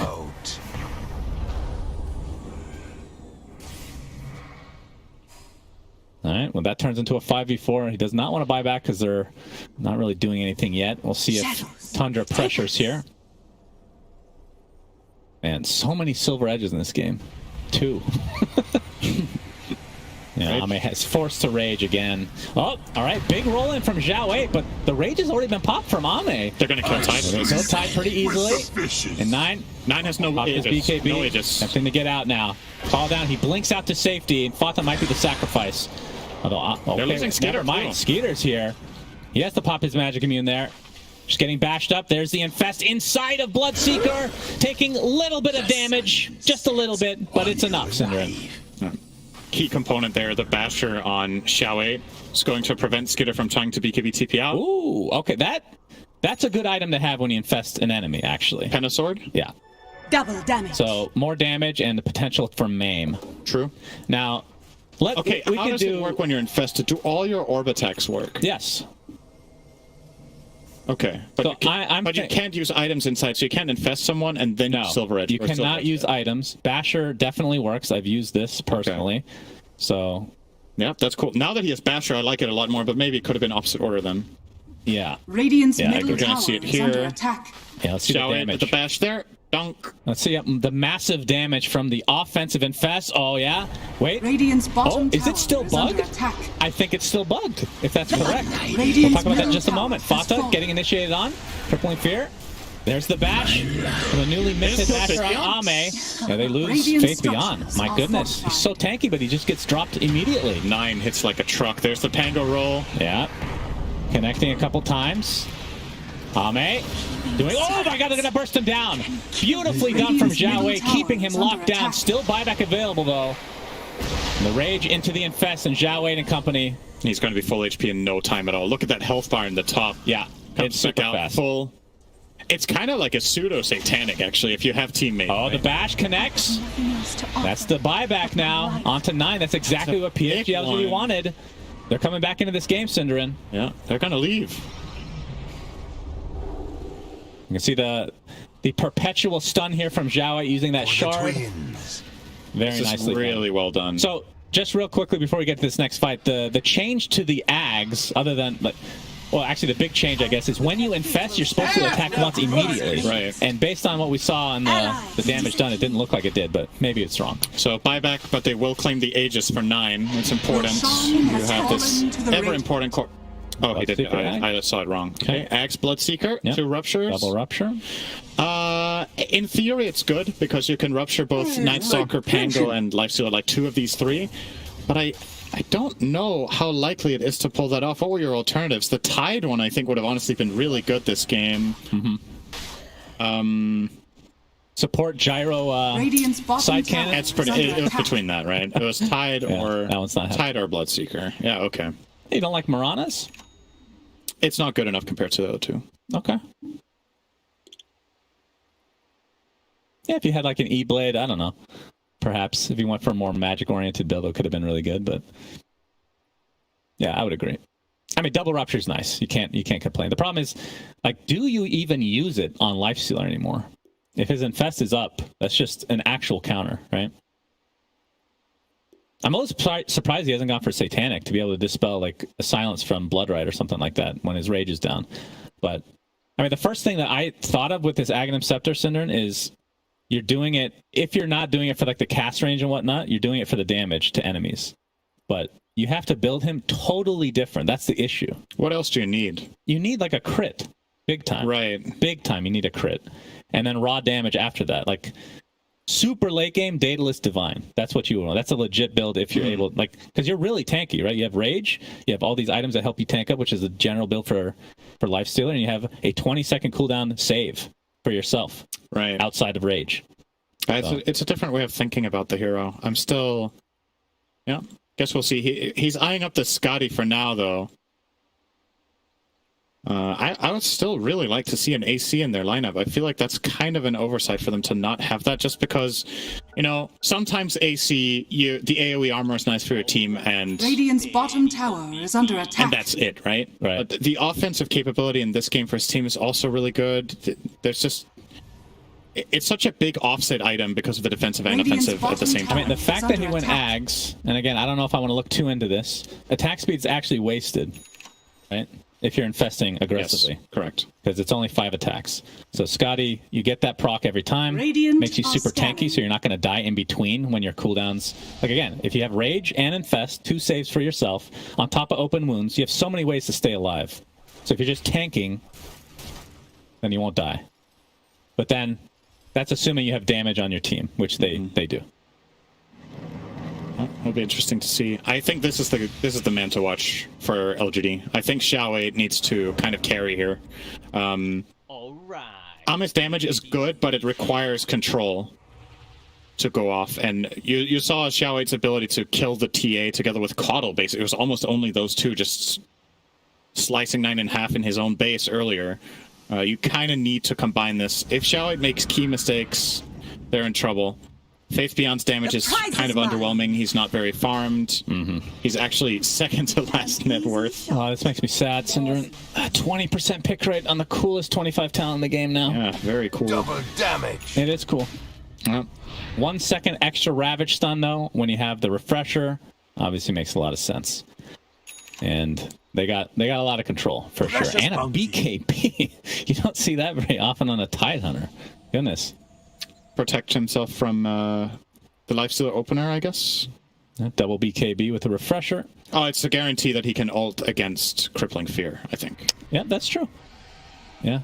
That has been an annoying spell for sure. Skeeter holding that the cheese instead of the Echo Saber for now. And Zhao Wei showing himself bot. This is of course, he has the Lincoln, so you're going to have the Blood Rage first. Scanning. And the roll out. Now you can't do anything. Just takes out the wave and TPs. So when he's in, is there any? I guess they could theoretically rupture into Abyssal to stop him from doing that, but very difficult. Yes, very, very difficult. All right, now we have a smoke up. I think they're timing this with the Aegis, right? I believe it's running out soon. 1.5 second duration for the Rage. Oh, it's still 2 minutes. Okay, so PSG.LGD. Just going to keep stalling, I think. But well, this smoke does indicate that they want to do something. It might just be placing vision and trying to get a favorable position at the enemy ancient triangle. Looks to be the case. Let's see why probably placed this one. It worked very well earlier. Yep. It might do so again. But Tundra are placed all around the middle. Faith Beyond sitting on a gem here, as well as Dark Ascension ready, will obviously have insane control. Ravage! Ravage! That's number 1. That is number 2. Look at this damage to Coddle. 9 dropping everybody in sight. And that's the Infest. Already popped here. Zhao Wei attempting to get out. Looks like he'll be fine, but the Infest wasn't enough. So Ame will be the double kill for 9. A great double Ravage. They do have 2 buybacks, Synderen. Yeah, we'll see what Tundra can get out of this. Still with Aegis. LGD thought they were being really good with this smoke, and theoretically they were, but Tundra making sure to leave an Obs behind at that high ground themselves as well, and it just sets up perfectly for a mass TP play with 33, the double Ravage out of nowhere. And they are going to defend here, but this is starting to get very costly. Yeah. Halberd number 1. Minecraft Dash. Uh-oh, Zhao Wei, all right, gets off his shard. And, you know, another Infest inside of Zhao Wei. I'm not sure if they actually want to commit to this. Elder Titan's still not up for another 3 seconds, and Coddle's dead for a full minute with no buyback. And this is one of their big high ground defense mechanisms. Xiao is insanely tanky. Keep that in mind. If he hits Shield Crash on 3 heroes, and he has a Lifestealer Infest, his EHP is absolutely through the roof. Even this TA will not be able to kill him. Keep in mind, 9 doesn't have a Daedalus in his build currently, so his damage is kind of capped. Rupture to start things off. He's still silenced, but gets the back up on his Skeeter. Yeah, Basher still continuing. There's a Satanic cheese used for Skeeter. He just blows up the Lifestealer, not even remotely close. And Zhao 8, Rupture number 2, TP, but the 4-step into the bash. And down he goes. Still has buyback for another 100 seconds. But obviously the kill onto Ame is the big one. 23k net worth lead now for Tundra, and nothing stopping them from going down mid. It's going to be 5v4 once the Coddle's back up.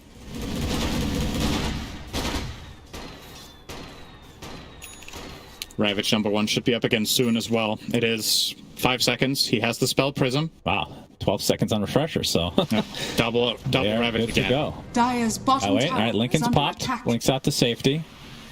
Homing missile on the way. You see the triple arrow surprise. Oh, 33 jumps in. Not going to Ravage, though. Snaking jumps in as well. Just forcing out the shard here for Zhao. Actually uses his ult. He's still ruptured right now. Has to be really careful. Fata's going to get jumped by Faith Beyond. Looks like they'll be able to get that kill at the very least. The BKB will allow him to retreat. It's a Will-O-Wisp, but a big arrow connecting on a Coddle. Ravage completely missed. That's okay. He has a second one to work with, Synderen. That's what the refresher's for.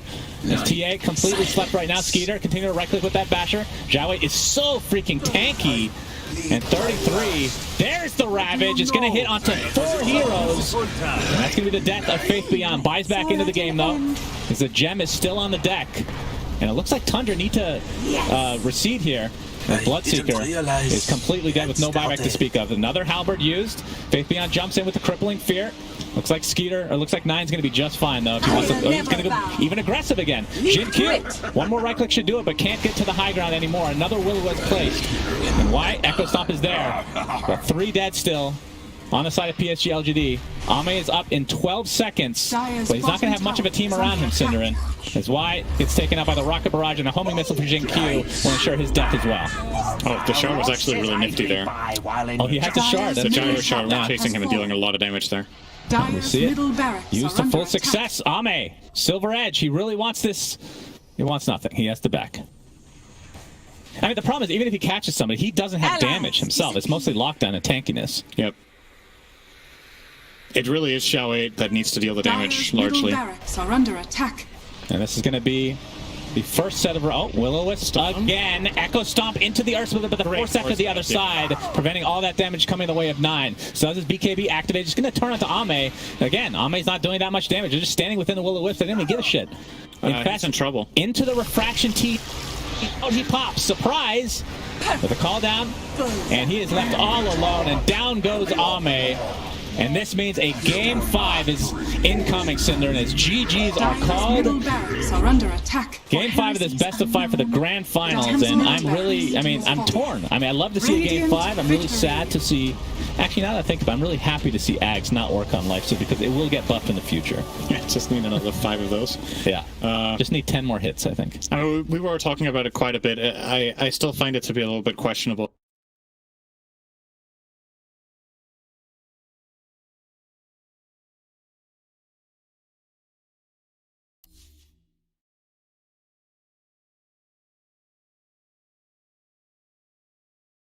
Dire team ban. Their 8th game of the day. We started at 1:55, if I'm not mistaken, local time.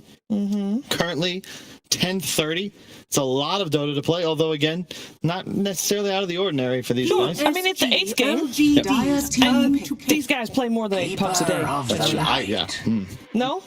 T has the numbers. Coming into this tournament, PSG was actually the team with the least amount of pubs played, but you'd assume maybe that they were prepping for traveling, etc., etc. But they have ramped it up, and they are now in like the top 4 or 5 teams in the entirety of this tournament for pubs played.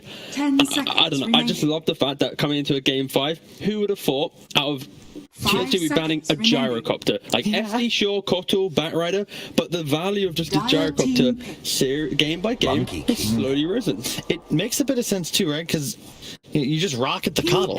He can't blind it, and he can't push it away. Can't really kill it very easily. It would push him out of position. Coddle wants to run away, but the rocket, it's a homing missile. We've seen Top Gun. We know how it works. I mean, that previous game as well, right? Star Wars. Star Trek. I was just naming whatever. Of all the things that don't have homing missiles, it was Top Gun. I'm like, what am I saying? You're doing great, but like the gyrocopter as well. Around the Roshan pit, you have the Valor of Ravage plus the gyrocopter. It does a lot of work, but now Tundra, they go for the Monkey King, they go for the SD. Again, I think 2 games back, we have to remember that there is flexibility in the Monkey King 5 and mid and carry. Or it just stays mid because PSG.LGD goes Spirit Breaker. Can we get a repeat of that? Do we have replay? That was his voice. He wanted Spirit Breaker 1,000%, and it's like Monkey and SD. It's like I want Spirit Breaker. Yeah. Imagine the legacy he would set if he was able to win a Game 5 at this tournament with the cow itself, but instead another day in the office. This is what we were saying yesterday. Like we appreciate the attempt.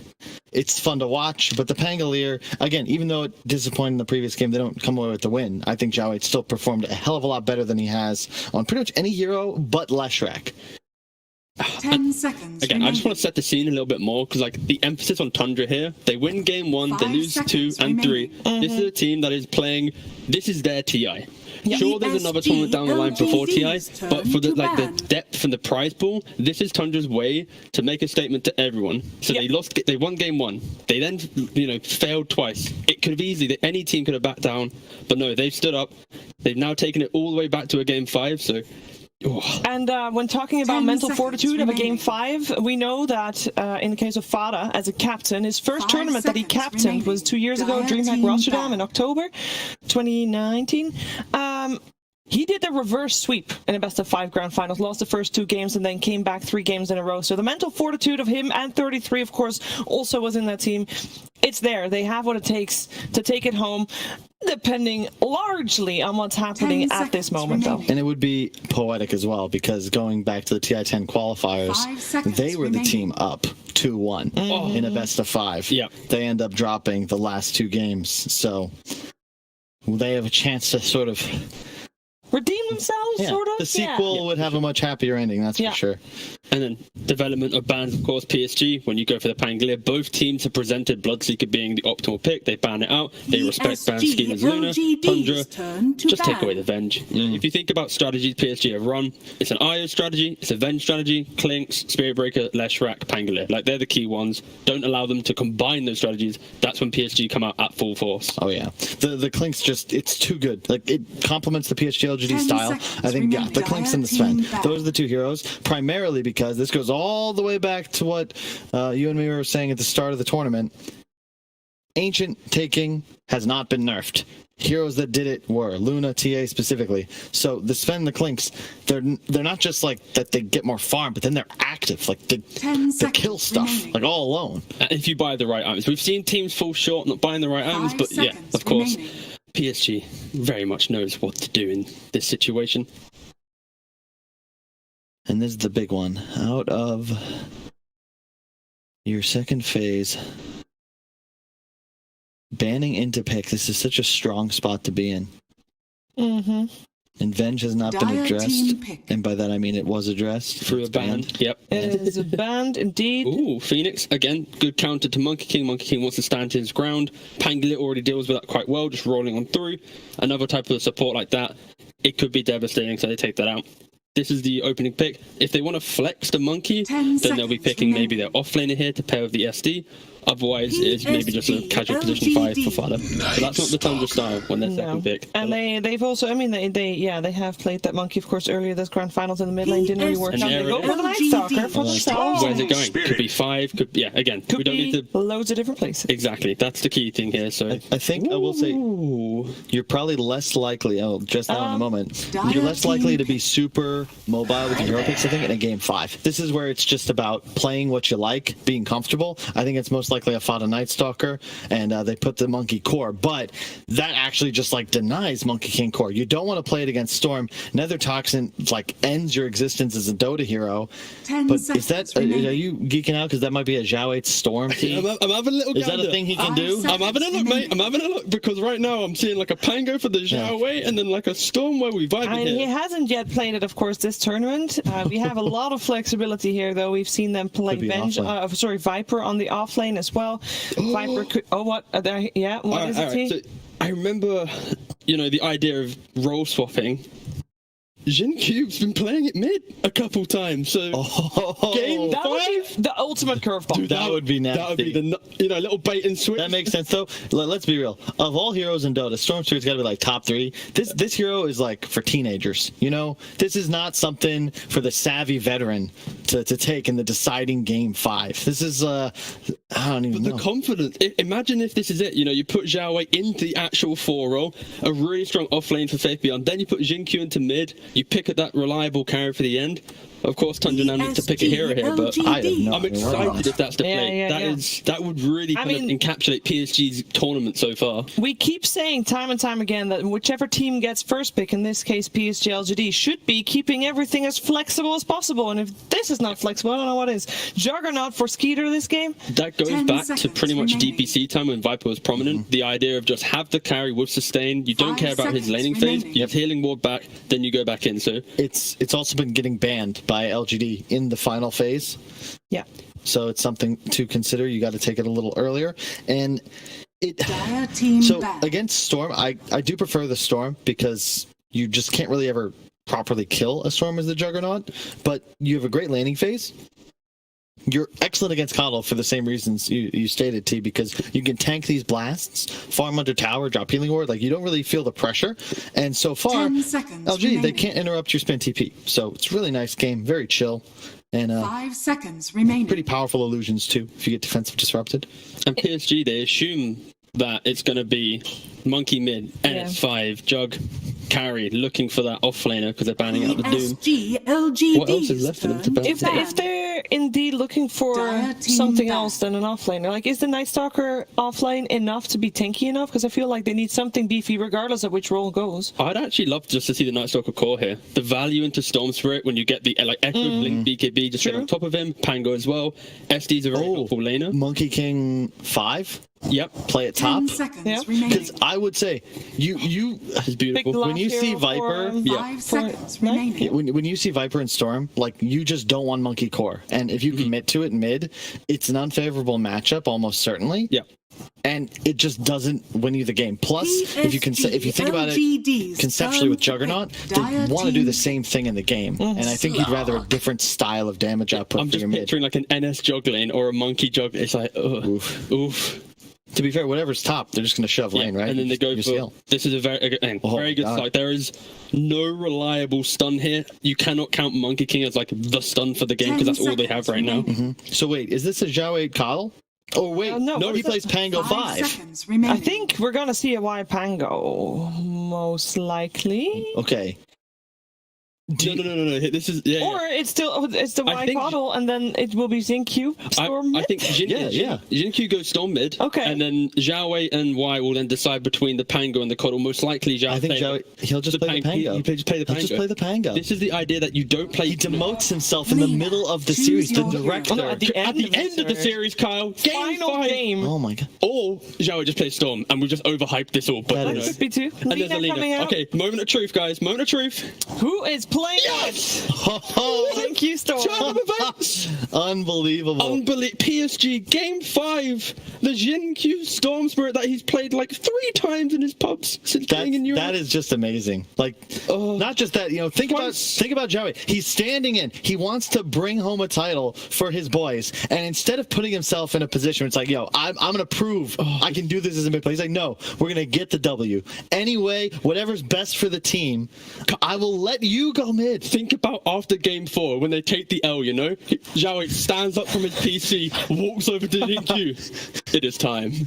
Hovers on Storm Spirit. It's like, I've demoted myself. Oh, this is absolutely beautiful. This is the change of pace that maybe can give PSG the edge. But let's maybe look at the draft a little bit. I think, Night Stalker will be pretty good against the Storm Spirit, but fundamentally, Slark has a pretty free game. Arme has popped off this series when he's given that type of game, and this is the Slark game. It's just all like they can just go so hard. They have the coddle. Storm Slark is like my favorite carry mid combination in this patch because you just together. Yeah. You get BKBs. You just slay the enemies. Lena's gonna Very have a tougher- excited for PSG.LGD. Does Tundra have a chance with this? Definitely. This is honestly a very close game because it's like if Night Stalker stunts Storm's early game for some failed rotations, it's Slark through the world. Lina can itemize to be very tanky. Yeah. It's very close. Lina Storm is a skill matchup, right? Like 9, this is his hero. If he pops off, He's now doesn't playing up matter. against- who's I mean, he playing has to pop off because he's playing against Position 4. Zhao Wei is an offlaner playing mid. He's now playing up against a support player playing mid. Yeah. 9, all on you, buddy. Woo, no pressure. It should be an exciting one regardless. Game 5, we will find out our champion together with Cinderin and Sunsfan. Game 5 indeed. I am in fact wearing 2 sets of glasses, Cinderin. That is how excited I am. These picks are sexy as hell. Can barely look at the screen, for God's sake. What is going on right now? Explain it. As if I'm an idiot, because you know I am. Dota is a game where you play 5v5. Oh boy. Okay. Honestly, I mean, the panel has kind of covered it, right? Xingqiu is a really good mid player. I'm kind of shocked that you pulled this out in Game 5, right? Yeah. But sometimes when it comes to this kind of next leveling each other in a long series like this can be the curveball that changes things up. Tundra might have been guessing during that draft if the Storm was actually going mid at all. If it was like a side lane hero, what role the Pango would be playing. Like, there's just so many questions you have to figure out on the spot. And obviously now they know that it's going to be a Xingqiu mid-Storm, but the way this draft went, I think this is a pretty good both Storm and Slark game. You're playing against only one real solution in the Night Stalker Crippling Fear.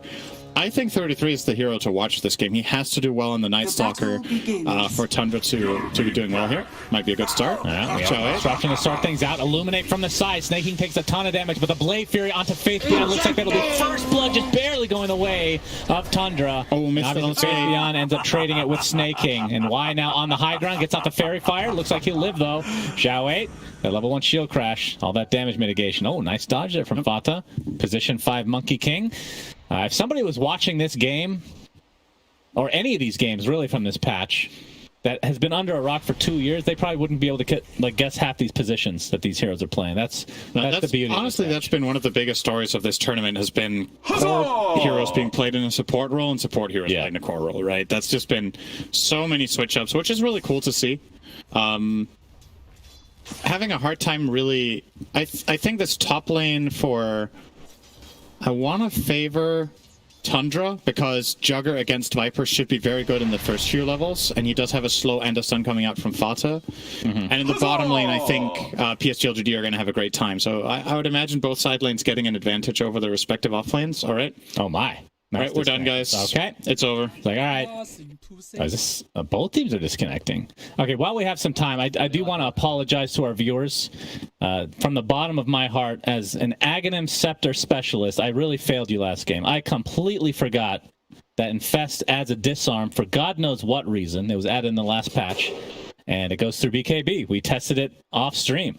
Yep. If you BKB, you can Infest, and it will also disarm. So they had 4 halberds and a disarm on Infest for TA. Yep. Didn't work. They definitely stacked it as much as they could. Here's the nice... Oh, yeah. Sexy. Bananas are immune to light. I've found that to be true as well. Faith Beyond using the best Viper set of all time. I have no affiliation or don't make any money off of it. That's...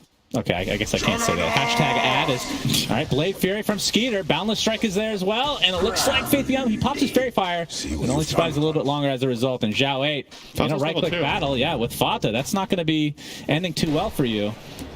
Don't think he'll be able to... Oh, he actually cancels another salve there. So, big resource damage done in favor of Tundra here. Tundra getting a huge lead in the top lane from this... Viper is a lane dominator. If it loses its lane, it doesn't offer very much, and you obviously skilled Nether Toxin level 1 as you should. Faith Beyond is going to need to find level 3 so they can put some better pressure here. Look at Fata just taunting him up top, just zoning him out. With the Boundless Strike pump fakes. So tell me why this is a... I can see the Storm, but why is it a good Slark game? It does feel like Night Stalker is a semi-counter to this hero. So it kind of goes both ways, right? Because Slark also has really good night vision. So right, okay. It depends on who gets the initiation. It's mainly Crippling Fear that's annoying, but outside of that, you don't have reliable lockdown on Tundra. You don't have these like key silencers or something like Chrono that just keeps Slark in place. So yes, a large amount of freedom. Depth Shroud is also insane against Jugger. It counters Omnislash entirely. You just... Oh, you are getting Omnislash? You just place this. It has 800 cast range. You just save an ally from Omni.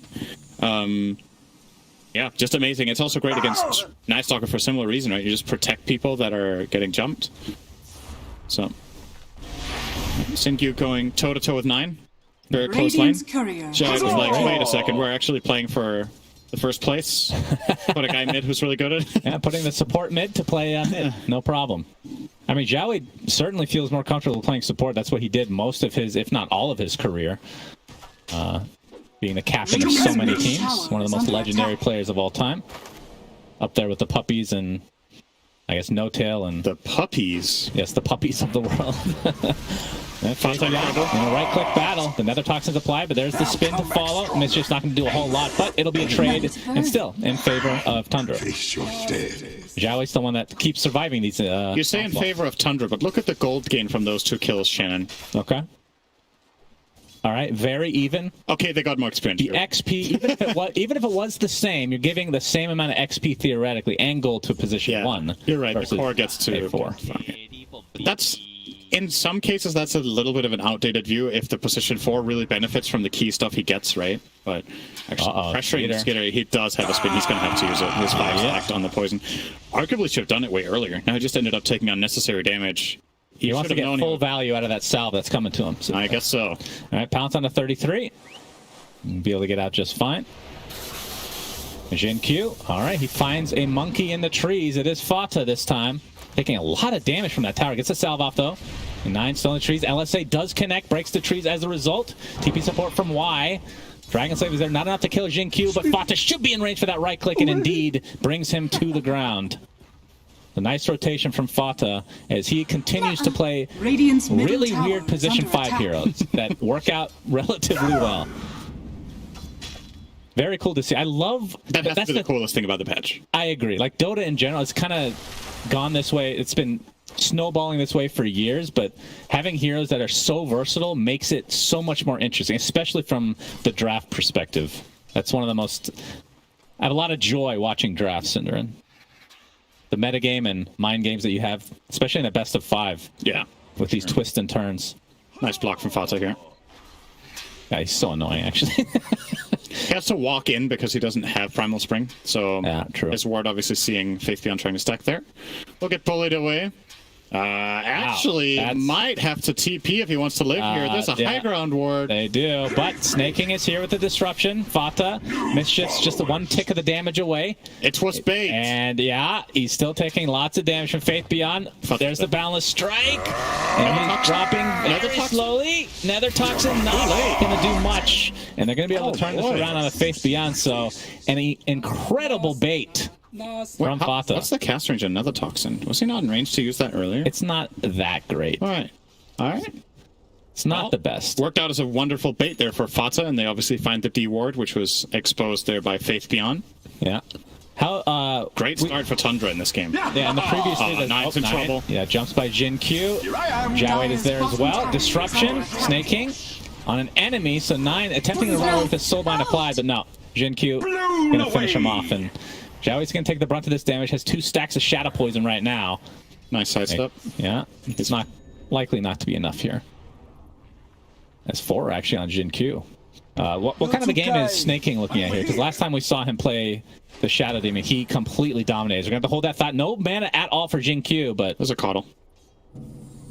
Lots of mana now for 125 whole mana points. Yeah, what does the game look like for Shadow Demon? Is this a... Like, typically when you see one, like, oh, late game, it's great against certain agility kits. Not really Slark. Right? It's not very good, this game in general. Yeah. I think the primary job of Snaking is to stand behind his cores and just defend against Storm. And make sure he doesn't get jumped himself, right? He's kind of exposed against both the Slark and the Storm Spirit, 2 heroes that can really get up close and personal with you as a support player. Mm-hmm. So I think Snaking, in many ways, has the single hardest game of any player here. Probably him and Fata later. Well, Faith Beyond's going to be found out here by Fata. Boundless Strike. Skeeter had his Omni Slash, and there it goes. No creeps in sight. Skeeter gets a nice kill for himself here. Faith Beyond is in the dumpster. He's 1 in 5, minutes 7. Yep, he's died quite a bit. Has the same net worth as Jowade's Pango, which is a support this game, if you're just joining us. Yep. It's the entire gold difference right now, is actually that thing. Jumping Snaking. Looks like this will be another stack for Ame, number 2. Actually, that's the first one, I think. 33, getting jumped now from the other side. A nice silence, and that'll be enough. Didn't have a stun anyway. I think it can't even reach on level 1. I'm not sure if Electric Vortex can grab him in general. And they're going to get Faith Beyond mid. Yeah. It's like, okay, guys, I'm tired of dying every minute, literally. So I'm going to go mid. Any objections? Snaking gets off the disruption, but the Illuminate's going to force them back. Mischief dodged again. Fata. Never mind. He dodged it with raindrops. Intended. Gets off the nice D ward, but it might cost him his life. Balance Strike's not going to connect, and yeah, ends up being an easy one for PSG.LGD. Faith Beyond gets the kill gold. He really needed that. I mean, it is a hero that can recover. Obviously, Nether Toxin really good at taking out camps. It can, but at the same time, you picked offlane Viper. You want to win the lane, right? That's kind of a big part of the hero's appeal. You did get counterpicked, so that's going to happen sometimes, but still, getting out of that lane 1 and 5 is not good for Faith Beyond. Sometimes you have lanes where you just lose, right? Like, that's just a part of Dota. I don't think this is a lane you necessarily have to lose this hard. They just got really outplayed by Tundra in this top lane. Yeah. It happens, Cinderin. It does. I'm sure you know better than most. No. I make no mistakes. Yep. Well, I'm the Tundra team in this lane. Okay, I see. Yes. Jowade finds Fata, but I've seen a lot of 1 in 17 Pudge games from you that turn out to be victories, so you sure know how to boost your team's morale. Every time you die, they laugh and gains joy. It's actually not what is happening. +1 joy for the team, and that helps. That's the OG factor. You need some more time in Dota to understand Shannon. I don't know. I've seen a lot of OG. They clown around, they make everybody happy, and that builds morale. And then you randomly win. That's kind of how Slacks got immortal, I guess. Yeah, maybe. Jin Q smoked up. Skeeter, level 8 right now. He's going to spin and TP. Dire's top tower is under attack. They are TPing up Lina, actually. Yeah, did he TP to base? It looks like it. And Snake King and company are in the vicinity. Now 8, the roll! He didn't even see him. Fata gets dropped from above. And we brought down as a result. Juggernaut, Omni slashes there. Zhao's going to take the brunt of this. And couldn't take an Swashbuckle for a year there? That's a good question. A year is quite a long time, Cinder. Is why he's going to get LSA.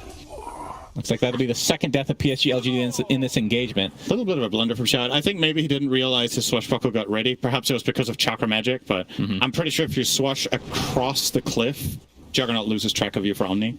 I think so. But he stayed in the roll. So that's an extra kill for Tundra that maybe they weren't going to get. That's still 2-for-1 trade for them. And really quick reconnection there from Skitter, right? He TP'd out, and he still made it back to the same play. Yeah. I mean, somebody we haven't talked about yet is 9, who I would argue to be possibly an MVP candidate for the entire tournament. Yep. And playing Lina. He's played a lot of Bat. He's played some Magnus, which, you know, didn't work out too well from that time. Lina does feel like it would be one of his, like, his hero, right? Yeah. It fits his playstyle perfectly. You're going to see it here. It's ready now. Yeah. Swash. Well, the problem is you have to go to the low ground to be able to create enough distance, right? Because I don't know for a fact that that's the case. I'm not sure. Okay. Simply, like some abilities, because the travel time is so. What is this tree? quick. What is this? Oh, jamming. Did he just leave the tree and it's just bouncing? My God, that looks wow. 2021 graphics. This is good stuff, man. Look at all those sprites. It's Tree Governor listening to the break music. Tree Governor. We have the balance strike. Yeah, the pick pull was used, but I was going to say it was dispelled, but not really. The purge came through. Laguna. Zhao, yeah, Swashbuckle not quite. Okay, he's going to be able to be taken out by 9, but Jin trying to get the reciprocation here with the help of Ame, and they'll do just that. So big kill for PSG.LGD. If that was last game, maybe that would have been okay for Tundra since it was a mid-ping. True. Maybe they forgot. Yeah, it's possible. I mean, he's been mid literally every game of the tournament, right? So it's like, oh, Zhao, kill him. The tier 1 tower now. Not going to take much damage here, but yeah, very even game to start things. Like, what team would you prefer to be in terms of like the pace overall? I think I like LGD slightly better, but it's because of matchups, not really because of the game state. It's just I see this becoming an incredible Slark Storm game, and while they lost the Viper's lane, the other two heroes are doing pretty damn well. The slipperiness is something I think Tundra has to itemize against to win this game. I don't think you can rely on just even a Blink Dagger on Night Stalker is not enough. Over here! You need some sort of way of catching. Snake King. Solar Bind on him right now. Jinkyu's actually going to use a lot of his mana to try to go for this, but there's the Boundless Strike from above. Fata jumps back in. Jinkyu really wants this kill. He'll get it, but the Laguna Blade from the sideline. He had the 1 charges and a haste rune, but they just blasted him way too quickly. He's smiling, though. Radiant's middle like, tower oh, well. is under attack. Win some, you lose some, I guess. It's just the final.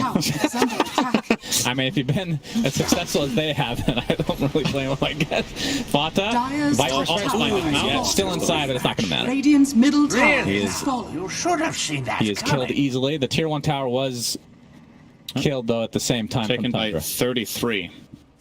Yeah. Getting a lot of gold out of this. And he is indeed working on the Blink Dagger. Is that an Echo Saber coming out? Yep. Okay. Echo Blink, I love it. I think this is the perfect build for the game. You want to pack a punch, you want to have the mana regen to farm on this hero, and then you're getting the dagger because your team is lacking in catch.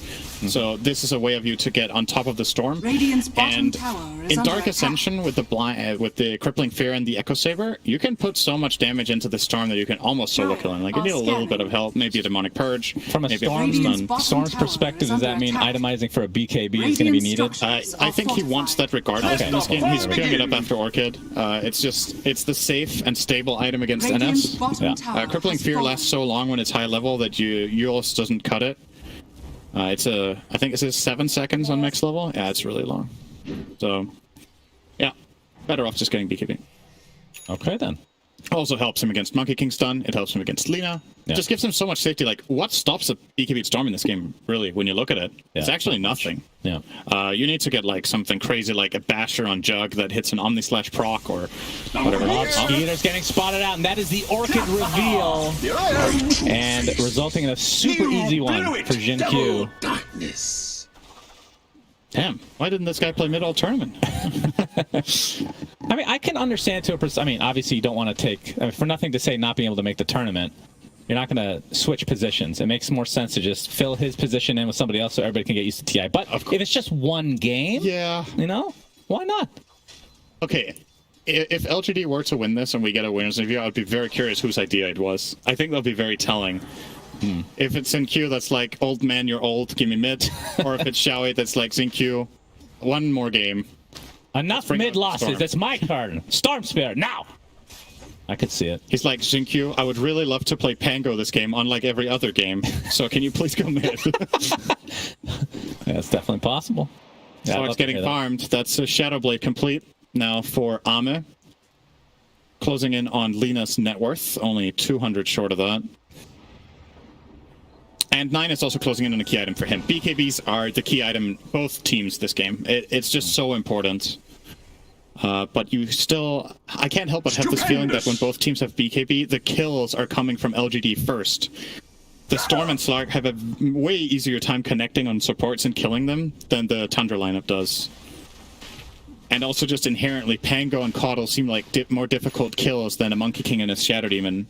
Yeah. When you have an Orchid on Storm. Definitely true. This is a level 6 Monkey King minute 16. Like, Fata has kind of run his course this game. You compare this to the Jin Q one we had a couple of games ago as position 4. Fata's hero is expiring in this game. He's going to be mainly just the stun. Stun, vision from the trees. Yeah, they do have vision, both from him and Night Stalker, which is great. But you're playing against Slark and Storm, who can also find that vision. Yeah, I mean, when LGD was, I think it was Jin Q, right? Playing the Monkey King. Ended up getting BKB at a really fast rate as he was a support. Mage Slayer, BKB. Yeah, super farmed. Which we're not seeing right now from Fata, but it is position 5, so kind of expected, I guess. It will always be different. And he certainly helped Skeeter get off to a good start, right? It's so unreal watching Caudle be lowest net worth in his team. I was like, wait, what? That's true. I had to do a double take. But Y, of course, is position 5 on Caudle here. And is electing to not take farm. If he wanted to, he would have triple his CS right now, probably. Yeah. But he's deciding that it is not worth it compared to having more gold on Xiaowei's Pango. And, of course, Faith Beyond desperately needed a comeback. Oh, they set it up. 9. Has BKB. Yeah, disruption, though. He might have to ult here. Catch it up. Oh, balance strike a little bit too early. What I miss? Oh, for the jump in now from Jin Q. Fata's on the cliff. Silence brought back down. Oh, he I don't think he actually dodged the Orchid Malevolence proc, but he still lives. Well, you can't. You can't use Mischief when you're silent. Quiet, Syndra. Okay. Shutting up immediately. Well, technically, I'm correct. He didn't dodge it. Because it's not possible, Syndra, obviously. Omni Slash coming through. It's going to bounce onto Y. He's going to take most of that damage and Y as a result. Very, very low. 2 deaths right off the bat in this engagement for PSG.LGD. Yeah. Xingqiu was very cautious there not to get too far, and as a result, didn't get the Monkey King. Just needed a little bit more damage. One more hit would have done it. But he plays it super safe. And Tundra swing back and get a couple. That was Dark Ascension used. Was that during day or night time? Oh, wait a second. Faith Beyond. Oh, yeah. Boundless strike into the LSA. But Slark, in the midst of things, he's still silencing the crippling fear. 9 on the outskirts of this Wukong's command. Looks like, ooh, how many stacks is that now? He's fine. And now they can reset this Slark specialty. Fata turns into a health salve. They're not going to be fooled by that, so he jumps to another tree.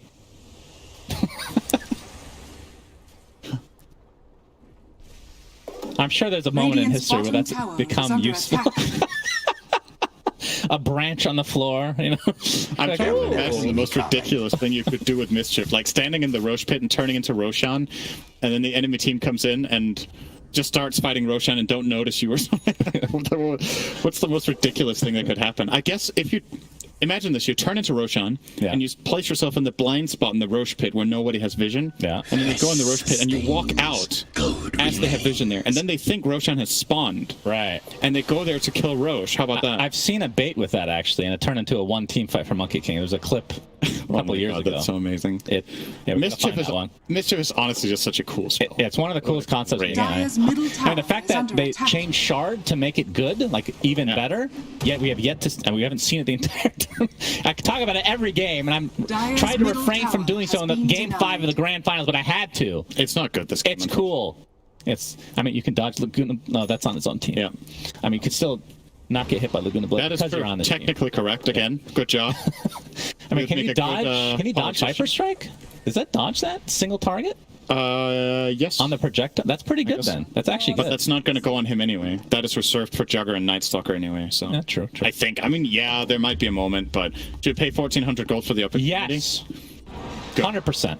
If PSG.LGD spends 4,200 gold on an Aghanim Scepter for Lifestealer, then 1,400 gold for literally anything else in the game is worth. That's true. That is a good motivational speech. Anything is possible. Anything is possible. 9 is top in net worth right now. Has the BKB Boots of Travel. And going for Chrysalis right now, it looks like. And they're going to smoke up. And it is natural nighttime right now. Yeah, Fata giving some good vision here. Yeah, this would be a big pick. Ame knows, though. Oh, quick. Yeah, gets off that Dark Pact. He loses his Shadow Dance regen, and he knows that he's being spotted by a Night Stalker. And now it's daytime. Radiant's top tower is under attack. Tundra is still going to go for this top lane push. They do have... Oh, my. They do have the Dark Ascension ready. He opted to go for the BKB first, as we saw there. So still no dagger, which means Stark is a lot safer for the time being. Radiant's top setting tower up here. Radiant's top tower has fallen. We're going to TP in Lina. Yeah, the tree dance. Oh, no. Looking for the boundless strike. You can see if they don't get this, that's actually big. Yeah, so they just wait out this cooldown now. Oh, they get beyond gets got. Okay, so that's not too bad. Ends up being pretty decent for Tundra. But still, 45 seconds, Viper will be back, and maybe you can fight knowing that it's going to be daytime for quite a while. Slark is on a cliff. Monkey King sees him. Boundless Strike is there. The silence onto Fata. Jin Q coming to save his captain, or coach, or whatever the hell he's considered now. Captain Coach. Sounds like a cereal. Oh, there is BKB ready. All right. And they do have disruption. So he's taking a lot of damage. Really on that. They waited quite a while. Oh my god! They waited way too long. Illuminate from downtown. All right. Why proving that Coddle does not need net worth to deal a lot of damage? That's true. 9-second BKB still available though, so that's one good. You know, didn't have to use a charge. Worth. 1 death for 0 charge. Worth. I think it's good. Yeah. Nobody cares about the 800 gold swing. It's not irrelevant. Agreed. Jin Q, is that a BKB on the way? I believe so. Yeah. So that is a nice power spike for him. For sure. And then for Ame, he's still working. He's basically done with the BKB as well. So they're actually getting similar timings here. I'm not sure about this Jugger item build. The Jugger? Oh, yeah, Nine's getting caught out, though. Disruption's there. The jumper from Jin Q is going to focus on the Shadow Demon. And looks like Snake King's going to take a tumble. So, nice pick off here. But Omni Slash, all right. Ends up being a trade. Pretty good cooldown, though. He's just going to spin TP now. So, Jugger is going for multiple cost-efficient items, but I guess it's a Maelstrom.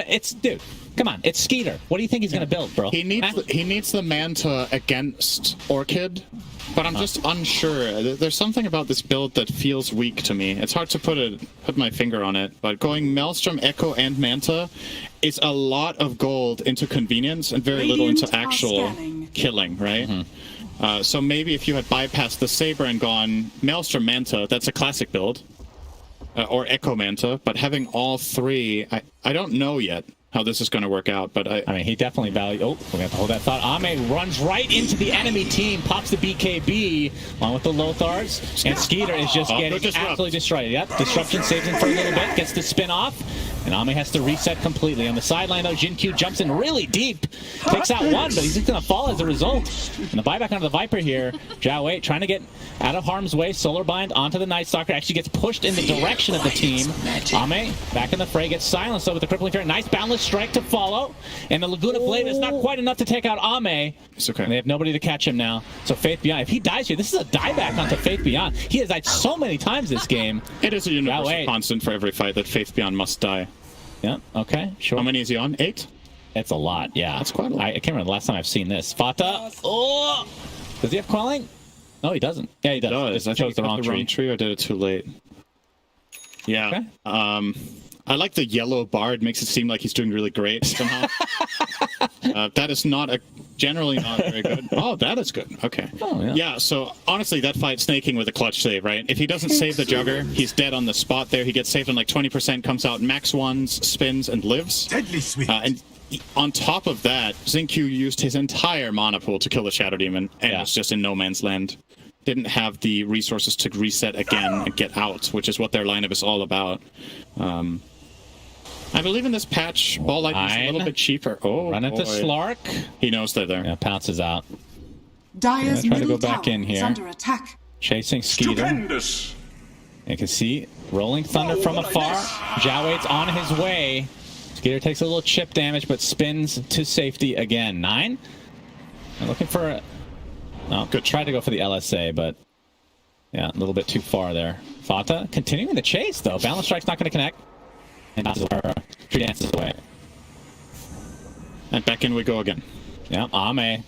He wants 33. This is who they're going to focus on. Gets off the silence of BKB, popped by Xingqiu. Silence still applied to Ame as Xingqiu jumps to the backline again, focusing on snaking. They'll get him successfully. And you can see Skeeter in the back here, relatively low. And Fata pops his ult, and, you know, PSG.LGD just says, okay, we'll wait that out. This is honestly going to be the story of almost every fight until the end of this game, the way I see it. Like, LGD are going to try to get vision advantage in any way. If they have it, they're going to jump, try to kill someone, and just reset out. And then they can Rico if they want to, if they don't commit anything way too crucial. Yeah. Depth Shroud is coming up, as is being shown here.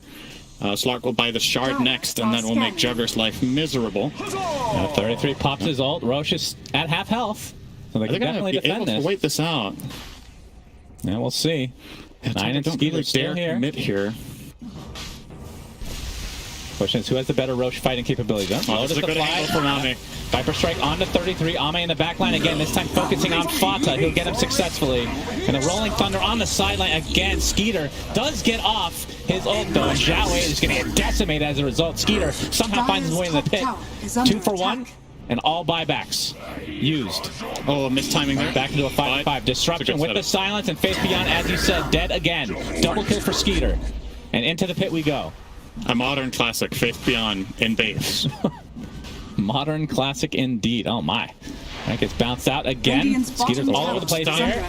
Yeah, they don't see him, They don't see him. In and out does go Xingqiu. 9 getting bashed up. It's really low here. Pops the BKB and Shadowblade. And Skeeter getting extremely low as well. They get Force Staff onto Ame. Do they have enough damage to actually kill him? It doesn't look like it. Oh, he's so low. They're going to have to back up. Despite this being a 5v4 advantage for Tundra, they can't really do anything here. Jiawei creating some space with that shard. Looks like he'll finally be brought down. And the rest of PSG.LGD This is a game out. of kiting. Does he have recall on Coddle? No. Oh, wait. He's not. So Storm cannot be brought back right now. Ame's waiting. Yeah, he's chilling. Another buyback used here. And he does actually have the shard now, by the way. He's used the Depth Shroud already. Yep. He used it when going into the pit to cover himself, I think. So he still has his ult. He's going for Roche. Fata's going to pop his ult. Going to get bounced out, though, essentially. He's on the backside, though, as Skeeter spinning up to the high ground. Xingqiu gets killed immediately. Bind back into the game, though. And look at the right clicks from 9. As Ame forced to fall back for now. Roche is extremely low. Die back on 33. Yeah, that's the big one. They're getting So it looks like Ame and company will finally get the first Roshan of the game. What a crazy standoff it was. No buybacks left right now. You can see the importance that these teams prioritizing Roche right now. Yeah. They choose to give the Aegis over to Ame. They could have considered this in Xingqiu. Obviously Storm really good, but Ame is the key hero here for LGD. Trying to find something. We'll find an illusion. Nice 20 gold. All right, that's plus 85 times 5. That is 425. Senator, can you reboot your brain? Thank you. Your calculator mode was enabled, and Not found. nobody's interested in calculator.exe. Brain not found. Okay, turn on funny.exe, please. There's 9 getting jumped by Jin Q. You can see Ame on the side as well. Zap! Do they have not Shadow Blink? Yeah, they don't. They don't. You got to carry that dust. Yeah. Zap! And 9's going to TP out successfully. That was dangerous. Yeah, things are... This 20 talent on Slark is busted, by the way. The 20 talent. So 1 agility gain / stolen per essence shifts. Is it retroactive? No, so this is per stack. This is just whenever he hits, he gets an extra. It's not for the kills. Okay, gotcha. So... Yeah, that... I don't know. Does it also work on his passive one? Does that also give 1 extra per... No, okay. I doubt too crazy, I guess. Yeah. Okay. Yeah, versus the 0.8 second pounce leash. In a game of this kind, where you're weaving in and out so much, getting that extra agility every hit builds up relatively quickly.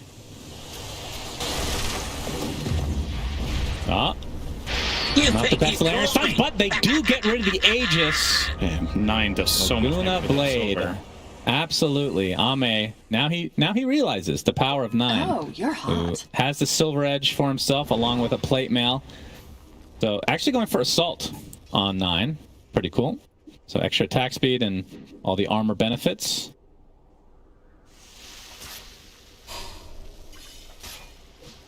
So we look at let's look at the damage here. LSA, mostly right clicks and Laguna Blade. They just crit like every attack. There were a lot of red numbers. Well, he crits, yeah. The guaranteed crit is from the silver edge, right? Yeah, I think he got 2 additional crits after. Pretty good. Didn't really feel like they were necessary, though. At least one of them was optional. All right, 9. Getting aggressive now with his silver edge. Has the bullwhip as well, so getting even more movement speed for himself if he wants. They need to change it so it has no cast time, I think. That would be a nice quality of life. Which spell? Bullwhip. So if you're whipping yourself, you don't stop. Right. Nice. Excellent. Yeah, I don't actually think that would be overpowered either. That would be just. And then add 10 damage to it. Yeah. Including teammates. Yeah, and make it upgradable. Upgradable. What would you That's call the it? next step for neutral items. What's past a bullwhip? Like a dragon whip? Oh. Huh? It sounds like that hurts a lot. Gaben whip would be the ultimate upgrade, though. That just crashes the game, which we actually get from time to time. So I think they've implemented that before. You whip people and they just start printing money. Yeah. Someone's that fought very cryptic. That's a little scary, actually. Maybe Can we get video evidence that Fata is okay? Is he away from the incoming computer? Delivery from San Pellegrino? Oh my God, he's missing. Yep, he's gone. Oh no. It's the waterman. It's the milkman, but with a 33. You know, he doesn't look very concerned. So I think it's probably just a pizza, which actually would be a bad thing in the Dota scene. It's like, you know what? The game's not over yet, but pizza has already been delivered. Xiao gives up his mid spot to another player in his team. Fata gives up his spot in the team in general. You know, it's happened before. I mean, if Eternal Envy was on the squad, then I would actually believe that that's possible. Eternal Envy going for the demon record for most teams ever been on, I think. But yeah, this is quite. He's back. Excellent. Just had to make sure he groomed his beard a little bit before sitting down and. Someone at the door. It was the barber. It's like, no, not yet, not yet. We went to game 5. Sorry. All right, and we're back. So 2K net worth lead for PSG.LGD. Yeah, and look at the gold distribution, right? It's kind of interesting to see how different these lineups have the gold placed. Tundra have 2 cores that are rich, and then LGD have 2 supports that are rich. So there's going to be a lot more utility items and cost-effective like saves coming out, right? Caudal is close to a hex, actually. Pango is going to get... the blink dagger. Nice BKB by 33, but looks like Snaking again will get caught out first. Storm was coming. See how off-screen Faith Beyond staying out of the fight and staying alive in this one. Yep, that's true. So this doesn't technically count as a fight because he lived, right? He's like, huh, I survived. It's like, I have a turtle shell. I should be way more tanky than this. Like, what's the deal? But yeah, looking pretty decent here for PSG.LGD, but it's not a huge lead by any means. So what is the next step for Tundra, let's say? Let's look at it from their perspective. Because this build, it is weird. You have a lot of small items right now on Jug. He does get his shard, so you get the benefit of the extra movement speed and procs of Maelstrom and Badger. Yeah, that's I would assume Echo Saber does not go on cool. It's probably like Swashbuckle, right? Don't you get the Echo Saber proc in Blade Fury? Don't you like double attack? I think all your usual attack We're gonna have to limitations. hold that thought, Cinderin. 9 is getting initiated and has to pop his BKB. Fada ulting from afar. that's a Creates a good little bit of slow. space. 9 tries the BKB. TP out. Will be successful this time. Jin Q has used most of his mana now. He's going to get Demonic Purge. Jumps back in again. Snaking seems to be the target of choice for LGD this game. And Skeeter, Blade Fearing away. Slight mistiming on the pounce there from Amio. He might have forced an Omni Slash. If they could have laid enough into that. He's instantly onto his next target. No break time. Yeah, they know it's an illusion, I believe. Yeah, because the Shadow Dance has not gone away. All right, I'm really interested to talk about this mechanic, but we have to wait because this feels like something's going to happen, Cinderin. As I say that, nothing's happening yet. They have a gem, so on to 33. That would be a big... both on This is so... Oh, 33 gets bashed. They're going to jump him again, but he's in his base, and they're not going to go for Very cute. defensive BKB there. I mean, he's probably scared of getting stunned out of Silver Edge, so fair play to that, but... I mean, being able to get that second gem would have been huge for LGD. For sure. Look at Ame just... Oh, he's going to get spotted here.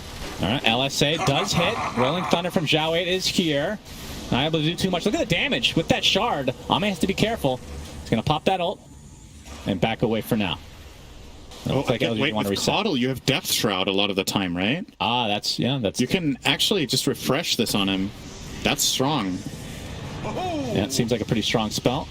All right. Faith Beyond. Atos. Yeah, Faith Beyond, he's the one he initiated, but he will die. As is the way of Dota 2. He gets bashed and taken into oblivion. Has his buyback available, though. Ame and company are retreating fully, it looks like. Okay, I want to talk about this mechanic with Blade Fury, because Swashbuckle, when you have Echo Saber, it procs the Echo Saber, but it doesn't put it on cooldown. So I would naturally assume when you're Blade Furying, that's the same thing, but I could be horribly wrong. I would just think you double attack in the Blade Fury. It says, does it, sorry, can you, highlight the shard. It says once per second you attack, so it should double attack. Dire's courier has been killed. So I think Maelstrom procs, I think Bash procs, and I think Echo Saber procs and does not go on cooldown. So, which in theory is really strong. So that would mean every attack just procs Echo Saber and spin? Again, I don't know. I'm completely bullshitting you right now. I could be completely wrong. That but sounds like something it sounds sounds right. Maybe Perch can let us know. It's 9. Good vision here from Fata. Eliminated. Shall we? Soul Catcher's going to force him back here. Very tense game. Game 5 of this grand finals. 4K network lead for LGD, so this is super close. Looks like Ame is going for a Scotty next. Faith Beyond is alive, as you can see on the screen. Thank you, production. Just making sure that he is not in engagement again. He's pondering where to die next. Oh, 33. Is that a nullifier I see, Cinderin? It is. Very cool. That will take off shield crash constantly. What else will it do? That's kind of it. I guess it'll technically take off the passive of Storm. If it's, I mean, that's not very good, though. It's the jump in from Fada gets a balance strike onto 2. 33 jumps in with a crippling fear onto 3. Fada's ult's not going to do a whole lot, but Skeeter with the spin. Trying to focus on Ame, but he gets the BKB activated. Zhao from the sideline, but yeah, the Laguna Blade deletes him. Fada's the next choice, but nice save from Snake. On the finally getting initiated. Look at the Q. Oh, just has enough mana to get out. The Death Shroud. Jump again, dude. And he's full. Okay, looks like they're going to get Fata in the end, so it's a 1-for-1. We're jumping in again. That is Faith Beyond. Believe it or not, is dying yet again. Has buyback, though. 75 seconds on the deck. Zinq played that way too cocky for my taste. That was crazy. He got bashed in the Omni Slash in his BKB. He gets away. He's playing on like 150 HP. Just waits really long with jumping. Anything hits him there, he's dead, but feels confident he's safe, and he is right, but... Yeah, another good fight from TUNDRA. Really crucial that they found Xiao 8. It feels like it's been a long time since there's been a fight without the Pango ult. Yeah. We're going to see a replay of it here. So good double stun. They immediately get on top of him. And nice talking, he stays on top of him. No way that they're going to let Xiao 8 get out of this. Eventually, he actually does, but from the sideline, 9 blasts him back with the Laguna Blade. We're going to see it here. Yeah, the bash in the Omni Slash. Whew. And then, okay, so this is where I would probably advise jumping again right now. But he waited as long as he could. I don't know if he was trying to bait anything. He baited them into Faith Beyond, I guess. Yeah, Faith Beyond got baited by Jin Q. It's like, why didn't you use your mana, bro? Bata very happy with that. Oh no, he died. I forgot. At least the players are having fun. That's all that's important here. Zhao at level 19 now. And working towards a Yule Scepter. He's actually pretty farmed. Not too bad. I mean, position 4 here. But yeah, 3k net worth lead now. So we can look at some of the item progressions for the cores here. What's that? Hex on Coddle. Holy jeez, yeah. It's the best tool they currently have against Jugger. And I would say it's also a very good solution for, I mean, obviously for multiplayer. Oh, Hex on 9. Okay. As well. Really, really opting for any way to stop this Slark. Yeah. The thing is, if he hexes literally anyone else, they can get saved by Death Shroud, right? So you really have to find the Slarks specifically. Yeah. I don't know if you have enough AoE damage to kill a Depth Shroud at even core at this point. Probably not, or support, that is. But yeah, it is a way for them to catch Ame off guard. But you have to remember he has the gem. Oh man, 8 players smoked right now. Faith Beyond is the only one. He does have a flicker, but they're going to initiate on him to start. Boundless Strike is there, 33, looking for more. He's trying to kite a bit. Faith Beyond is probably resigned to his death. He's used to it at this point, but there's the Death Shroud that does save him. But not Zhao 8. The Hex reveal on Zhao 8, that's big. Yeah, he is down. Blade Fury, there's the bash and the right click from 9. Faith Beyond does get his Viper Strike off, but to no avail. And now another cleanup crew here for Tundra. Taking out Faith Beyond, taking out Y. Sorry, Faith Beyond didn't die twice in that fight, just in case you were wondering. He has buyback, he can do it again. Into the Roche Pit they go. So Scotty online now for Skeeter, so this build is starting to... I mean, a lot of these are upgradable, right? You got Basher that can become Abyssal, Master can become Mjolnir, so smaller items will scale. Yep, there's definitely ways to improve this build for sure. Who'd they get the shard? Oh, okay. Tell me if this is good. I genuinely have no clue. I assume it's not. I'll take that. Gives you extra cast range, and you can cast it on the ground or something. I think even if you target a hero, it's still ground targets now as well. I think that got changed. To every unit behind it. Yeah, so it's like a line. It's basically a line nuke, but it's very slim. It needs to be pretty precise. It's not like... you got to line it up with Boundless Strike, huh? The synergy. For example, yep. Okay. That was a really awesome move from Tundra. They got so much out of this. They found 2 core kills, found the Coddle as well. They get Aegis and Refresh. Or, no, that's a little early for that. Shard. Ags now. Okay, that is huge. Jin Q. Going high ground for Tundra is still dangerous and difficult here, but with Jugger with the Aegis, they could maybe start poking a little bit. Yeah, you have to be really careful, though. I mean, this... Aghanim Scepter being revealed for the first time in the first fight, it typically it's one of the most game-breaking items in the game, in my opinion. Game-breaking items, Cinderin. AoE, Electric Vortex, without double damage for 9. Did they see each other? Looks like the one-way street here. Already at half HP is 9. BKB popped by Ame. Li Xing, 33, taking the pounce for the team. Inside that ult from Fata, but yeah, gets off the shadow. Aegis down though. They got the jug. Aegis is down on the sideline. Skeeter was so far up. Blade Fury's there as well. Wait, still has his Omni Slash. Oh, they Tango ult. Okay. They caught him in a stun lock with Storm, I'm assuming, but we didn't see that. It was off screen. So Skeeter. PSG's kind of split skirmish tactics there get them an Aegis kill, which is very important. Yeah. Probably going to stop Tundra from even considering going high ground at this point. Thoughts on, I guess it's maybe too late now, but maybe a Blink Dagger on Skeeter? Do you think they need that extra catch? Like something like a Swift Blink? We're seeing the kill off screen here. He needs Swift Blink eventually, I think. So he plays like Echo Saber or something? Yeah, so stun, into stun, into... Slark going to open up a little bit bottom. Yep, Skeeter, Blade Fury into safety. And 33 and company really want this tier 2 tower. Looks like it's going to be conceded by LGD. Has fallen. 6k net worth lead for Tundra. So relatively close game here as LGD have now smoked.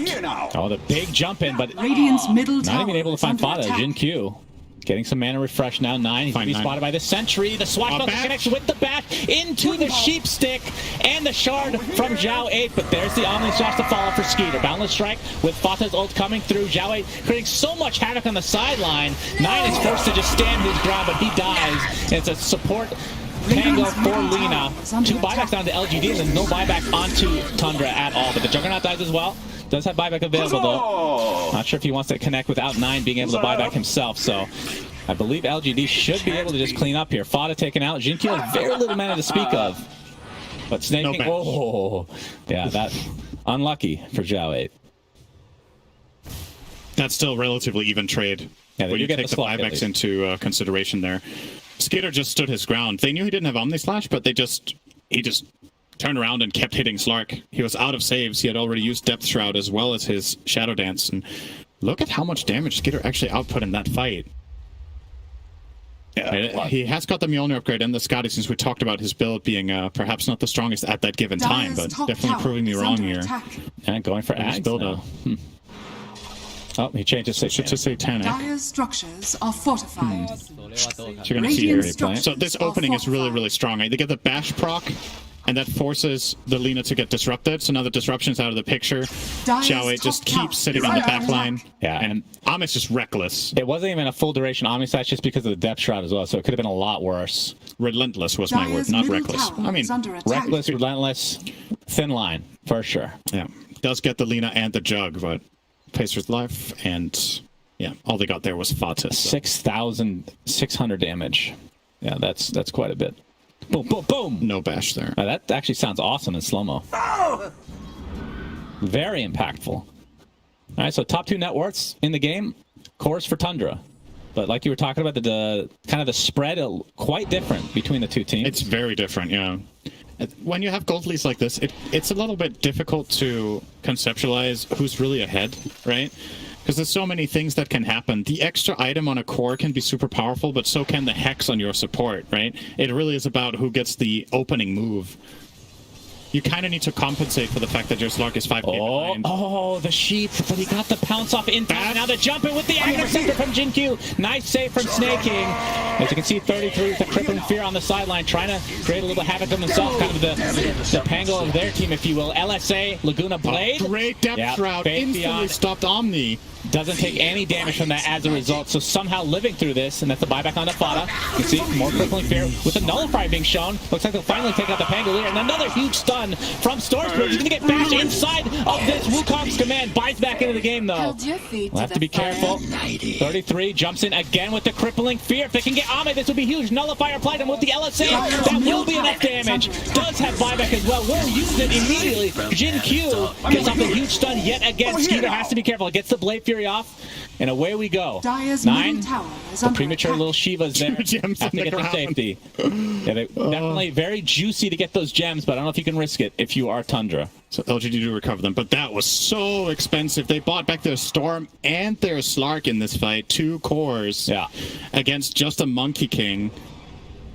Wow, I can't believe Tundra got that good of a fight out of that. Omni Slash did nothing. I think it hit one time and got Depth Shrouded fully off. And they still managed to continue in the fight and get the job done. I think really crucial, the Storm jump onto the Lina in the beginning, there was no follow-up. There's no connection from the Slark, or the Pango actually did connect a bit, but Slark is really necessary to find the kill on 9, as he's honestly pretty tanky at this point, right? 3k health, 30 armor. You're going to need more than just the Storm and Pango to get that kill. Gem advantage, though, to LGD. Yeah. They're 3 against 5. Oh, Ame jumps in very aggressively. Ame's 9 has to pop his BKB, and now 1 in turn for Ame. He's going to get bashed by Skeeter. Look at the attack speed on him. Good lord. Bounces up to the high ground, gets off his Shadow Dance. LSA, just out of range. And they're going to have to back up. 7k network lead for Tundra, and Roshan will be up shortly. Okay, it's only 3v4, actually. Night Stalker's still dead. I take that back. Ame's slightly out of control. Yeah, but Skeeter is a big word, Shannon. Don't throw words like that around unless you know what you're Skeeter is obese, Cinderin. I use that word very loosely. Okay. He is huge. Going for the Abyssal, and then after that, I guess you eat an Ags, you eat a Moon Shard, you upgrade your boots perhaps, or you get Swiftblink to replace boots potentially. Smoke coming up here. There we go. 5-man smoke from Tundra. Roche. Ideally you want Slark to break this if you're LGD. He's almost unkillable. He just needs to instantly pop any of his defensives and he'll be fine. The will get the ward, they know. Okay. Jump in from 33. The nullifier onto the Coddle. He pops his BKB, just decimating him there. Very easy kill in the backside. The spin. You can see. He didn't die yet. Got the shroud there from Ame. Looks like he's going to be able to TP out successfully. And Jin-Q just creating a little bit of havoc. Faith Beyond, if anything is going to go according to plan, he will die here, ladies and gentlemen. And he will take a full Omni Slash. That is a full Omni Slash to the back of the face. Down he goes yet again. 5v3 for Tundra. And Zhao 8 getting chased. He's going to get Yules. They're going to go deep into their base. The spin is enough. And Slark is getting decimated. He wants a BKB. But that's it. 5 versus 1. Tundra might have done it, Cinderin. In Game 5 of this Grand Finals, have they pulled through? They have a full minute. If they know, GG is called. Tundra are your ESL One Fall 2021 champions, Cinderman. What a display. After going down 2-1, get the next 2. Beautifully done. Wow, what a great series that was, and what a cool final game as well. I love the way these two teams play around each other. Well, both around their own team and around the enemy team.